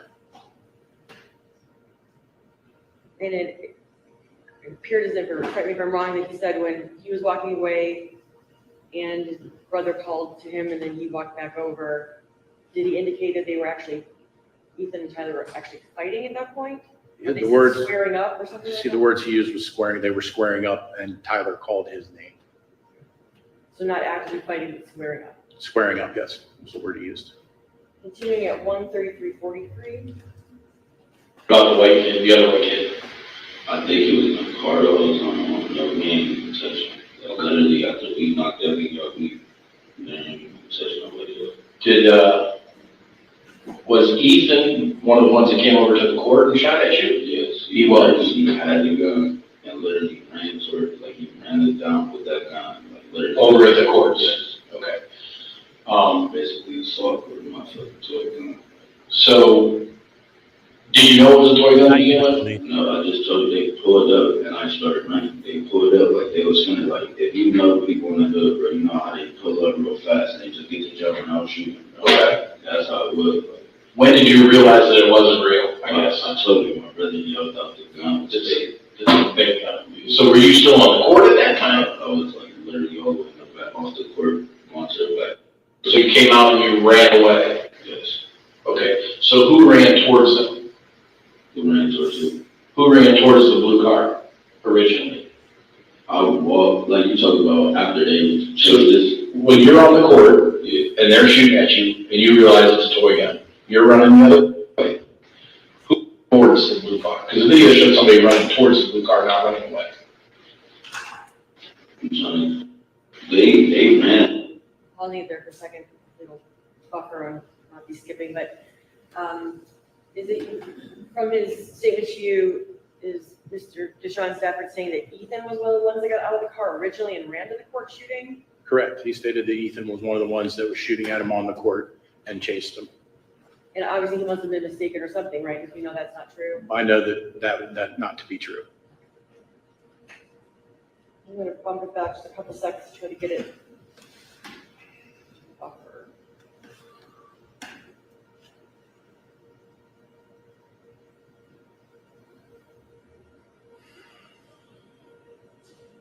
One 33:53. Was Ethan one of the ones that came over to the court and shot at you? Yes. He was. He had the gun and literally ran towards it, like he ran it down with that gun. Like literally. Over at the courts? Okay. Basically assault with my fucking toy gun. So, did you know it was a toy gun to begin with? No, I just told you they pulled up and I started running. They pulled up like they was finna, like, if you know people in the hood, bro, you know how they pull up real fast and they just get to jumping out shooting. Okay. That's how it was. Like, When did you realize that it wasn't real, I guess? I told you, my brother yelled out the gun. It's a big gun. So were you still on the court at that time? I was like literally all the way in the back, off the court, going to the back. So you're saying you came out and you ran away? Yes. Okay, so who ran towards them? Who ran towards you? Who ran towards the blue car originally? I would walk, like you talked about, after they chose this. When you're on the court Yeah. and they're shooting at you and you realize it's a toy gun, you're running the other way. Who ran towards the blue car? Because the video showed somebody running towards the blue car, not running away. I'm trying to, they ran back to the car. That's Correct. Nobody ran directly towards the car. Somebody followed. Yeah, I followed him back to the car. Okay. That was So so it was I you. told you, I went to there to confront him about shooting us. Okay, so that was you that did. Literally, when I'm walking up to him, he literally shooting all my shit, literally. Okay. So that's when you hit him, and then you Yeah. grabbed and you slammed That's what him. I'm saying. And then I Tyler. tried to talk to him literally, but he literally just kept shooting. He shot me in my face, so I hit him. Okay. So when you knocked down, you said you hit him a couple times. Yeah, so yeah, Who kicked him? I don't know. You don't know? Was it you? No. No. Was it the other guy that you don't know? I don't know. You don't know? He probably, for real, to be honest with you, he probably got kicked when we was testing, like, when I started my arm and shit, he probably got kicked back there, because we was both on the ground. Is that the marks on your hands from hitting him or from This from scraping on the concrete. when you slammed him? Yeah, this is from scraping on the concrete and shit. I think this is from hitting when I, Knocked him out? yeah, that's my knuckles like that and shit. Is he broken or anything? It's probably broken. Did you go to the hospital?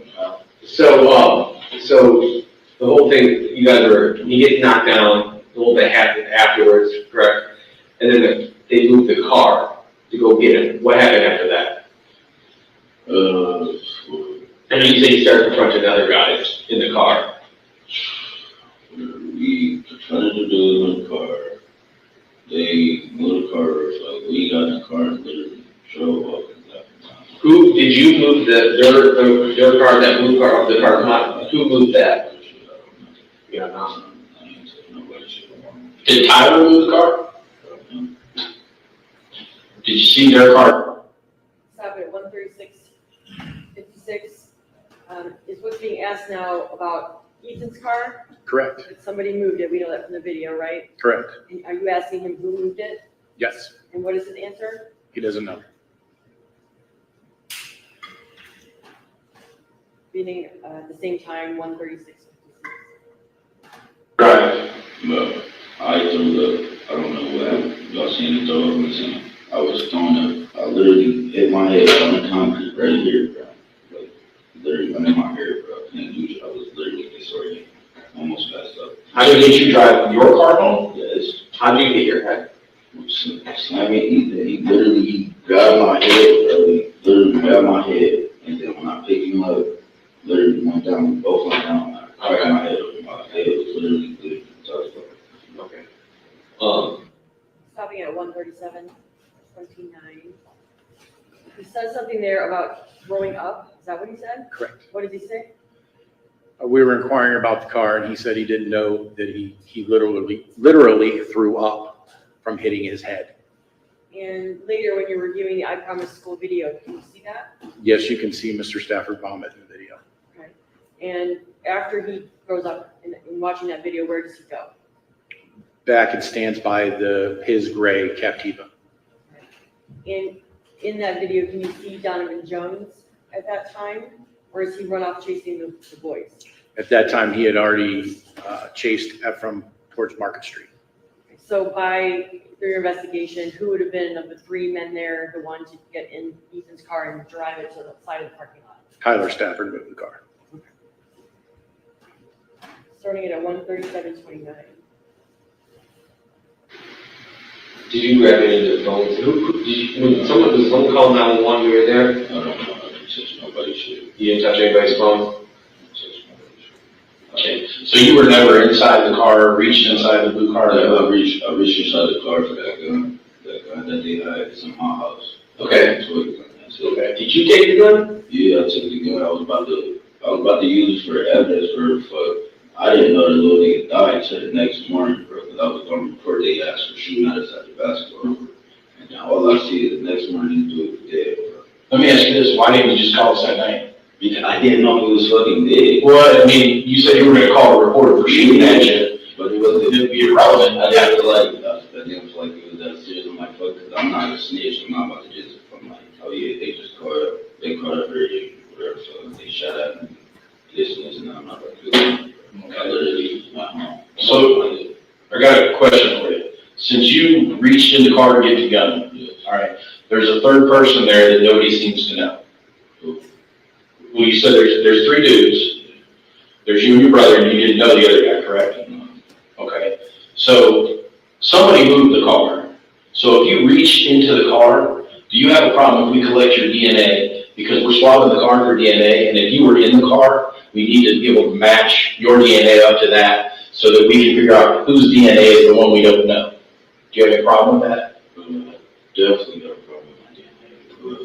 Like, I gotta have a lawyer for all that other shit. Okay, well, we're gonna get a search warrant for your DNA right now, and we're gonna come back and you're happy with it too. So, we'll get the judge to sign a court order, and you need any water or anything? There's a guy going right now to pick some up for you. Yeah, we'll get your restroom in just a minute. God, if they hadn't have talked. I mean, just think about it. If he hadn't have talked, I don't know how far this investigation goes. I don't know if these guys get indicted. I guess when I get knocked down, I get up again.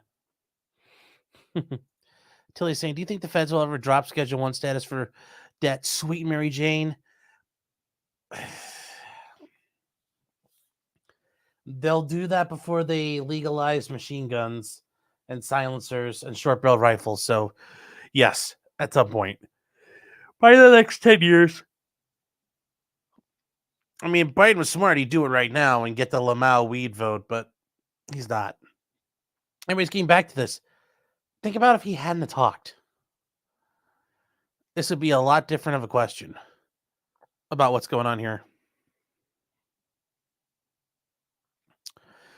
Chaucer's saying, why do you think not guilty? Like I said, the defense has sold the jury on this idea. These two guys, the brothers, are out having fun, minding their own business, and these asshole kids from the suburbs came looking for a fight. And then, we didn't want to fight. Oh, sorry, it doesn't work that. Like, I'm betting that's what the jury ultimately looked away and came up with this as. So, yeah. I think that them not talking would have been a very big help to themselves. Oh, well. Stopping it at 1:39:30. So right there at the end, you asked me to go on to last water. Is that when you're saying, you said something about they're picking them up right now? What are you referring to? The jail clothes. The clothes for him to put on? Yeah. Okay. And then backing up a little further from that, you asked him why he kind of states he took the gun as evidence, he was going to report it, but then what did he say? He did report it? I asked him when he said he took the gun out of the car, he said he took it as evidence because he was going to report them for shooting the toy gun at them. I said, okay, why did you not call that night? And he said, I didn't know that he had died. And I said that the fact that he died is irrelevant. You said you were going to call because they were shooting at you with the toy gun. Why didn't you call? And he said, I didn't think it was that big of a deal.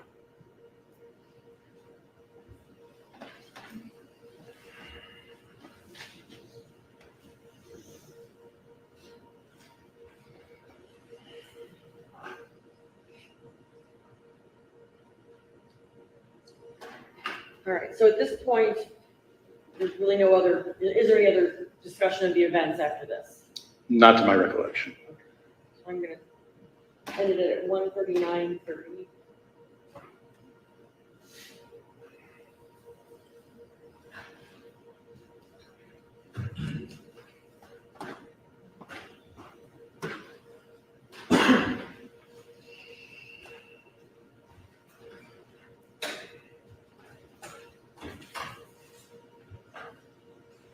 Did you determine through your investigation and interviewing all 6 individuals involved, right?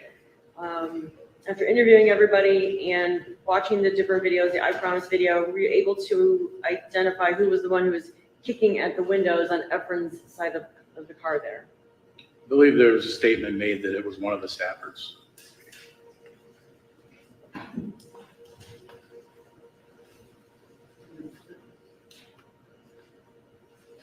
The statement we just played, which I think I marked as State's Exhibit 43, Deshawn Stafford's statement, is that a fair and accurate copy of that statement? It is, yes.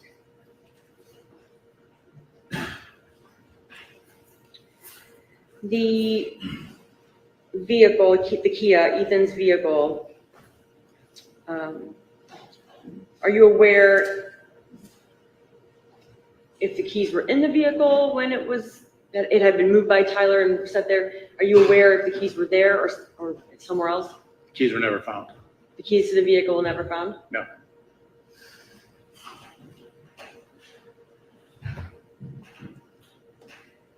All right, did you attend the autopsy, Ethan Liming's autopsy?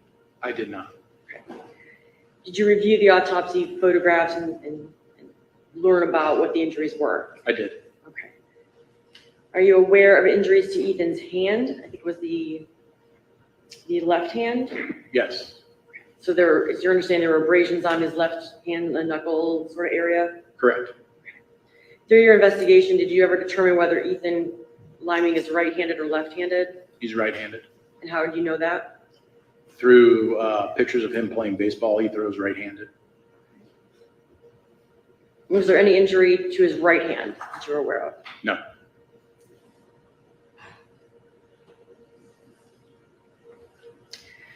So the 2 Orbeez guns we're talking about, we have them both in evidence is your understanding one's recovered from Deshawn Stafford's home, right? Correct. And the other is the one that's on scene, kind of broken at the scene of the incident? Yes. Okay. And we had previously seen a bottle, like a water bottle with the little Orbeez gel balls in that bottle. You've seen that bottle as well? Yes. And where was that recovered again? Mr. Liming's car. Was that the only bottle that was recovered with that many pellets, or not pellets, gel balls in it? To my knowledge, yes.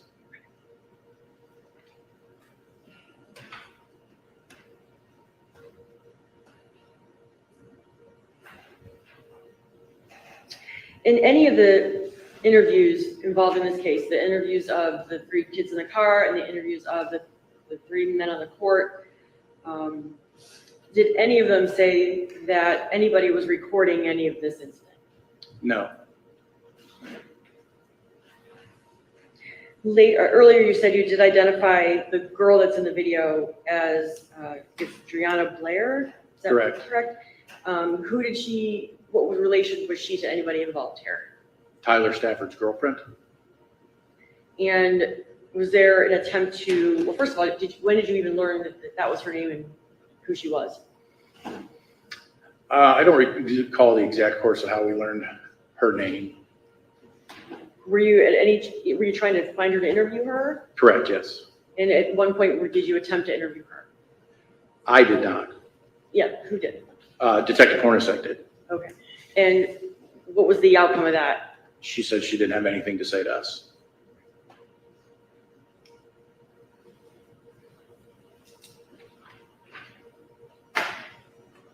There was some questioning early on in this case about the scene and about some markings on the ground. I'm going to show you what I've marked previously. This case is 3.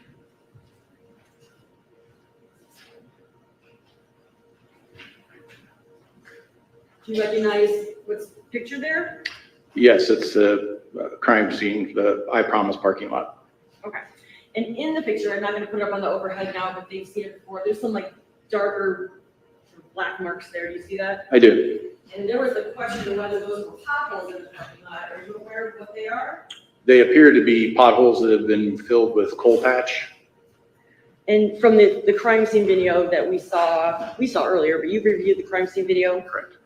I mean, were there indeed these big potholes in the road at that time, or in the parking lot at that time? No, the coal patch made the almost level with the regular surface of the parking lot. Okay, so the picture's kind of deceiving. Is that a fair? It is. And when you look at the crime scene video, can you see the parking lot surface better there? Yes.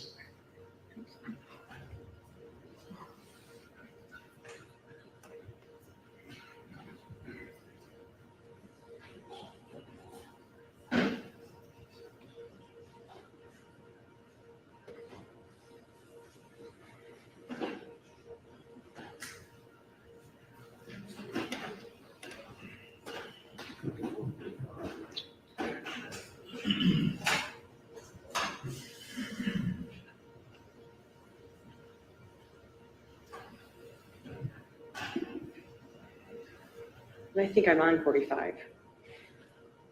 The video is 44? 43, sorry. Okay.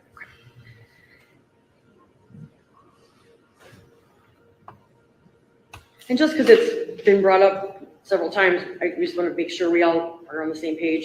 I'm going to show you what I've marked as State's Exhibit. Like, did you guys show that?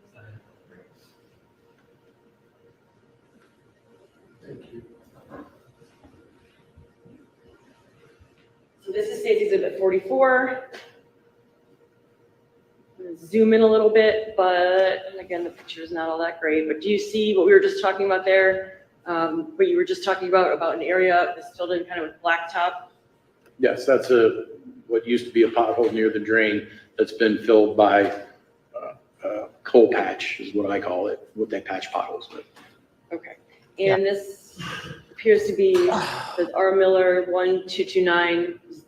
Who's that? That's Sergeant Robert Miller, who is the sergeant for the midnight crime scene unit. That's basically. And so this would be taken from his image from his body. Cold patch is like the asphalt. It's an asphalt stuff you can kind of keep in a pile and you don't need superheated. It's like a temporary patch. So that's why you use cold patch on asphalt. It's a very shitty fix, but it works. Camera or still? I believe it was probably still photo. Okay, because we do have the active like crime scene going on here at that time. Yes. No, And no, then we're not in just to that clarify again, report. so Exhibit 45, another area where you say these are not open holes but have been filled in. Correct. They're filled in with cold patch. Yep. Okay. It was nice.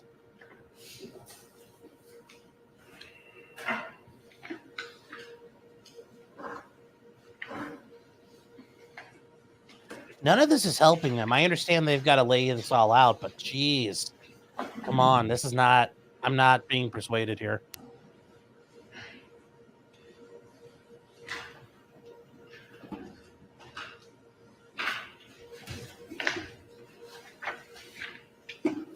If I could have 1 minute.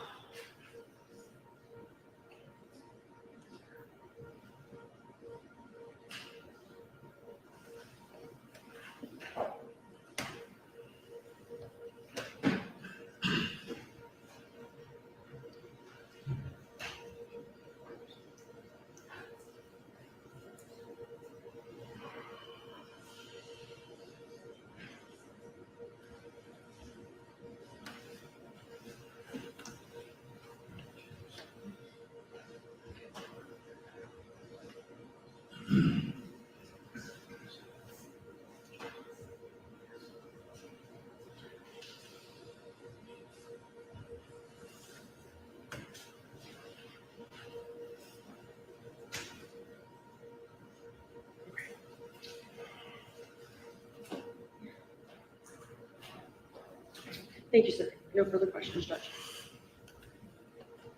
Hey, Detective, how you doing? Good. How are you, sir? I'm good, Detective Williams. Good for 2:30 in the afternoon. So you got 24 and a half years with APD, Yes, sir. and you and I have been running into each other for 24 and a half years, right? Yes, sir. In fact, you were a rookie when I was a young prosecutor. Do you remember those days when? Vaguely. And you learn a lot in 24 and a half years, but apparently you learned about cold patch. What is cold patch? It is the word that I use to call what the highway crews fill potholes with. And I appreciate that. What you're telling this jury is that the holes you saw seem to be repaired. Yes. But this isn't something where you go out and you confirm with LeBron and his people that the holes are filled in with a certain product. It's just, you're telling us that it looked to you that night that the holes weren't open potholes, but it looked like there was repairs. Yes. Well, we could agree that you kind of don't need to start patching up perfectly good parking lots. Somebody was trying to band-aid the problem, could we say? Yes. Winters are hard in Ohio and things happen. Okay. I mean, certainly the parking lot was functional. People still park their cars there. I would assume. I work at night, so there's usually not cars there. We went out the other night and it was all brand new, so obviously it exhausted its lifespan. Okay. You didn't arrest my client, Deshawn, did you? Physically, no. Who decided to drag him in there without any clothes on? Whose choice is that? The U.S. Marshals Fugitive Task Force were the people that made that arrest. This is 9 days later. Is that accurate? I'm not sure on that. I believe it was 9, yes. All right, so 9 days later, this thing's been all over the news, and you guys have the U.S. Marshals, which are really a task force of local agencies assigned to the marshals. Yes. They go out and they collect people on warrants. Yes. And somehow they go out there and Do you know they, I mean, am I correct, they dragged him out of his bed? I don't know that for a fact. I know that he was in the house. I believe one of the detectives said he was sleeping. And you know, some of the news channels and stuff, they have pictures of him up as if he walks around like this, shirtless, with hair all crazy all the time. They didn't really get a chance to clean themselves up. The U.S. Marshal doesn't give you a chance to clean yourself up before you go into custody, do they? I wouldn't know that. I've never been on that task force. I mean, we watched that video and he's sitting there and, I mean, he's chained. I mean, they did have chained to a table. And he's got no shoes on, he's got no shirt on. At some point, you can see him grab. I'll rephrase it. Did you see the part where it looks like he had to take his pants and pull his feet into his pants? Yes. Is it cold in that little room? I can't answer the question for him. You said, is it cold in that little room? I don't recall it being cold that day, but. You kept your clothes on. Sure. Okay. And then you got to put his hand in his pants, which sounds egregious, like his hand in his pants, but really, it looks like he's keeping warm. Could be, yes. And you guys, did you get a call that he was picked up and you had to come in from somewhere else to meet him or something? Correct. I had worked a night shift the night before, went home, got in bed, got a phone call about, I don't know, an hour and a half later, wake me out of my sleep, and I had to drive in from my house. So not counting the time that it took for the U.S. Marshals to get him and go into the house, we don't really know how that happened, but we can assume.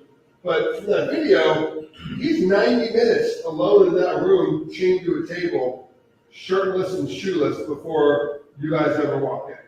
Yeah, I don't know the exact time frame, but it's a while. And at some point, you don't like that, and you go get him clothes again, right? We check to see it as a matter of course. We sometimes keep jail outfits in our detective bureau vault. That particular day, we didn't have any left, and we had to send somebody to the county jail to pick them up and transport them. I can see how it looks that. That's okay. You're just trying to get to the bottom of this thing. What was your involvement in this case? I know that you are one of the detectives, one of the three guys on it, but you're not the guy sitting at the table today. So were you head guy or second head guy? I was one of the assisting detectives. Myself and Detective Weber assisted Detective Hornacek. Okay. And you were involved in a lot of this case. You were involved in going to the scene, and you were involved in the interview of my client. Were you involved in the interview of the boys in Ethan's car? Yes. Okay. All right. So these scenes are kind of confusing. Is there a lot going on in these crime scenes when and you have to kind of ferret out the information as an investigator? Yes. All right. And sometimes people aren't 100% with you, are they? I'm sorry, I don't They're understand. not 100% truthful with you, are they? Not always. I mean, Deshawn didn't want to tell you about his cousin. He kept his cousin out of it. It seems that way, right? It does seem that way. It seems like he kept his brother's girlfriend out of it, right? Correct. He just wasn't snitching was, I think, something he said. And He made some reference to snitches. at this point, it's 9 days later, and this thing is a really big deal, right? And how many guys did you have working on this case? I believe just myself, Weber, and Hornacek. Right. I know the chief of police got on and you made some statements in the news. Was there pressure coming out from the chief on this one? Sustained that's not a question. Were you guys getting some, the chief had some interest in this one, did he not? I believe there was some type of news conference. Again, it was during the day. They call it news conference, the whole deal. So you can assume the community's seeing that, and I guess it's not surprising that not surprising that the information may not be as forthcoming as you would like it to be from the people involved. I'm not sure I understand what you mean. You talked to the three boys in Ethan's car, right? Yes, sir. And it may surprise you that their stories kind of changed a little bit from what they told you to what they're saying now. Well, let me ask you this. Did anybody of those three boys tell you that Donovan was the boy that walked up to Ethan and Donovan was the boy that got shot in the head? No, when I interviewed them, they didn't use any names. We didn't know names. Okay. So, no one ever told you initially who threw the punch or who walked up to the car, that stuff that wasn't told to you in the initial statements? By description, Okay. prior to us knowing the names. Well, you guys are under the theory that Deshawn walked up to the car before anybody else did, right? Correct. And would it surprise you to know that the two star witnesses out of three said it was Donovan that did it? Yes, it would, but they don't know their names. Okay. Yeah, but if I told you that they knew they identified it by height and weight, and these were the brothers, they know their names now, believe it or not. You're testifying, Mr. Sin. It's hard getting accurate information on these things, is it not? Yes, could be. So what you do have is you've got Deshawn, and he's in there and he's hooked up and he's trying and he's gonna tell you some things. And the first thing he does is Objection. okay, I'll rephrase it. I see him show you his leg or something. First thing out of Rip, he shows you his leg. What's that about? He stated that he'd been shot in the past. Okay, did you look into that at all? No. Did you require some? I already tell you that John. Sustained. You don't know that it was anything. Did you know what that's about? Do you know if it was a drive-by when he was younger? Or you know if it was something he was involved in? I know nothing about that incident. Okay. He wanted you to know that, though, right? Apparently, he told me about it. Did it seem to be him saying, you know, look, this has happened to me before? Okay. Well, what was his purpose in telling you that, if you know? I can't know his motivation. Okay. So then, you guys start talking to him, and he indicates that he is on the court, and Ethan gets out of the car, and Ethan shoots at him, right? Yes, he does state that. We have video. We know that Ethan didn't get out of the car, correct? Not at the point that he's referring to. So, did it seem like he was trying to lie to you, or did it seem like maybe he's as confused as everybody else? Objection. Do you have any reason to think he was lying to you? I have no way of knowing either way. Okay. But he told you, he was telling you everything else about his involvement, was he not? No. What are you lying about? He stated he didn't know who the girl was. He didn't know who Donovan was. We know for a fact that he didn't know. We covered for the people that were about to get in trouble. But as far as, Sustained. so, Yeah, Mr. Sin. Oh, the prosecutor mad. Prosecutor says we need a sidebar. It's getting too scary. Oh, well. Let's see what they're going to cry about. I'm sure they'll. Let's see if we can.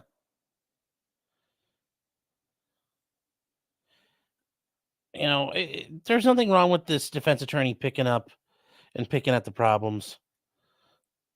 Let's see what we get to. you're down with Deshawn, and you're asking what goes on. What does he tell you happened first? After the car pulled in, what does he tell you happened?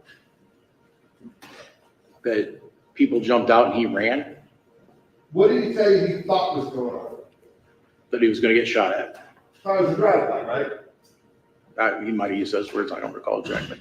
Then what did he say about no longer believing them? Did he tell you why he no longer do that? That he was going to get shot at? Yeah. Because his brother Tyler yelled that it was a fake gun. And then did he tell you why he walked? Did he tell you if he walked up to the car to confront the folks in the car? Yes, he did. And did he say why he was walking up there? Because they shot the Orbeez gun at him. Did he tell you he was walking up there with ill will in his heart to start some drama? He said to confront them. Okay. He wanted to know why he was being shot at. Objection. He said to confront them. You saw he had a basketball in his hand the whole time, did you not? As he walked up, yes. Okay. And then what does he say Ethan does? Shoots at him with the Orbeez gun. and he tries to show you something on his head. Try and show you something on his head? I asked him if we could look at his face because he said he was shot in his face. So he told you he was being shot in the face. Correct. And he showed you a mark on his head, and you saw a mark on his head. What did he say that was from? Hitting his head on the ground? Okay. Is that the first time you heard that he hit his head on the ground? Yes. And he indicates that he walked up, Ethan is shooting him, he punches Ethan, and then those two get into a conflict. Is that safe to say? Yes. And he uses the word that he's going to slam Ethan. Is that what he said? He said he slammed Ethan. Okay. But then he says that they both kind of landed on the ground and he hit his head. Correct. So did he say he slammed Ethan or he was going for a slam? He said he slammed Ethan, and when he slammed him to the ground, Deshawn's head hit also. He actually kind of describes it as Ethan had his head, and he lifted him up and slammed him, and when he slammed him, Deshawn hit his head. So let's go there again. How do you describe it? What was Ethan doing at the time? What was Ethan doing? At the time of the slam, what was Ethan's body according to Deshawn? Deshawn had lifted him up. How? Pick him up on his armpits? I wasn't there. I can only go by what he says. Sounds like you're wrestling, like striking, right? Object. I think you said that it looked like he grabbed him to slam him. Did he demonstrated for you? He remarked something about by the head and that he lifted him up, and Ethan's arm may have been around his head. I don't So he get how he got in said a it. headlock and he tries to do a slam. That's not how He he didn't said use the it. term headlock. Well, ask the question. Did he say that Ethan's arm was around his head? Yes. This seemed to be like maybe a lucky manner or something? That was not, I can't know that. So He didn't say that. whatever. They both hit the ground, and he tells you he hits the ground so hard that he starts puking.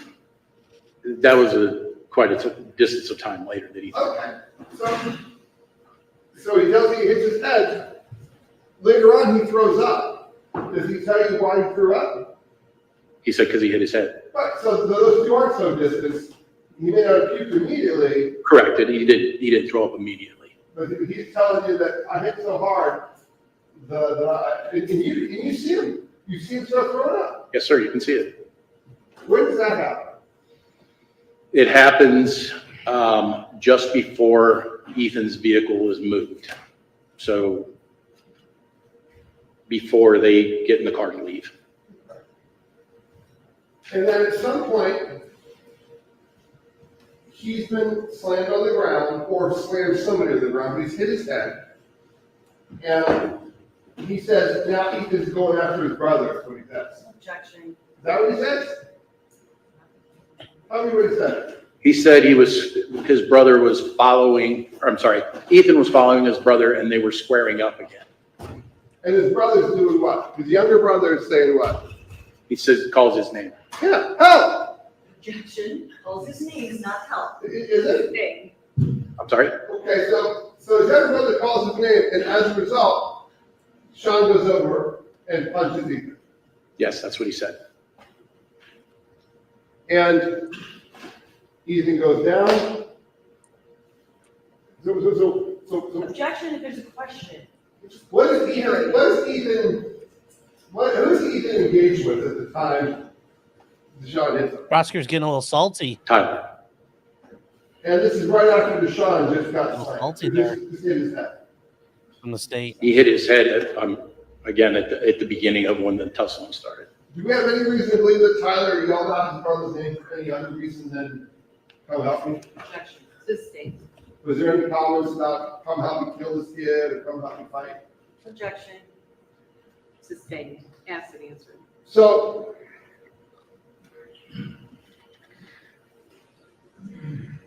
you talked then about some other things that were done, and there were phones on the ground and that kind of stuff, and you asked some of the folks whether anybody was recording, right? Yes, in the interview. You asked him if they were recording? I don't recall. Okay. And you've got these phones and evidence, right? Correct. And you got the crime scene unit, right? Correct. So the kids told you that nobody was recording. What did the phones tell you when you analyzed them? We didn't analyze the phones. You didn't analyze the phones? No, sir. Why would you analyze the phones in a case like this? I don't commonly analyze phones of witnesses. The three young men all reiterated that there was nobody taping, and we had no reason to believe that anybody. They're kind of lying about what's happening. Yes. In a case of this magnitude, you've got their phones in evidence. You've got the ability to look at them and see whether or not they're filming this, what they're saying to each other, what was said before all this, and no one takes the turn on and look at it. Objection to the form of the question. You guys didn't, you still have the phones, and to this date, you guys haven't turned them on and brought that evidence in. Correct. I had no reason to.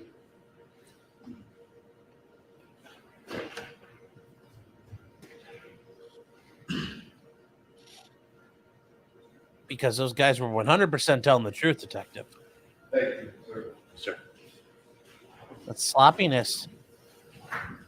Yeah, you Detective Williams. How are you, sir? Donald Gallick, I represent Tyler Stafford here. Some questions.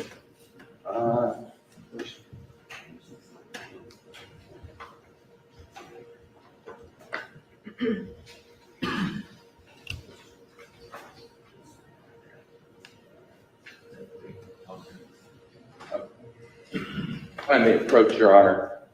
The show, technically, I'm going to show you State's Exhibit 3, 44, and 45. You've already seen these, but I just want to have them right in front of you while I'm talking about it. Is that okay? Yes, sir. Okay. So this was the thing that I think you were discussing, the Would you say hole? Coal patch. Hole patch. So there were holes there and they were filled in with this material. Yes. And I mean, in your mind, is it similar to like, I'm driving down the highway and I'm seeing the construction? I don't know if you're joking like about sending money to these people. I don't know. If you're saying to me, there should be like a little $sign button if you want to send a super chat or something, Rocky. But if you look down below, there should also be a list of options if you want to send me something through like Venmo, Zelle, or other places. So, but yeah, you guys are saying again with the patch. Remember, this attorney has the right to ask questions because it's a separate defendant.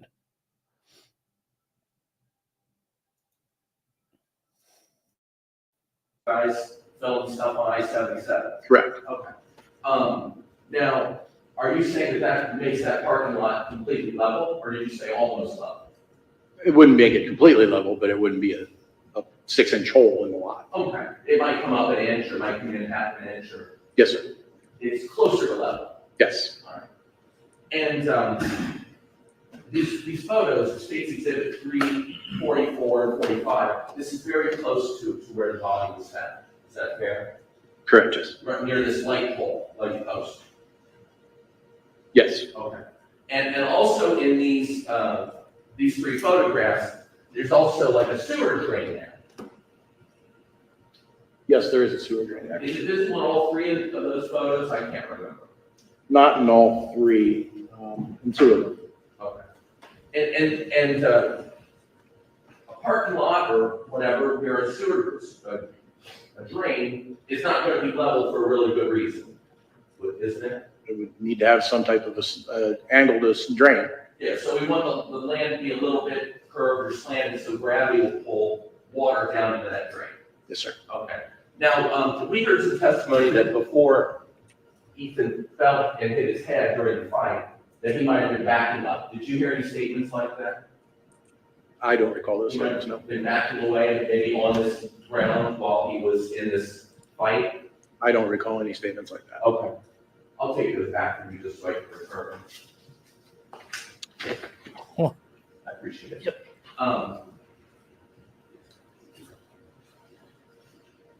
So, I think that you said you were one of 3 detectives on this case?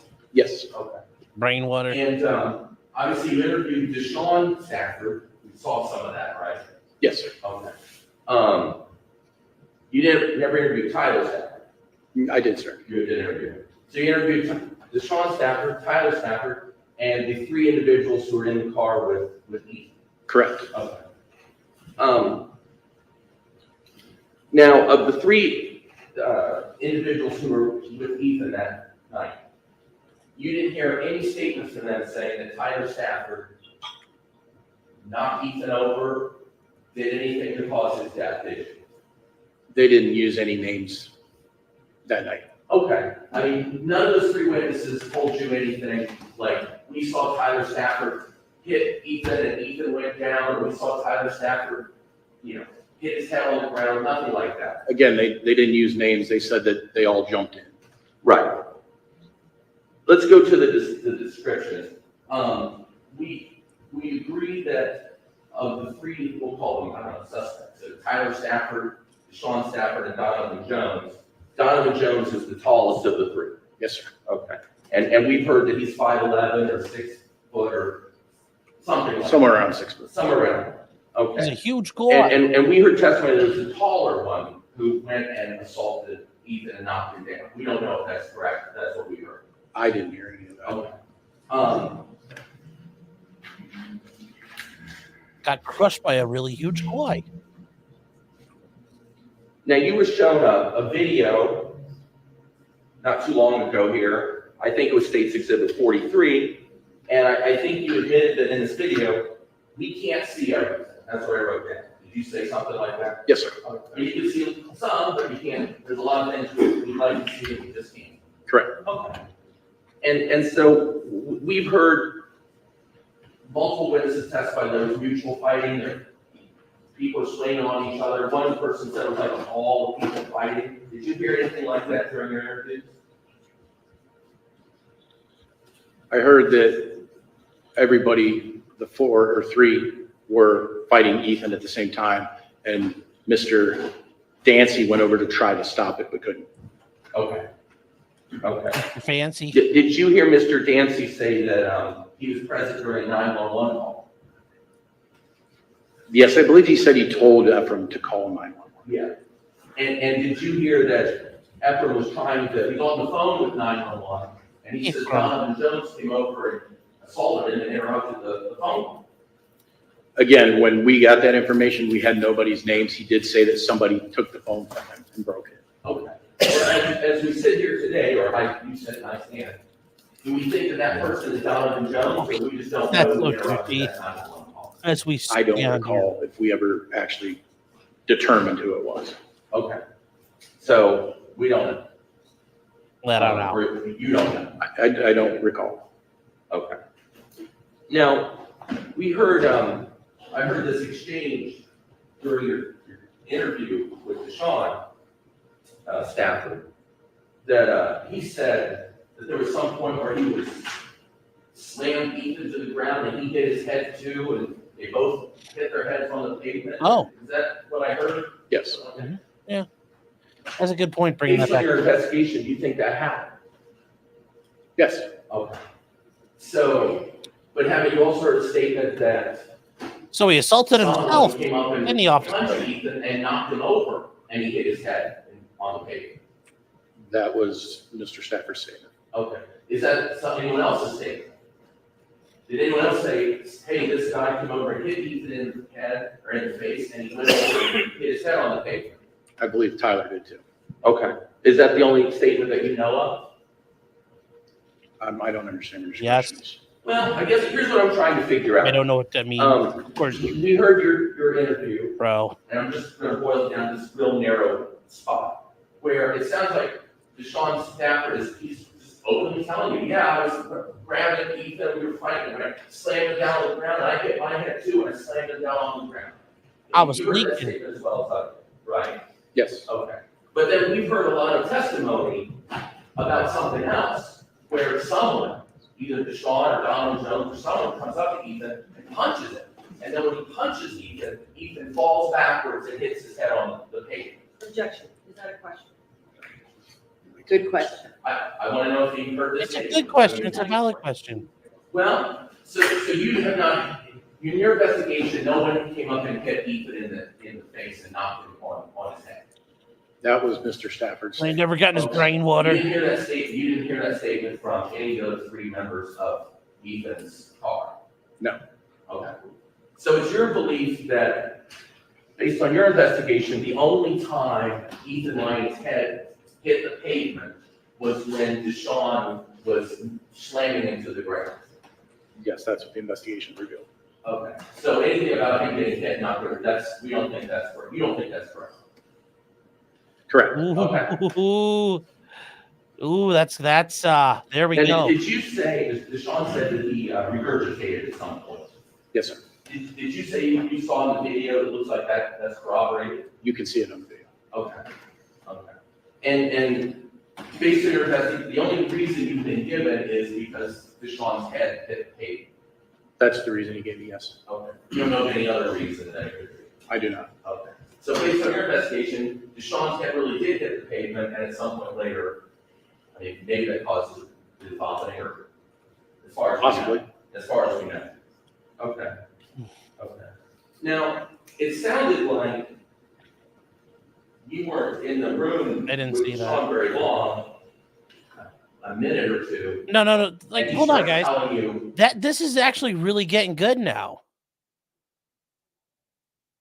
You know, they're pointing out like, okay, well, it wasn't a slam, but they both hit the ground, and yeah, I'm just pointing out, guys, there actually is a lot here that this attorney is actually making some hay out of this.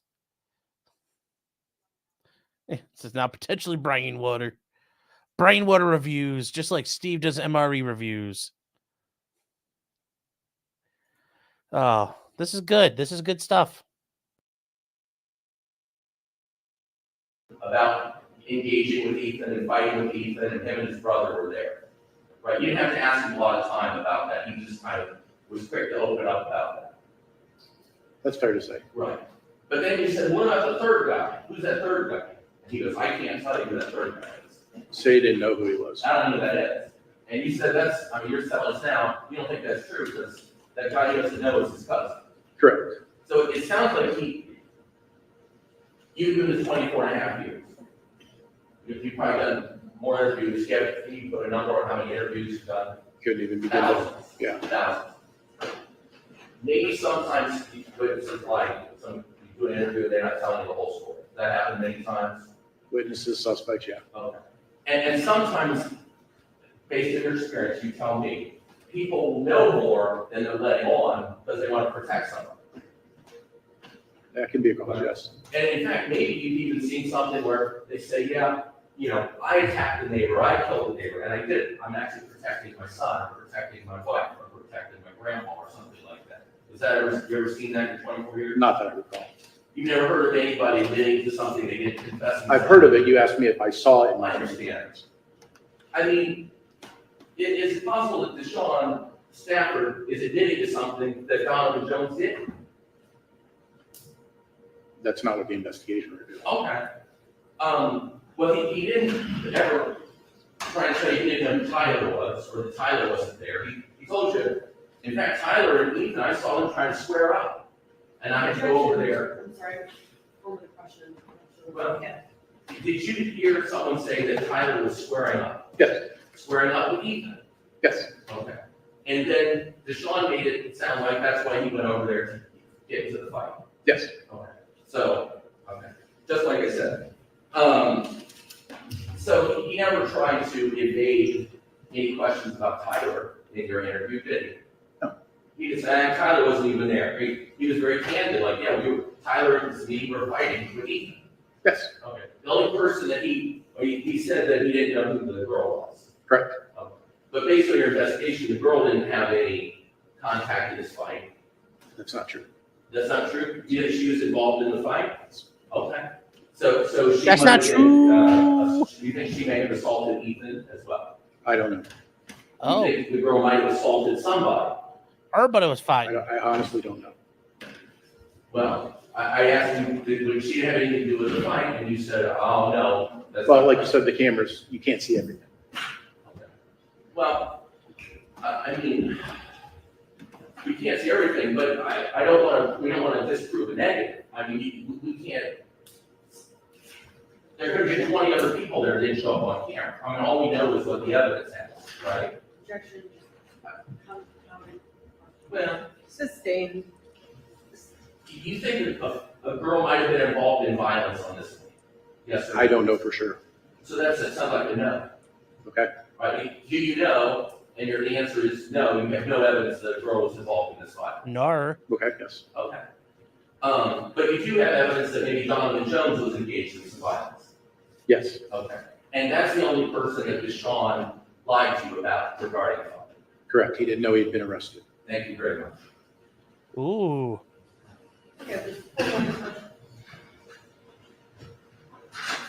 That's actually not a bad cross. That was far more effective, I think. And I don't know if they set that up together, but yeah, good job. I really liked it. No questions, thank you. Okay, Oh. thank you. Detective Williams, you may step down. Oh, somebody. That was almost sounded like a fart.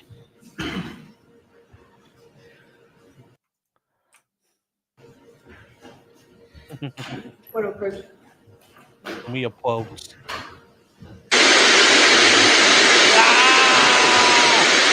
Oh no, gosh, what are we oh. I think we're gonna take a break, and it looks like there's another witness left. And we'll run out the day. It's 11:30. And we've got an hour and a half to go. Yeah, I got roughly like an hour or so to go. So guys, we're gonna gut it out. We're gonna gut it out here. Let's see. Yes, auditory torture. Sounds like all the brain water's flowing. Let's see if we get back to it. Okay. Okay, we're taking a break, it looks like.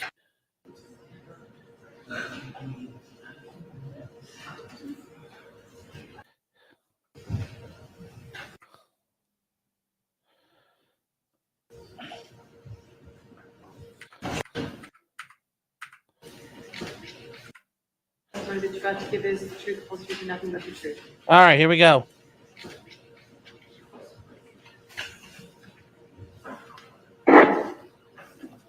Charlie, where's the Israeli flag? I don't know, man.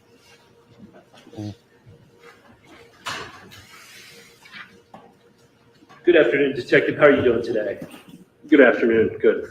Can you please state your name and spell your last name for the court reporter? It's Edward Michael Hornacek. Last name is spelled Hornaceek. Where do you work, sir? City of Akron Police Department. And what do you do for the police department? I am in a unit called the Midnight Major Crimes Unit. Okay.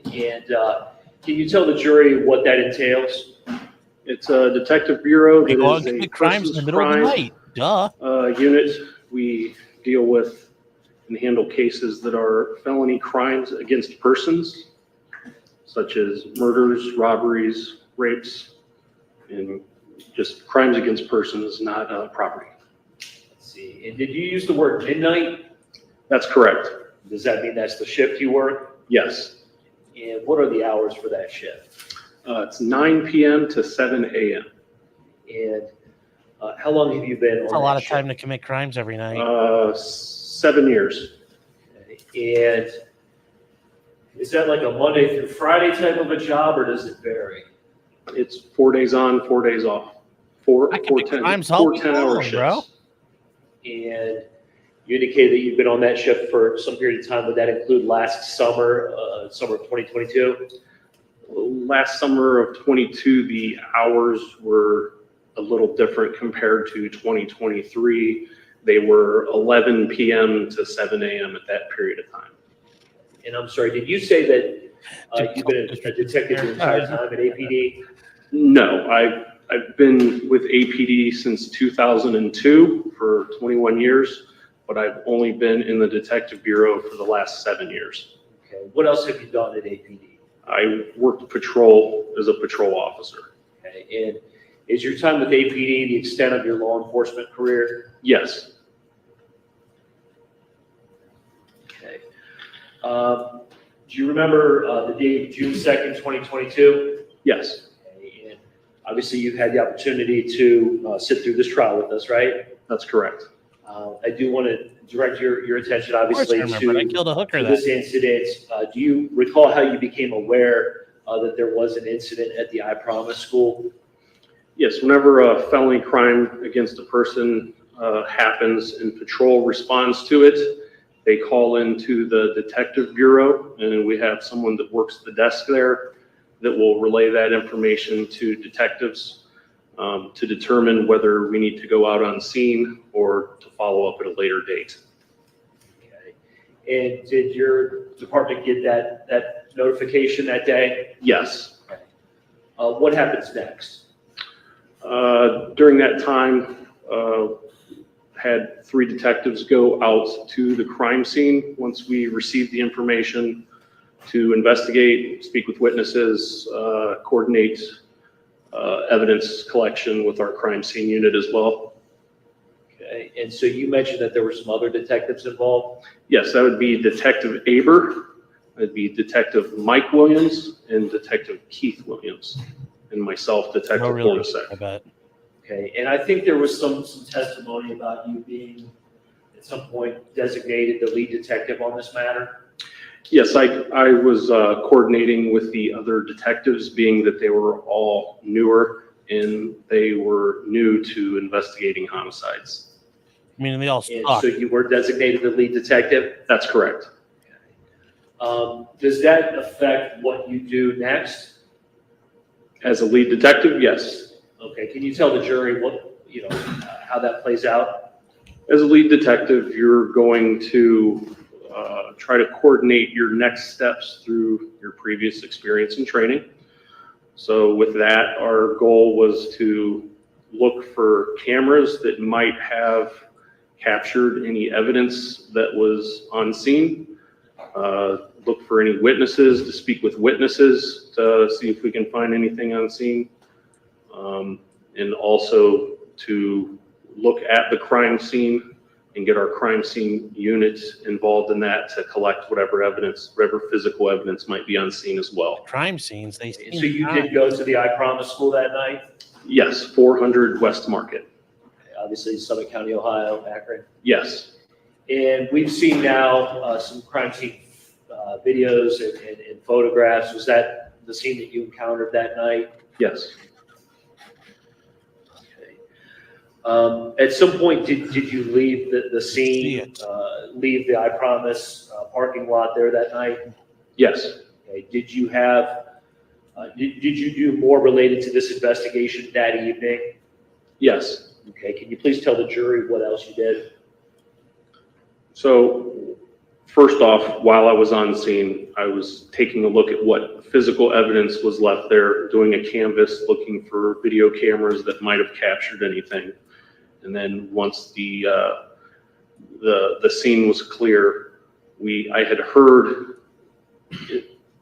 towards the end of being at that crime scene, I had heard from a patrolman that 2 parents had come up to the scene and said that they had children that were not far from the crime scene that had witnessed. So I had coordinated with Detective Aber and with Detective Mike Williams to go to the Akron Police Department Detective Bureau to interview those 3 individuals. And before that, I had patrol officers go to the homes of those 3 individuals and transport them to the police station. And so after that's coordinated, did you participate in the interview of those juveniles that were brought down to give statements? No, those 3 juveniles were interviewed by both Detective Aber and Detective Mike Williams. Okay. What was your next involvement in the investigation?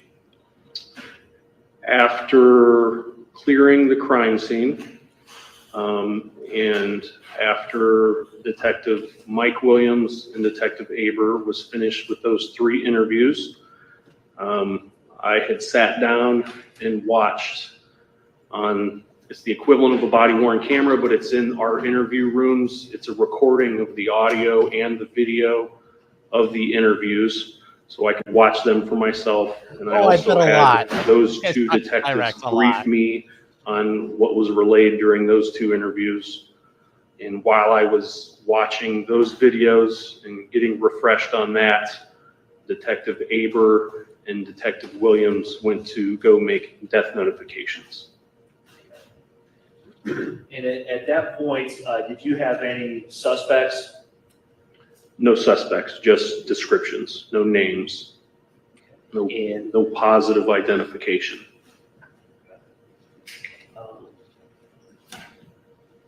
At some point, were you able to develop a suspect or suspects in this matter? Yes. And can you tell the jury how you did that? So through the course of our investigation and reviewing specific videos from McDonald's, Vanderveer, and the I Promise School, our focal point was going to be on the suspect vehicle that entered the scene and left the scene. It had significant damage to the front end and the front passenger side, so that was something that we were asking patrol to be on the lookout for. That night, we came up short. We couldn't find anything. We wasn't able to gather that video until the next day. We wasn't. So once we looked at that video, we were able to coordinate a couple things after we had started receiving tips on the Summit County Crime Stoppers tip line. And we had several people call in and leave information with names, addresses, vehicle descriptions, and one person even left the license plate of the vehicle. Okay, so is it fair to say that the vehicle was sort of crucial to determining the identity of the suspects? Yes. And at some point, was that suspect vehicle collected and processed? Yes. If you were to see it, would you recognize it? Yes. How were the miles? How did it drive?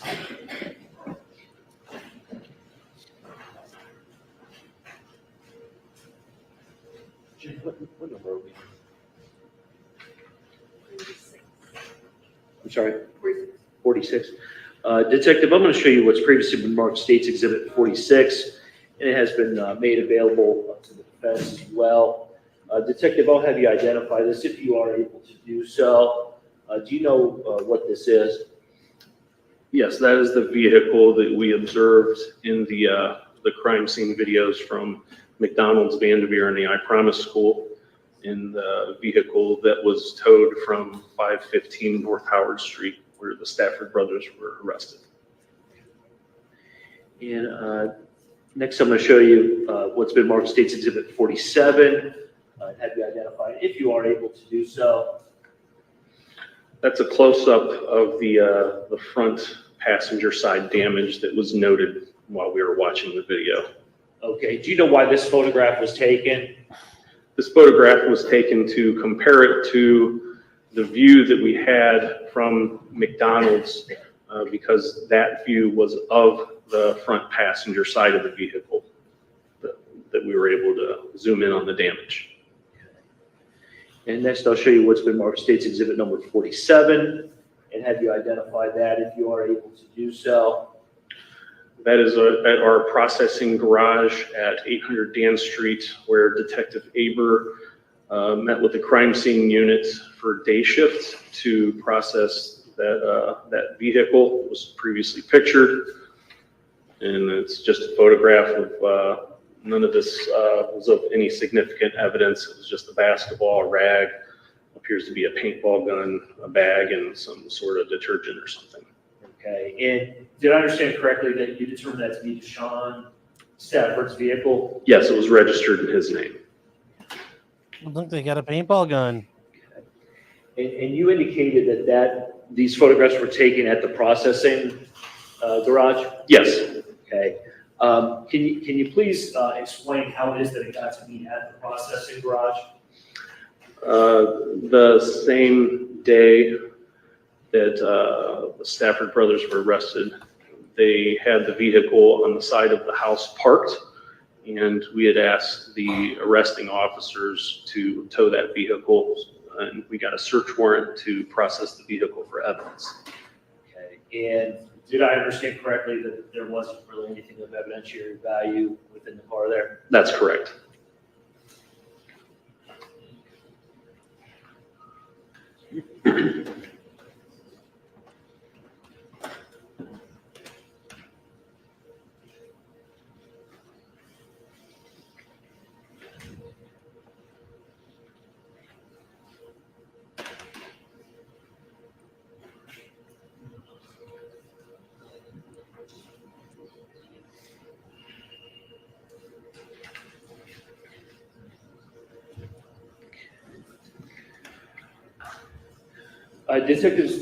Detective, there were some questions with prior witnesses about the state of the different phones that were found at the scene. Can you describe for the jury if you did find any iPhones or cellular telephones at the I Promise School parking lot there? Yes, of the 4 individuals that were in Ethan Liming's vehicle, we were able to recover 3 of those phones. Ethan Liming's phone was not recovered, and the other 3 phones were found in the parking lot, and they all were smashed. They appeared to be smashed. Okay. Were you able to determine any sort of explanation for where Ethan's phone might have gone, or if he just didn't have a phone? We did not find his cell phone either inside of his vehicle when we processed it or on the crime scene. I'll be right back, guys.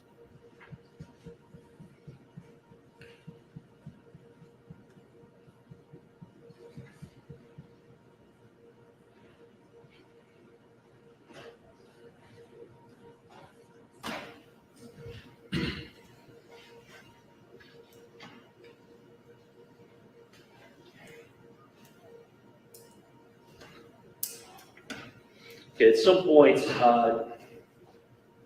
you indicated that Deshawn Stafford was interviewed at the police department, is that right? Yes, that's correct. And we watched that interview with Detective Aber Williams? Yes. Okay. You've had an opportunity before today to review that interview. Yes. And in there, the audio isn't perfect, but can you indicate what evidentiary value you believe that statement had in terms of building your case or establishing the charges against Deshawn and his brother Tyler Stafford? Yes, so throughout all 6 of the interviews that we conducted, the 3 individuals that were in Ethan Liming's car, and then the Stafford brothers and Donovan Jones as well, we believe that all 6 of those stories come together the best that they could with, some people had different thoughts of how they described people or whatever, but we believe that they all fit this whole pattern together to give our sequence of events. So we weren't there, so now we have a better understanding of what could have happened. During this specific interview with Deshawn Stafford, he explained to us the sequence of events coming from his perspective. So he said that him, his brother, and his cousin were playing basketball on a basketball court at the I Promise School. He stated the blue car pulled up, and some individuals came out shooting Orbeez guns at him. First, he was believed he was being shot at. He ran away from the vehicle, and he ran towards the back of the basketball court. He made a statement that his brother Tyler had yelled out that the guns were fake. Then they exited the back of the basketball court, which is fenced in, and went towards the vehicle. Said he had an altercation with what he described as Ethan Liming. And he said that he was being shot at with the Orbeez gun. And he said he had gotten into a fight and taken the gun away from Ethan Liming.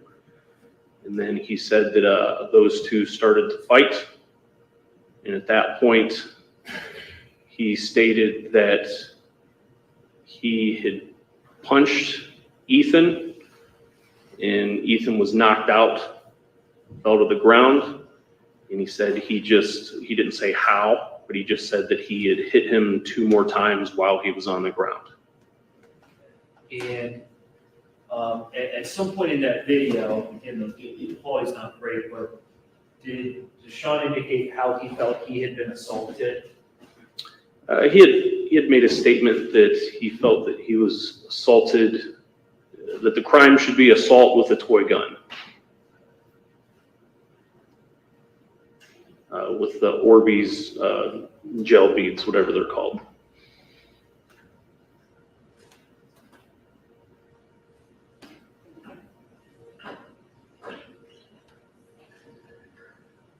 And at some point, did you have an opportunity to look at any injuries that Mr. Stafford had on his body?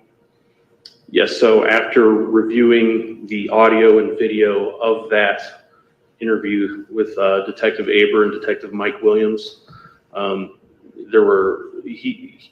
Stafford had shown them the injuries that he had got. He had scrapes on his knuckles. He had some scrapes on his knees. Injury He to also his had head. some scrapes on his arm. And then he also showed at the top of his hairline on his forehead where he had a scrape on his head as well. And did Mr. Stafford attribute any of those injuries to being shot with the splatterball gun? Not with the splatterball gun, no.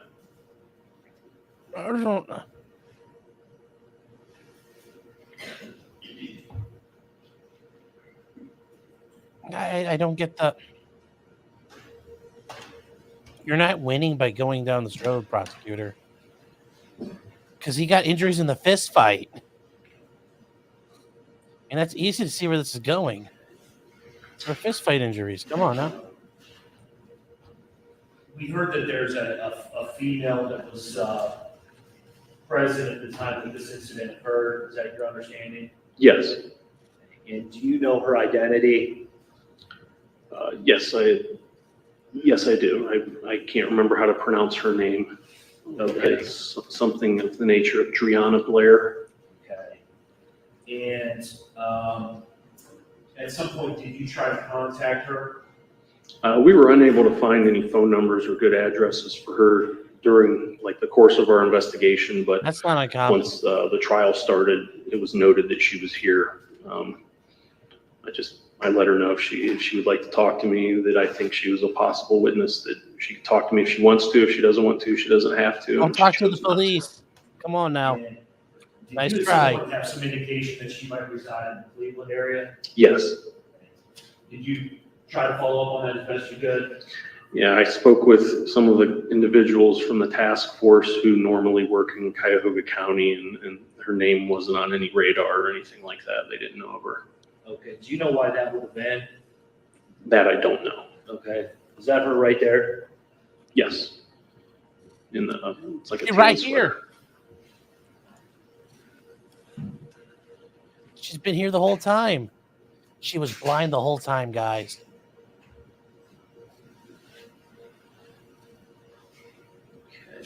Detective, did your investigation lead you to conclude that Donovan Jones was the first person to approach Ethan and his buddies at the bar?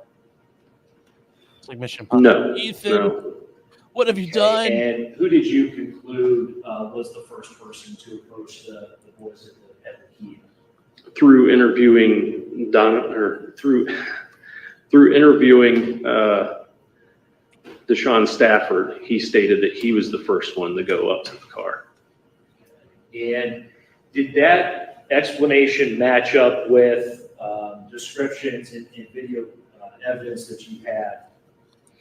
Yes, with the height of all 4 of the individuals that came out of the basketball court. Donovan Jones is noted as the tallest one of the 4 people, and he was not the first person out of the basketball court to approach the car. Okay, do you know what number person he would have been to approach the car? It's either second or third, I can't remember. I don't know why they're arguing. Like, that's a semantics issue there. It doesn't. I don't think that really And changes obviously, anything for the you state. bring it here. Akron refer to the first person as being Donovan Jones. Yes, in trial here, yes. Yes. Do you know why he might have been mistaken about that? I have no idea. Oh, you can't ask that question. You don't know the answer to that one. That's just why couldn't these people be identified? Oh, I don't know. Why haven't you asked this one beforehand, Mr. Prosecutor? In your investigation, detective, were you able to Can't do that determine to if shit. Donovan Jones had been injured at all? Had not noted any injury to Donovan Jones, or he did not know report any Vaughn. injury during his interview, I don't believe.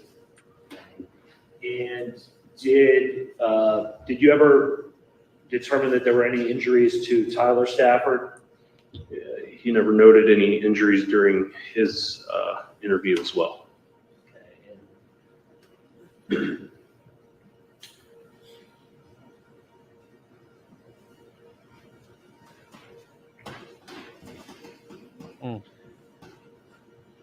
One thing you indicated, detective, was that in Deshawn's statement, he said him and his brother and his cousin were playing basketball. Is that what Deshawn actually told your colleagues there at APD? No. Okay, what's the difference? He had just referred to Donovan throughout the interview as being just a random person at the basketball court, not as his cousin or by name. Okay. Do you know how you were able to figure out that they are in fact cousins? That was through interviews and through previous reports and speaking with our tipsters from the Summit County Crime Stoppers. There's a bunch of chatty Cathys out in Akron.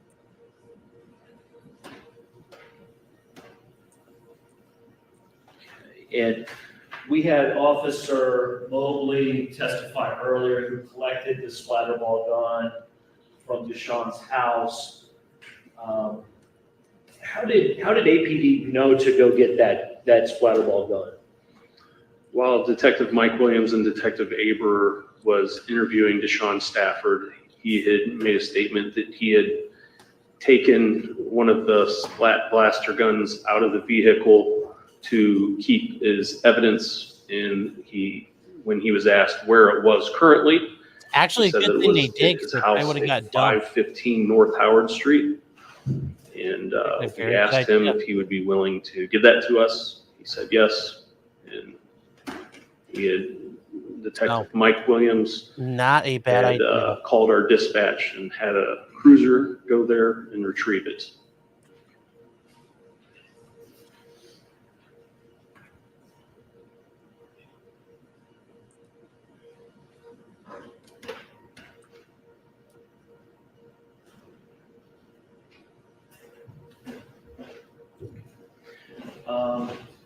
There's a complete splat blaster gun here in evidence, and then there's a broken one that was collected. Do you know which one belonged to Ethan and which one belonged to Ephraim? That I do not know. Why are you asking that? I don't see the relevance of that question. I'm gonna claim, they took that one. It's not gonna be clear. It doesn't help you as much as you think it does. Because obviously you have somebody's gun, and in that confusion, you can easily explain that away, how that happened. Did Deshawn Stafford relate to you least that that's he what I was sought told. any medical treatment for his injuries? He never said that, no. Well, if it turns out he wasn't hurt that bad, initially he got his head smacked on the ground.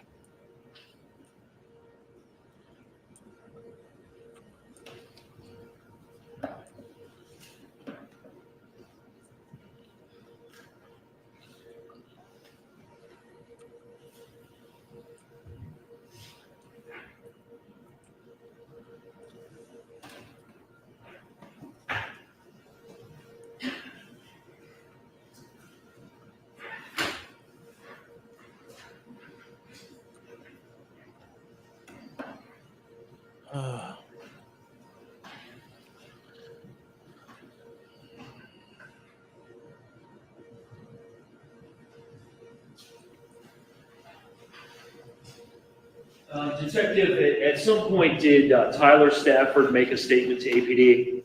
Yes, Okay, and was that also to Detective Williams' neighbor? that's correct. Okay, and did you have an opportunity to review that information at some point? Yes, Okay, did Tyler give an explanation for what happened out there at I Promise? yes, And did he indicate that he was involved in the fight with Ethan?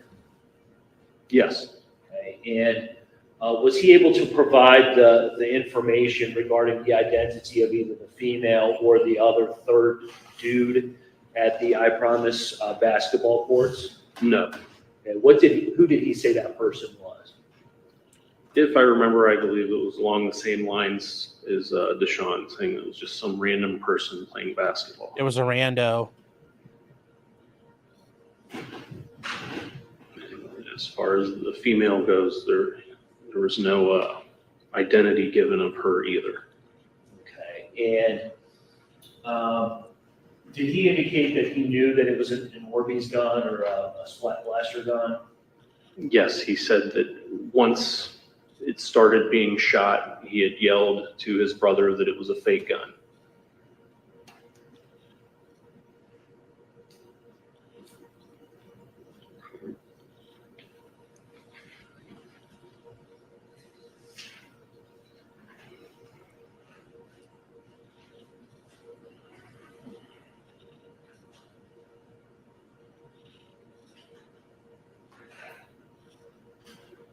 After some time, he said it was fake. Not initially. Remember, even the other guy said, yeah, they looked like they thought it was real. So, just saying.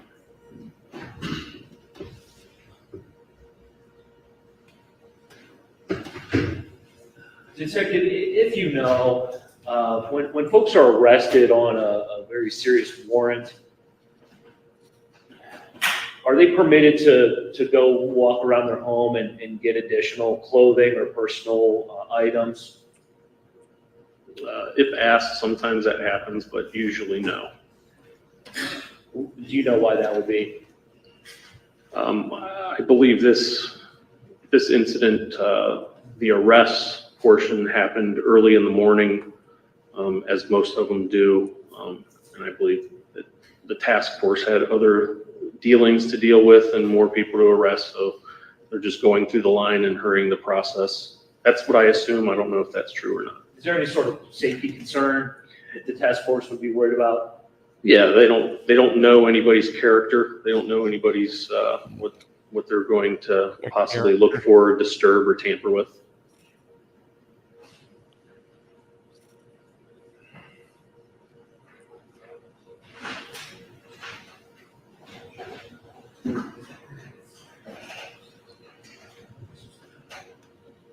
And Detective, just before I wrap up here, I think I may have mislabeled the final photograph there that you did identify. Look at This this is found in photograph. State's Exhibit 48. And you've already identified that as, I believe, the interior of Deshawn Stafford's vehicle, is that right? Yes. And the three photographs that I did show you, 46, 47, and 48, showing the damage to the vehicle there, those are true and accurate photographs. We can't see anything. As you found that vehicle during the course of your investigation. Yes. That's all I have. Afternoon, Detective. Good afternoon. I kind of worked backwards here a little bit. That paintball gun we just saw in Deshawn's car, that's not a picture from the night this happened, right? No, that was from the 11th, I believe. Right, so this is a week or so later? Correct. All right. And as far as you know, that gun doesn't have any evidence or value other than to say, look, he's got a paintball gun. No evidentiary value. Okay. Good job. You got to. Prosecutor touched briefly on Tyler's statement, but we didn't hear Tyler's statement. What did Tyler tell you was going on with Ethan what was going on between Tyler and Ethan, according to Tyler, when Sean. Okay, real quick, Midnight Toker, you're talking about more people to arrest. It's like a warrant task force. They're going out and getting people. So they've got a whole long list of houses they're hitting, of people they're hitting with warrants. And the Staffords were on that list. So that's what they're talking about. Not for this case, different cases.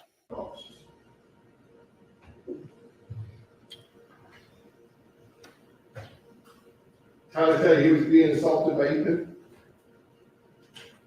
I believe at that time, is this at the very beginning? Because I'm jumbled up and I I apologize. guess I'm talking about whatever statements you took off Tyler. Did Tyler say anything other than Putting it to my him. brother was defending me for Ethan?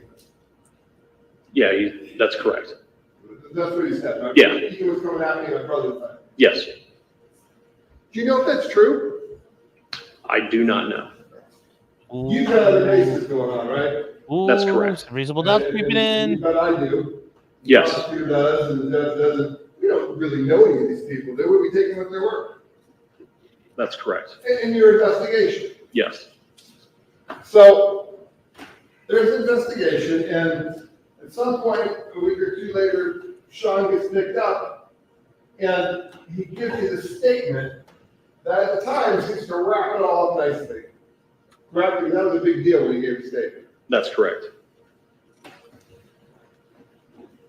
But today, and yesterday, 2 of the 3 state witnesses give testimony inconsistent with Sean's statement. 2 of the 3 say Donovan was the one that walked up to the car, and Donovan was the one that got shot in the face. Right? That is what they said. Now, Donovan didn't get charged with Ethan's death. He's out of this thing, right? I don't know the legal term for charged, and I don't know if I'm allowed to talk about what I did in the course of my investigation as far as who I charged. I give him credit for not going down that road. Donovan's no longer facing charges. Well done, detective. It's over for him, That's right? nice. That's correct. And he certainly never was held responsible for anything to do with Ethan's death. Correct. And those are based on statements that you were given that night and the investigation you did at that time. It kind of makes sense, but would you agree with me that now it seems like Donovan's a whole lot more involved if we take the state's witnesses at their word? As far as Ethan's death? I don't know people's character. Yeah, as far as Donovan's involvement, it seems to have changed from what we initially thought to what the witnesses are saying now. I can agree that there is definitely some kind of identity communication problem here. People seem to be switching Deshawn and Donovan to Deshawn, and they seem to have switched them up. And Ooh. Oh, this is getting good. I'll withdraw that. Is there anybody other than Deshawn saying that Deshawn's the one that punched out Ethan? Through the course of our investigation, we interviewed 6 people, and that's how we got all of our information. The description of Deshawn was his braids in the coloring of his braids, and that's how we came to our conclusion. But that's coming from those kids who are now kind of changing what they originally told you.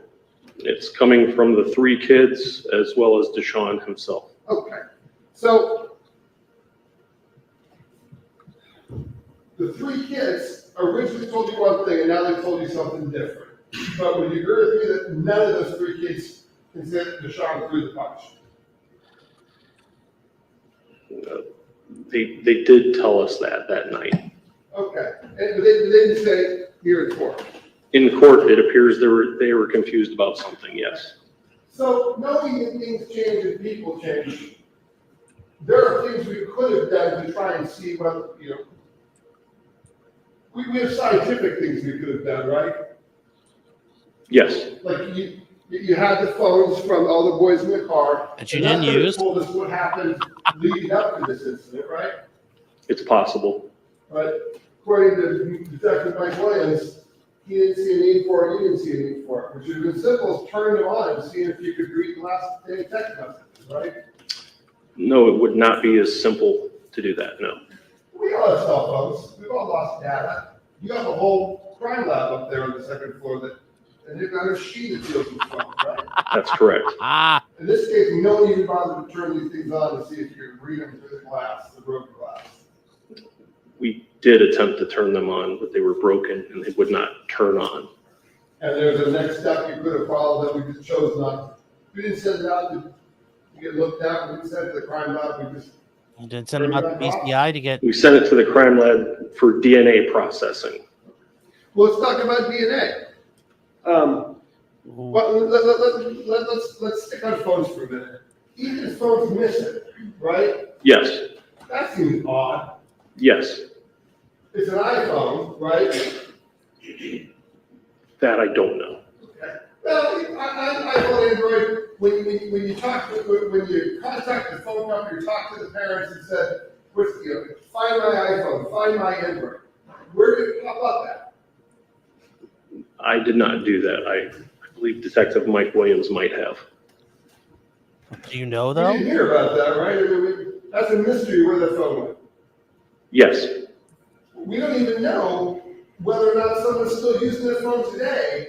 I mean, the phone company would have records, but somebody has to go get them. And no one did that, right?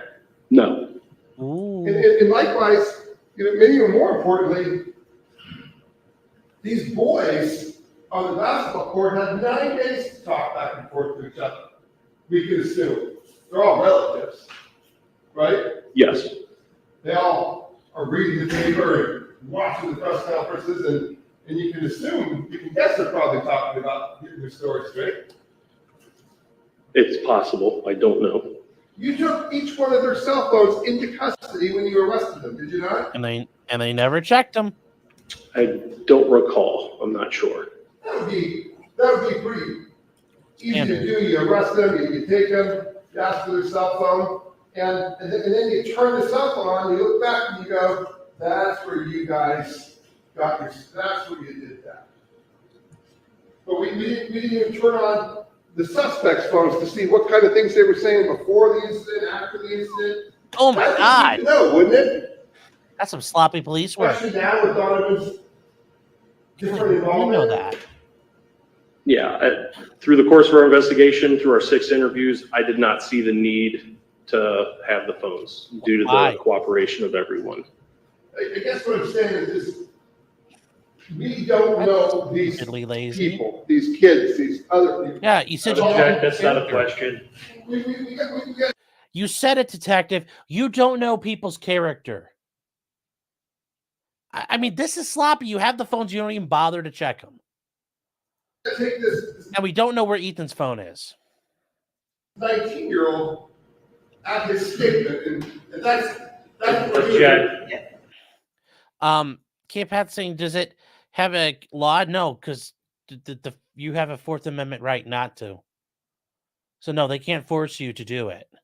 They can try to do a biometric thing, but that's why you use passcodes, because they can't force you to give it up. So yeah, no, it's could it have been a budget issue to not spend the effort to crack them? No, because they had the phone sitting right there. They didn't bother to open them up, get a warrant for them. Lazy police work. Sustained. You know, I don't think it should have been sustained. damn well that Deshawn was covering for Donovan that night when he said, a random person. Right? I have no idea. I He knows who don't know his Donovan is. character. He knows who Donovan is. Sustained. You know he knows who Donovan is, right? They're cousins. Correct. So he kept Donovan out of it, and covered for him. Correct. How do we know he's still not covering for him? I wouldn't know. Based on what these boys said about Donovan's involvement, based on Donovan no longer being part of this, wouldn't it be good to at least have looked at the cell phones or asked somebody? We just took that interview, case closed. No further investigation. Is that what happened? Nice job. There was more than just that in our investigation. There was a lot of evidence and a lot of different other things as well. But the reason that I chose not to go into anyone's cell phone is is because the 3 witnesses that we had interviewed and the 3 suspects that we had interviewed, none of them asked for a lawyer, and they all came and they gave a statement. And when we put it all together, it just all lined up. And we didn't see any differences in all 6 not of a good them. answer. As we sit here today, the state's 3 witnesses, 2 out of 3 have changed their story from what they initially told me. They changed some descriptions of folks and used names. That's the difference. Donovan was a lot more involved than anybody initially thought. Donovan's not sitting here today. Sustained. No further questions. Good cross. Good cross on this. Oh, gosh. Afternoon, Detective. Good afternoon. Donald Gallant, I represent Tyler Stafford. Just in that last part, you said some of these things you could have done, like checking their phones, there was no need because you did 6 interviews and they all lined up. That's correct. All the stories lined up in the beginning.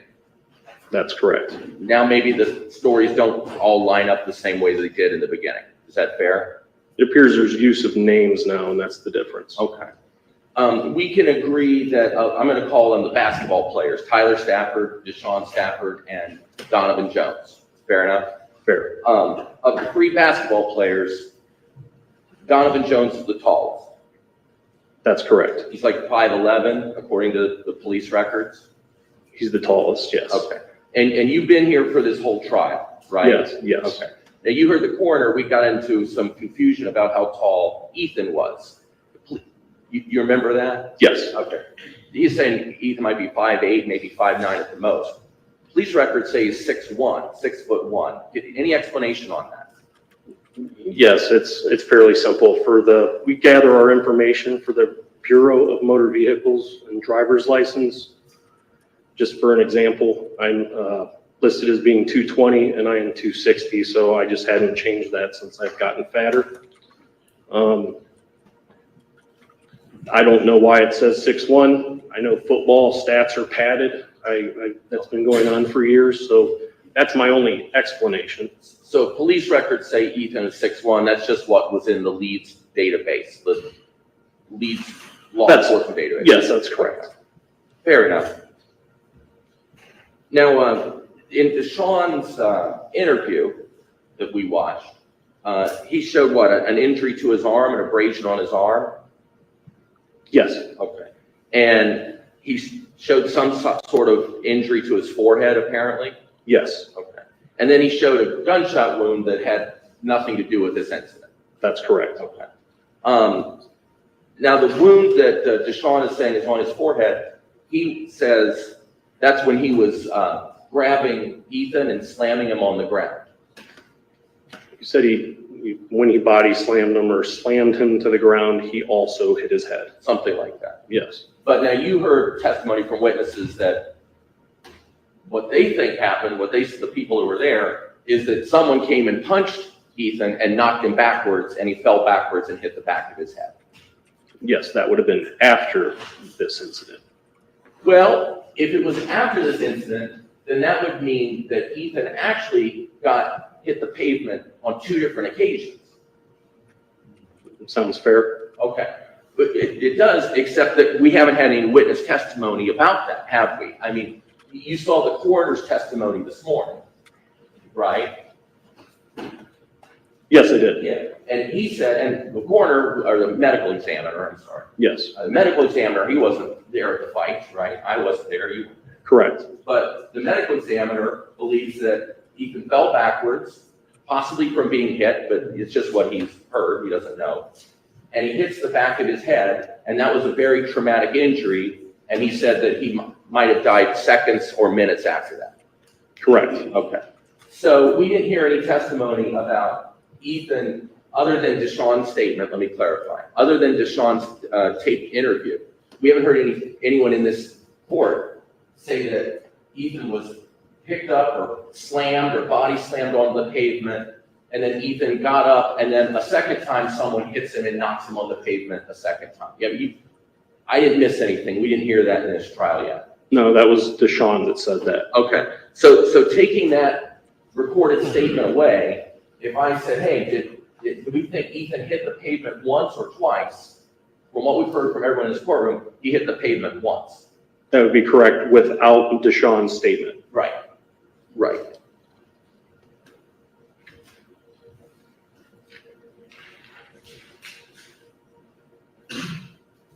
Now, you're the lead detective on this case, right? That's correct. Then you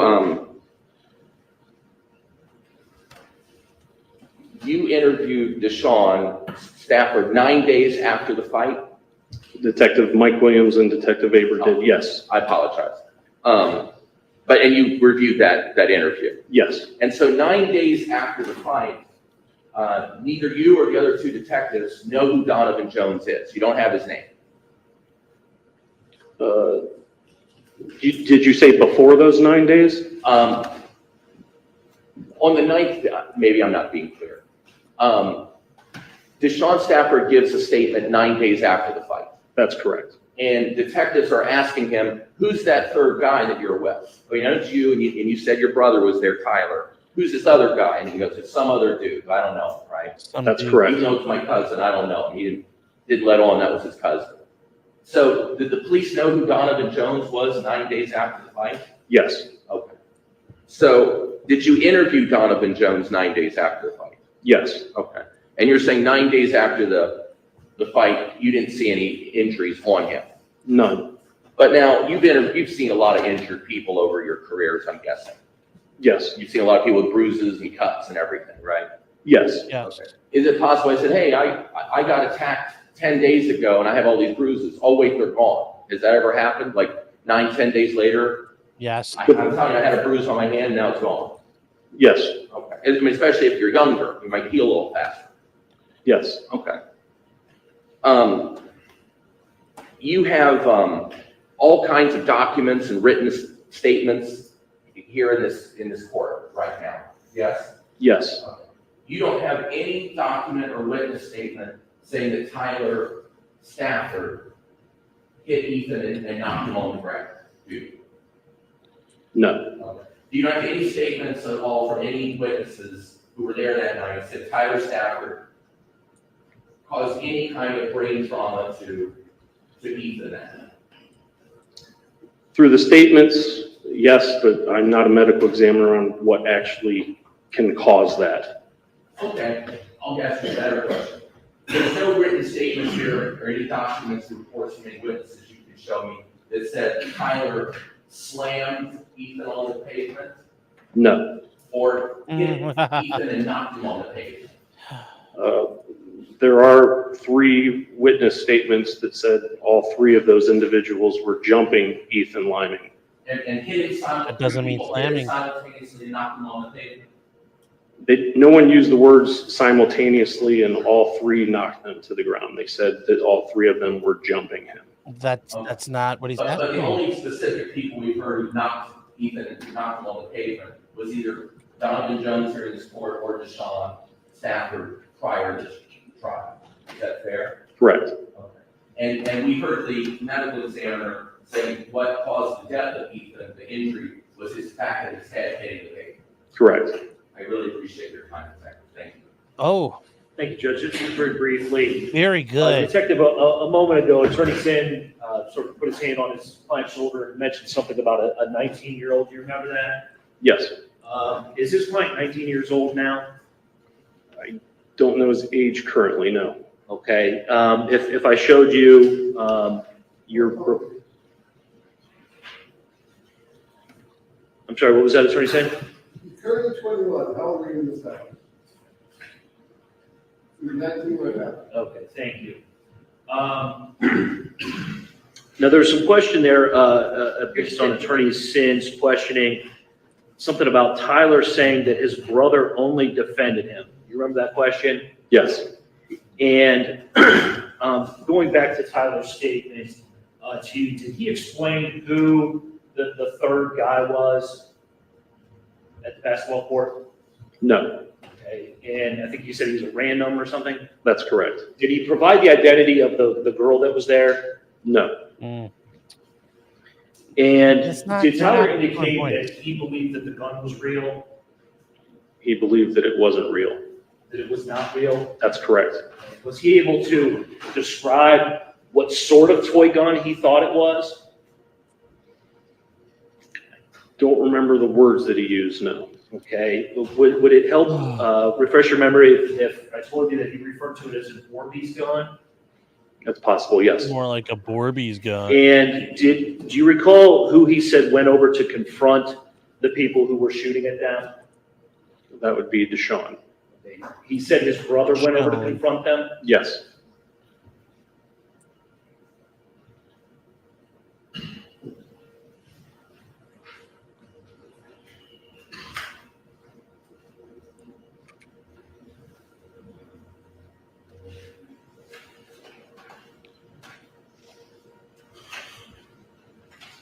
Okay, and did Tyler indicate how many times Ethan got knocked down?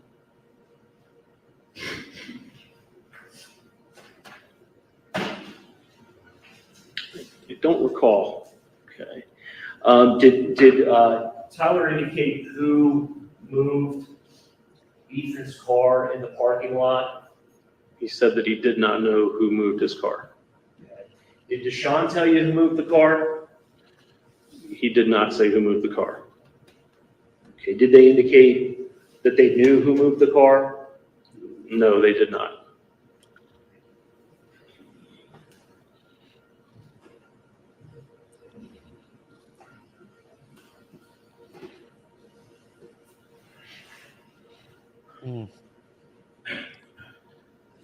Okay. Did either of the brothers indicate that they picked up Donovan Jones after this in their vehicle? No.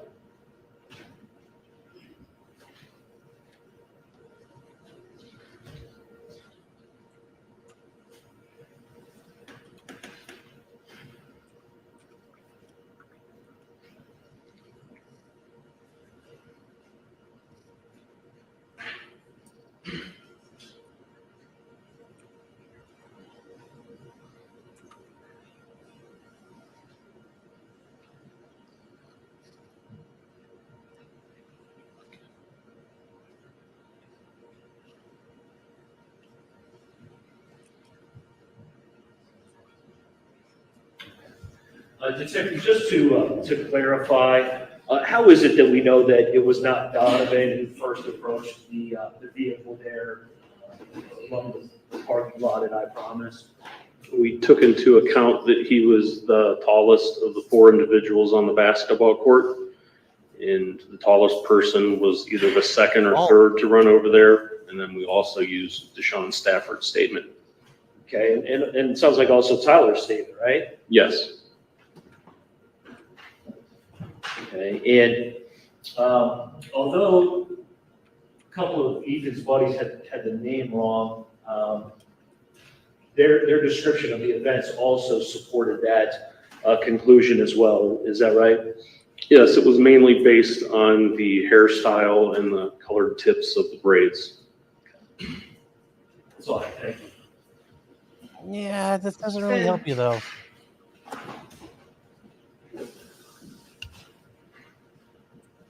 We all heard from the state's witnesses. We heard from them, and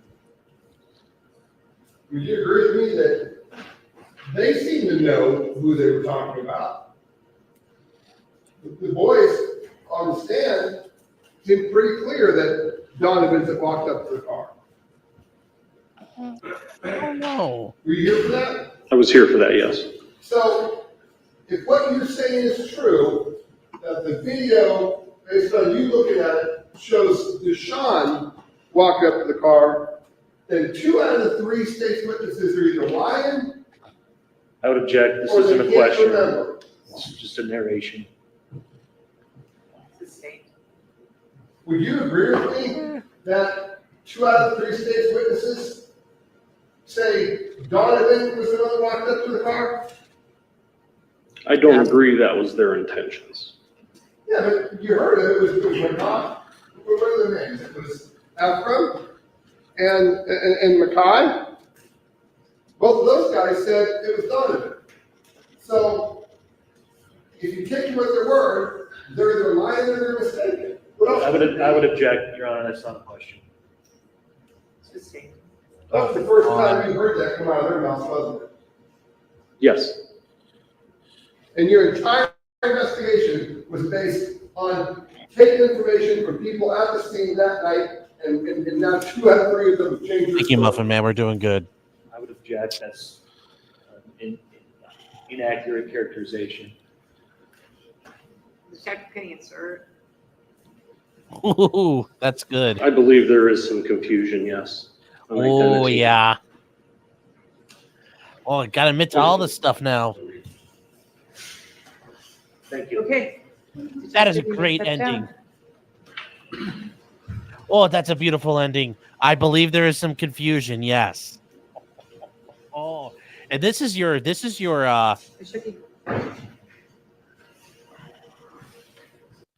guys, this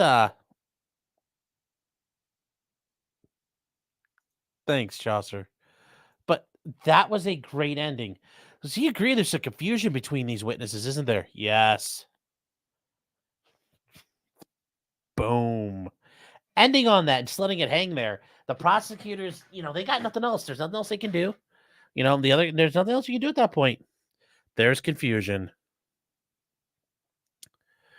Darcy's saying, wait, what? Was that that was a question? It was dark? No, would you agree there's confusion? Yes, there's confusion. Boom. And that's from the guy who's been sitting here the whole time. This detective gets to sit with the prosecution. And yeah, I take people at their word. Yes. Yeah, detective, do all black people look the same to you? Detective, do you love black people?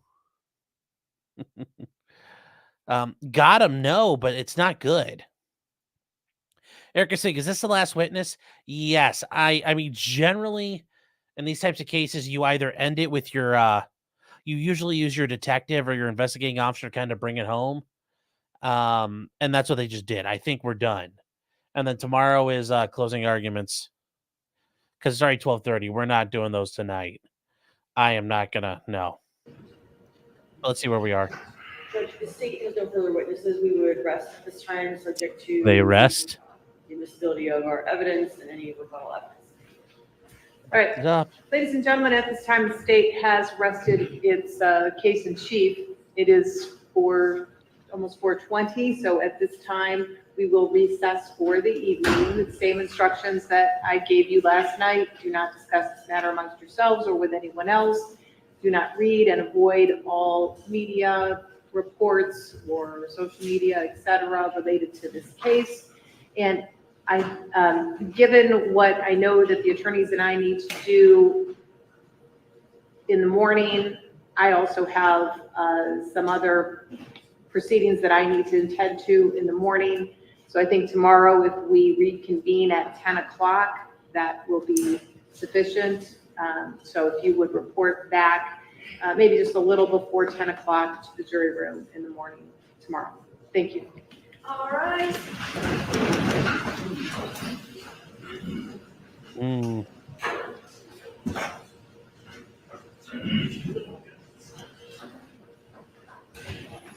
And that is day 3 of the trial.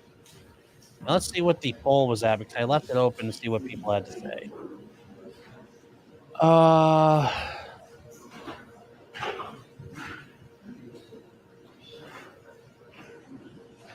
Let's see what our poll is. A poll, 132 So let's votes. give Guilty, the jury a few 42%. minutes to clear on everything that they're Not discussing. guilty, 23%. Couple other things this afternoon.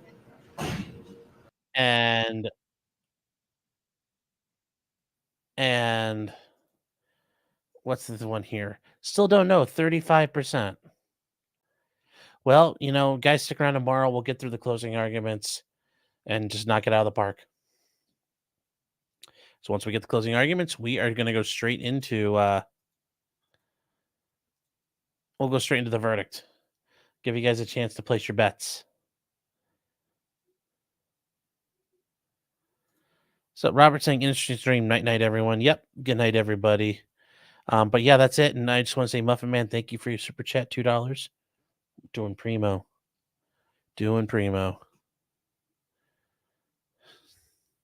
So So, all right, guys. So that is it, and I don't know. I'll put it out ahead of time, but it's not super long. The closing arguments, they're not long at all. And I'm not going to do the judge reading her instructions. Okay, we're not doing the judge's instructions. That's just more like wanting to cut your hand off with a pencil. So, Midnight Toker said, I just vote that because I couldn't see the chat. Oh, well. All right. Well, yeah, we will. I'm not sure what time tomorrow we'll do it. It'll probably be in the evening. But until then, guys, thank you very much, and we'll see you tomorrow. Have a great night. Take care.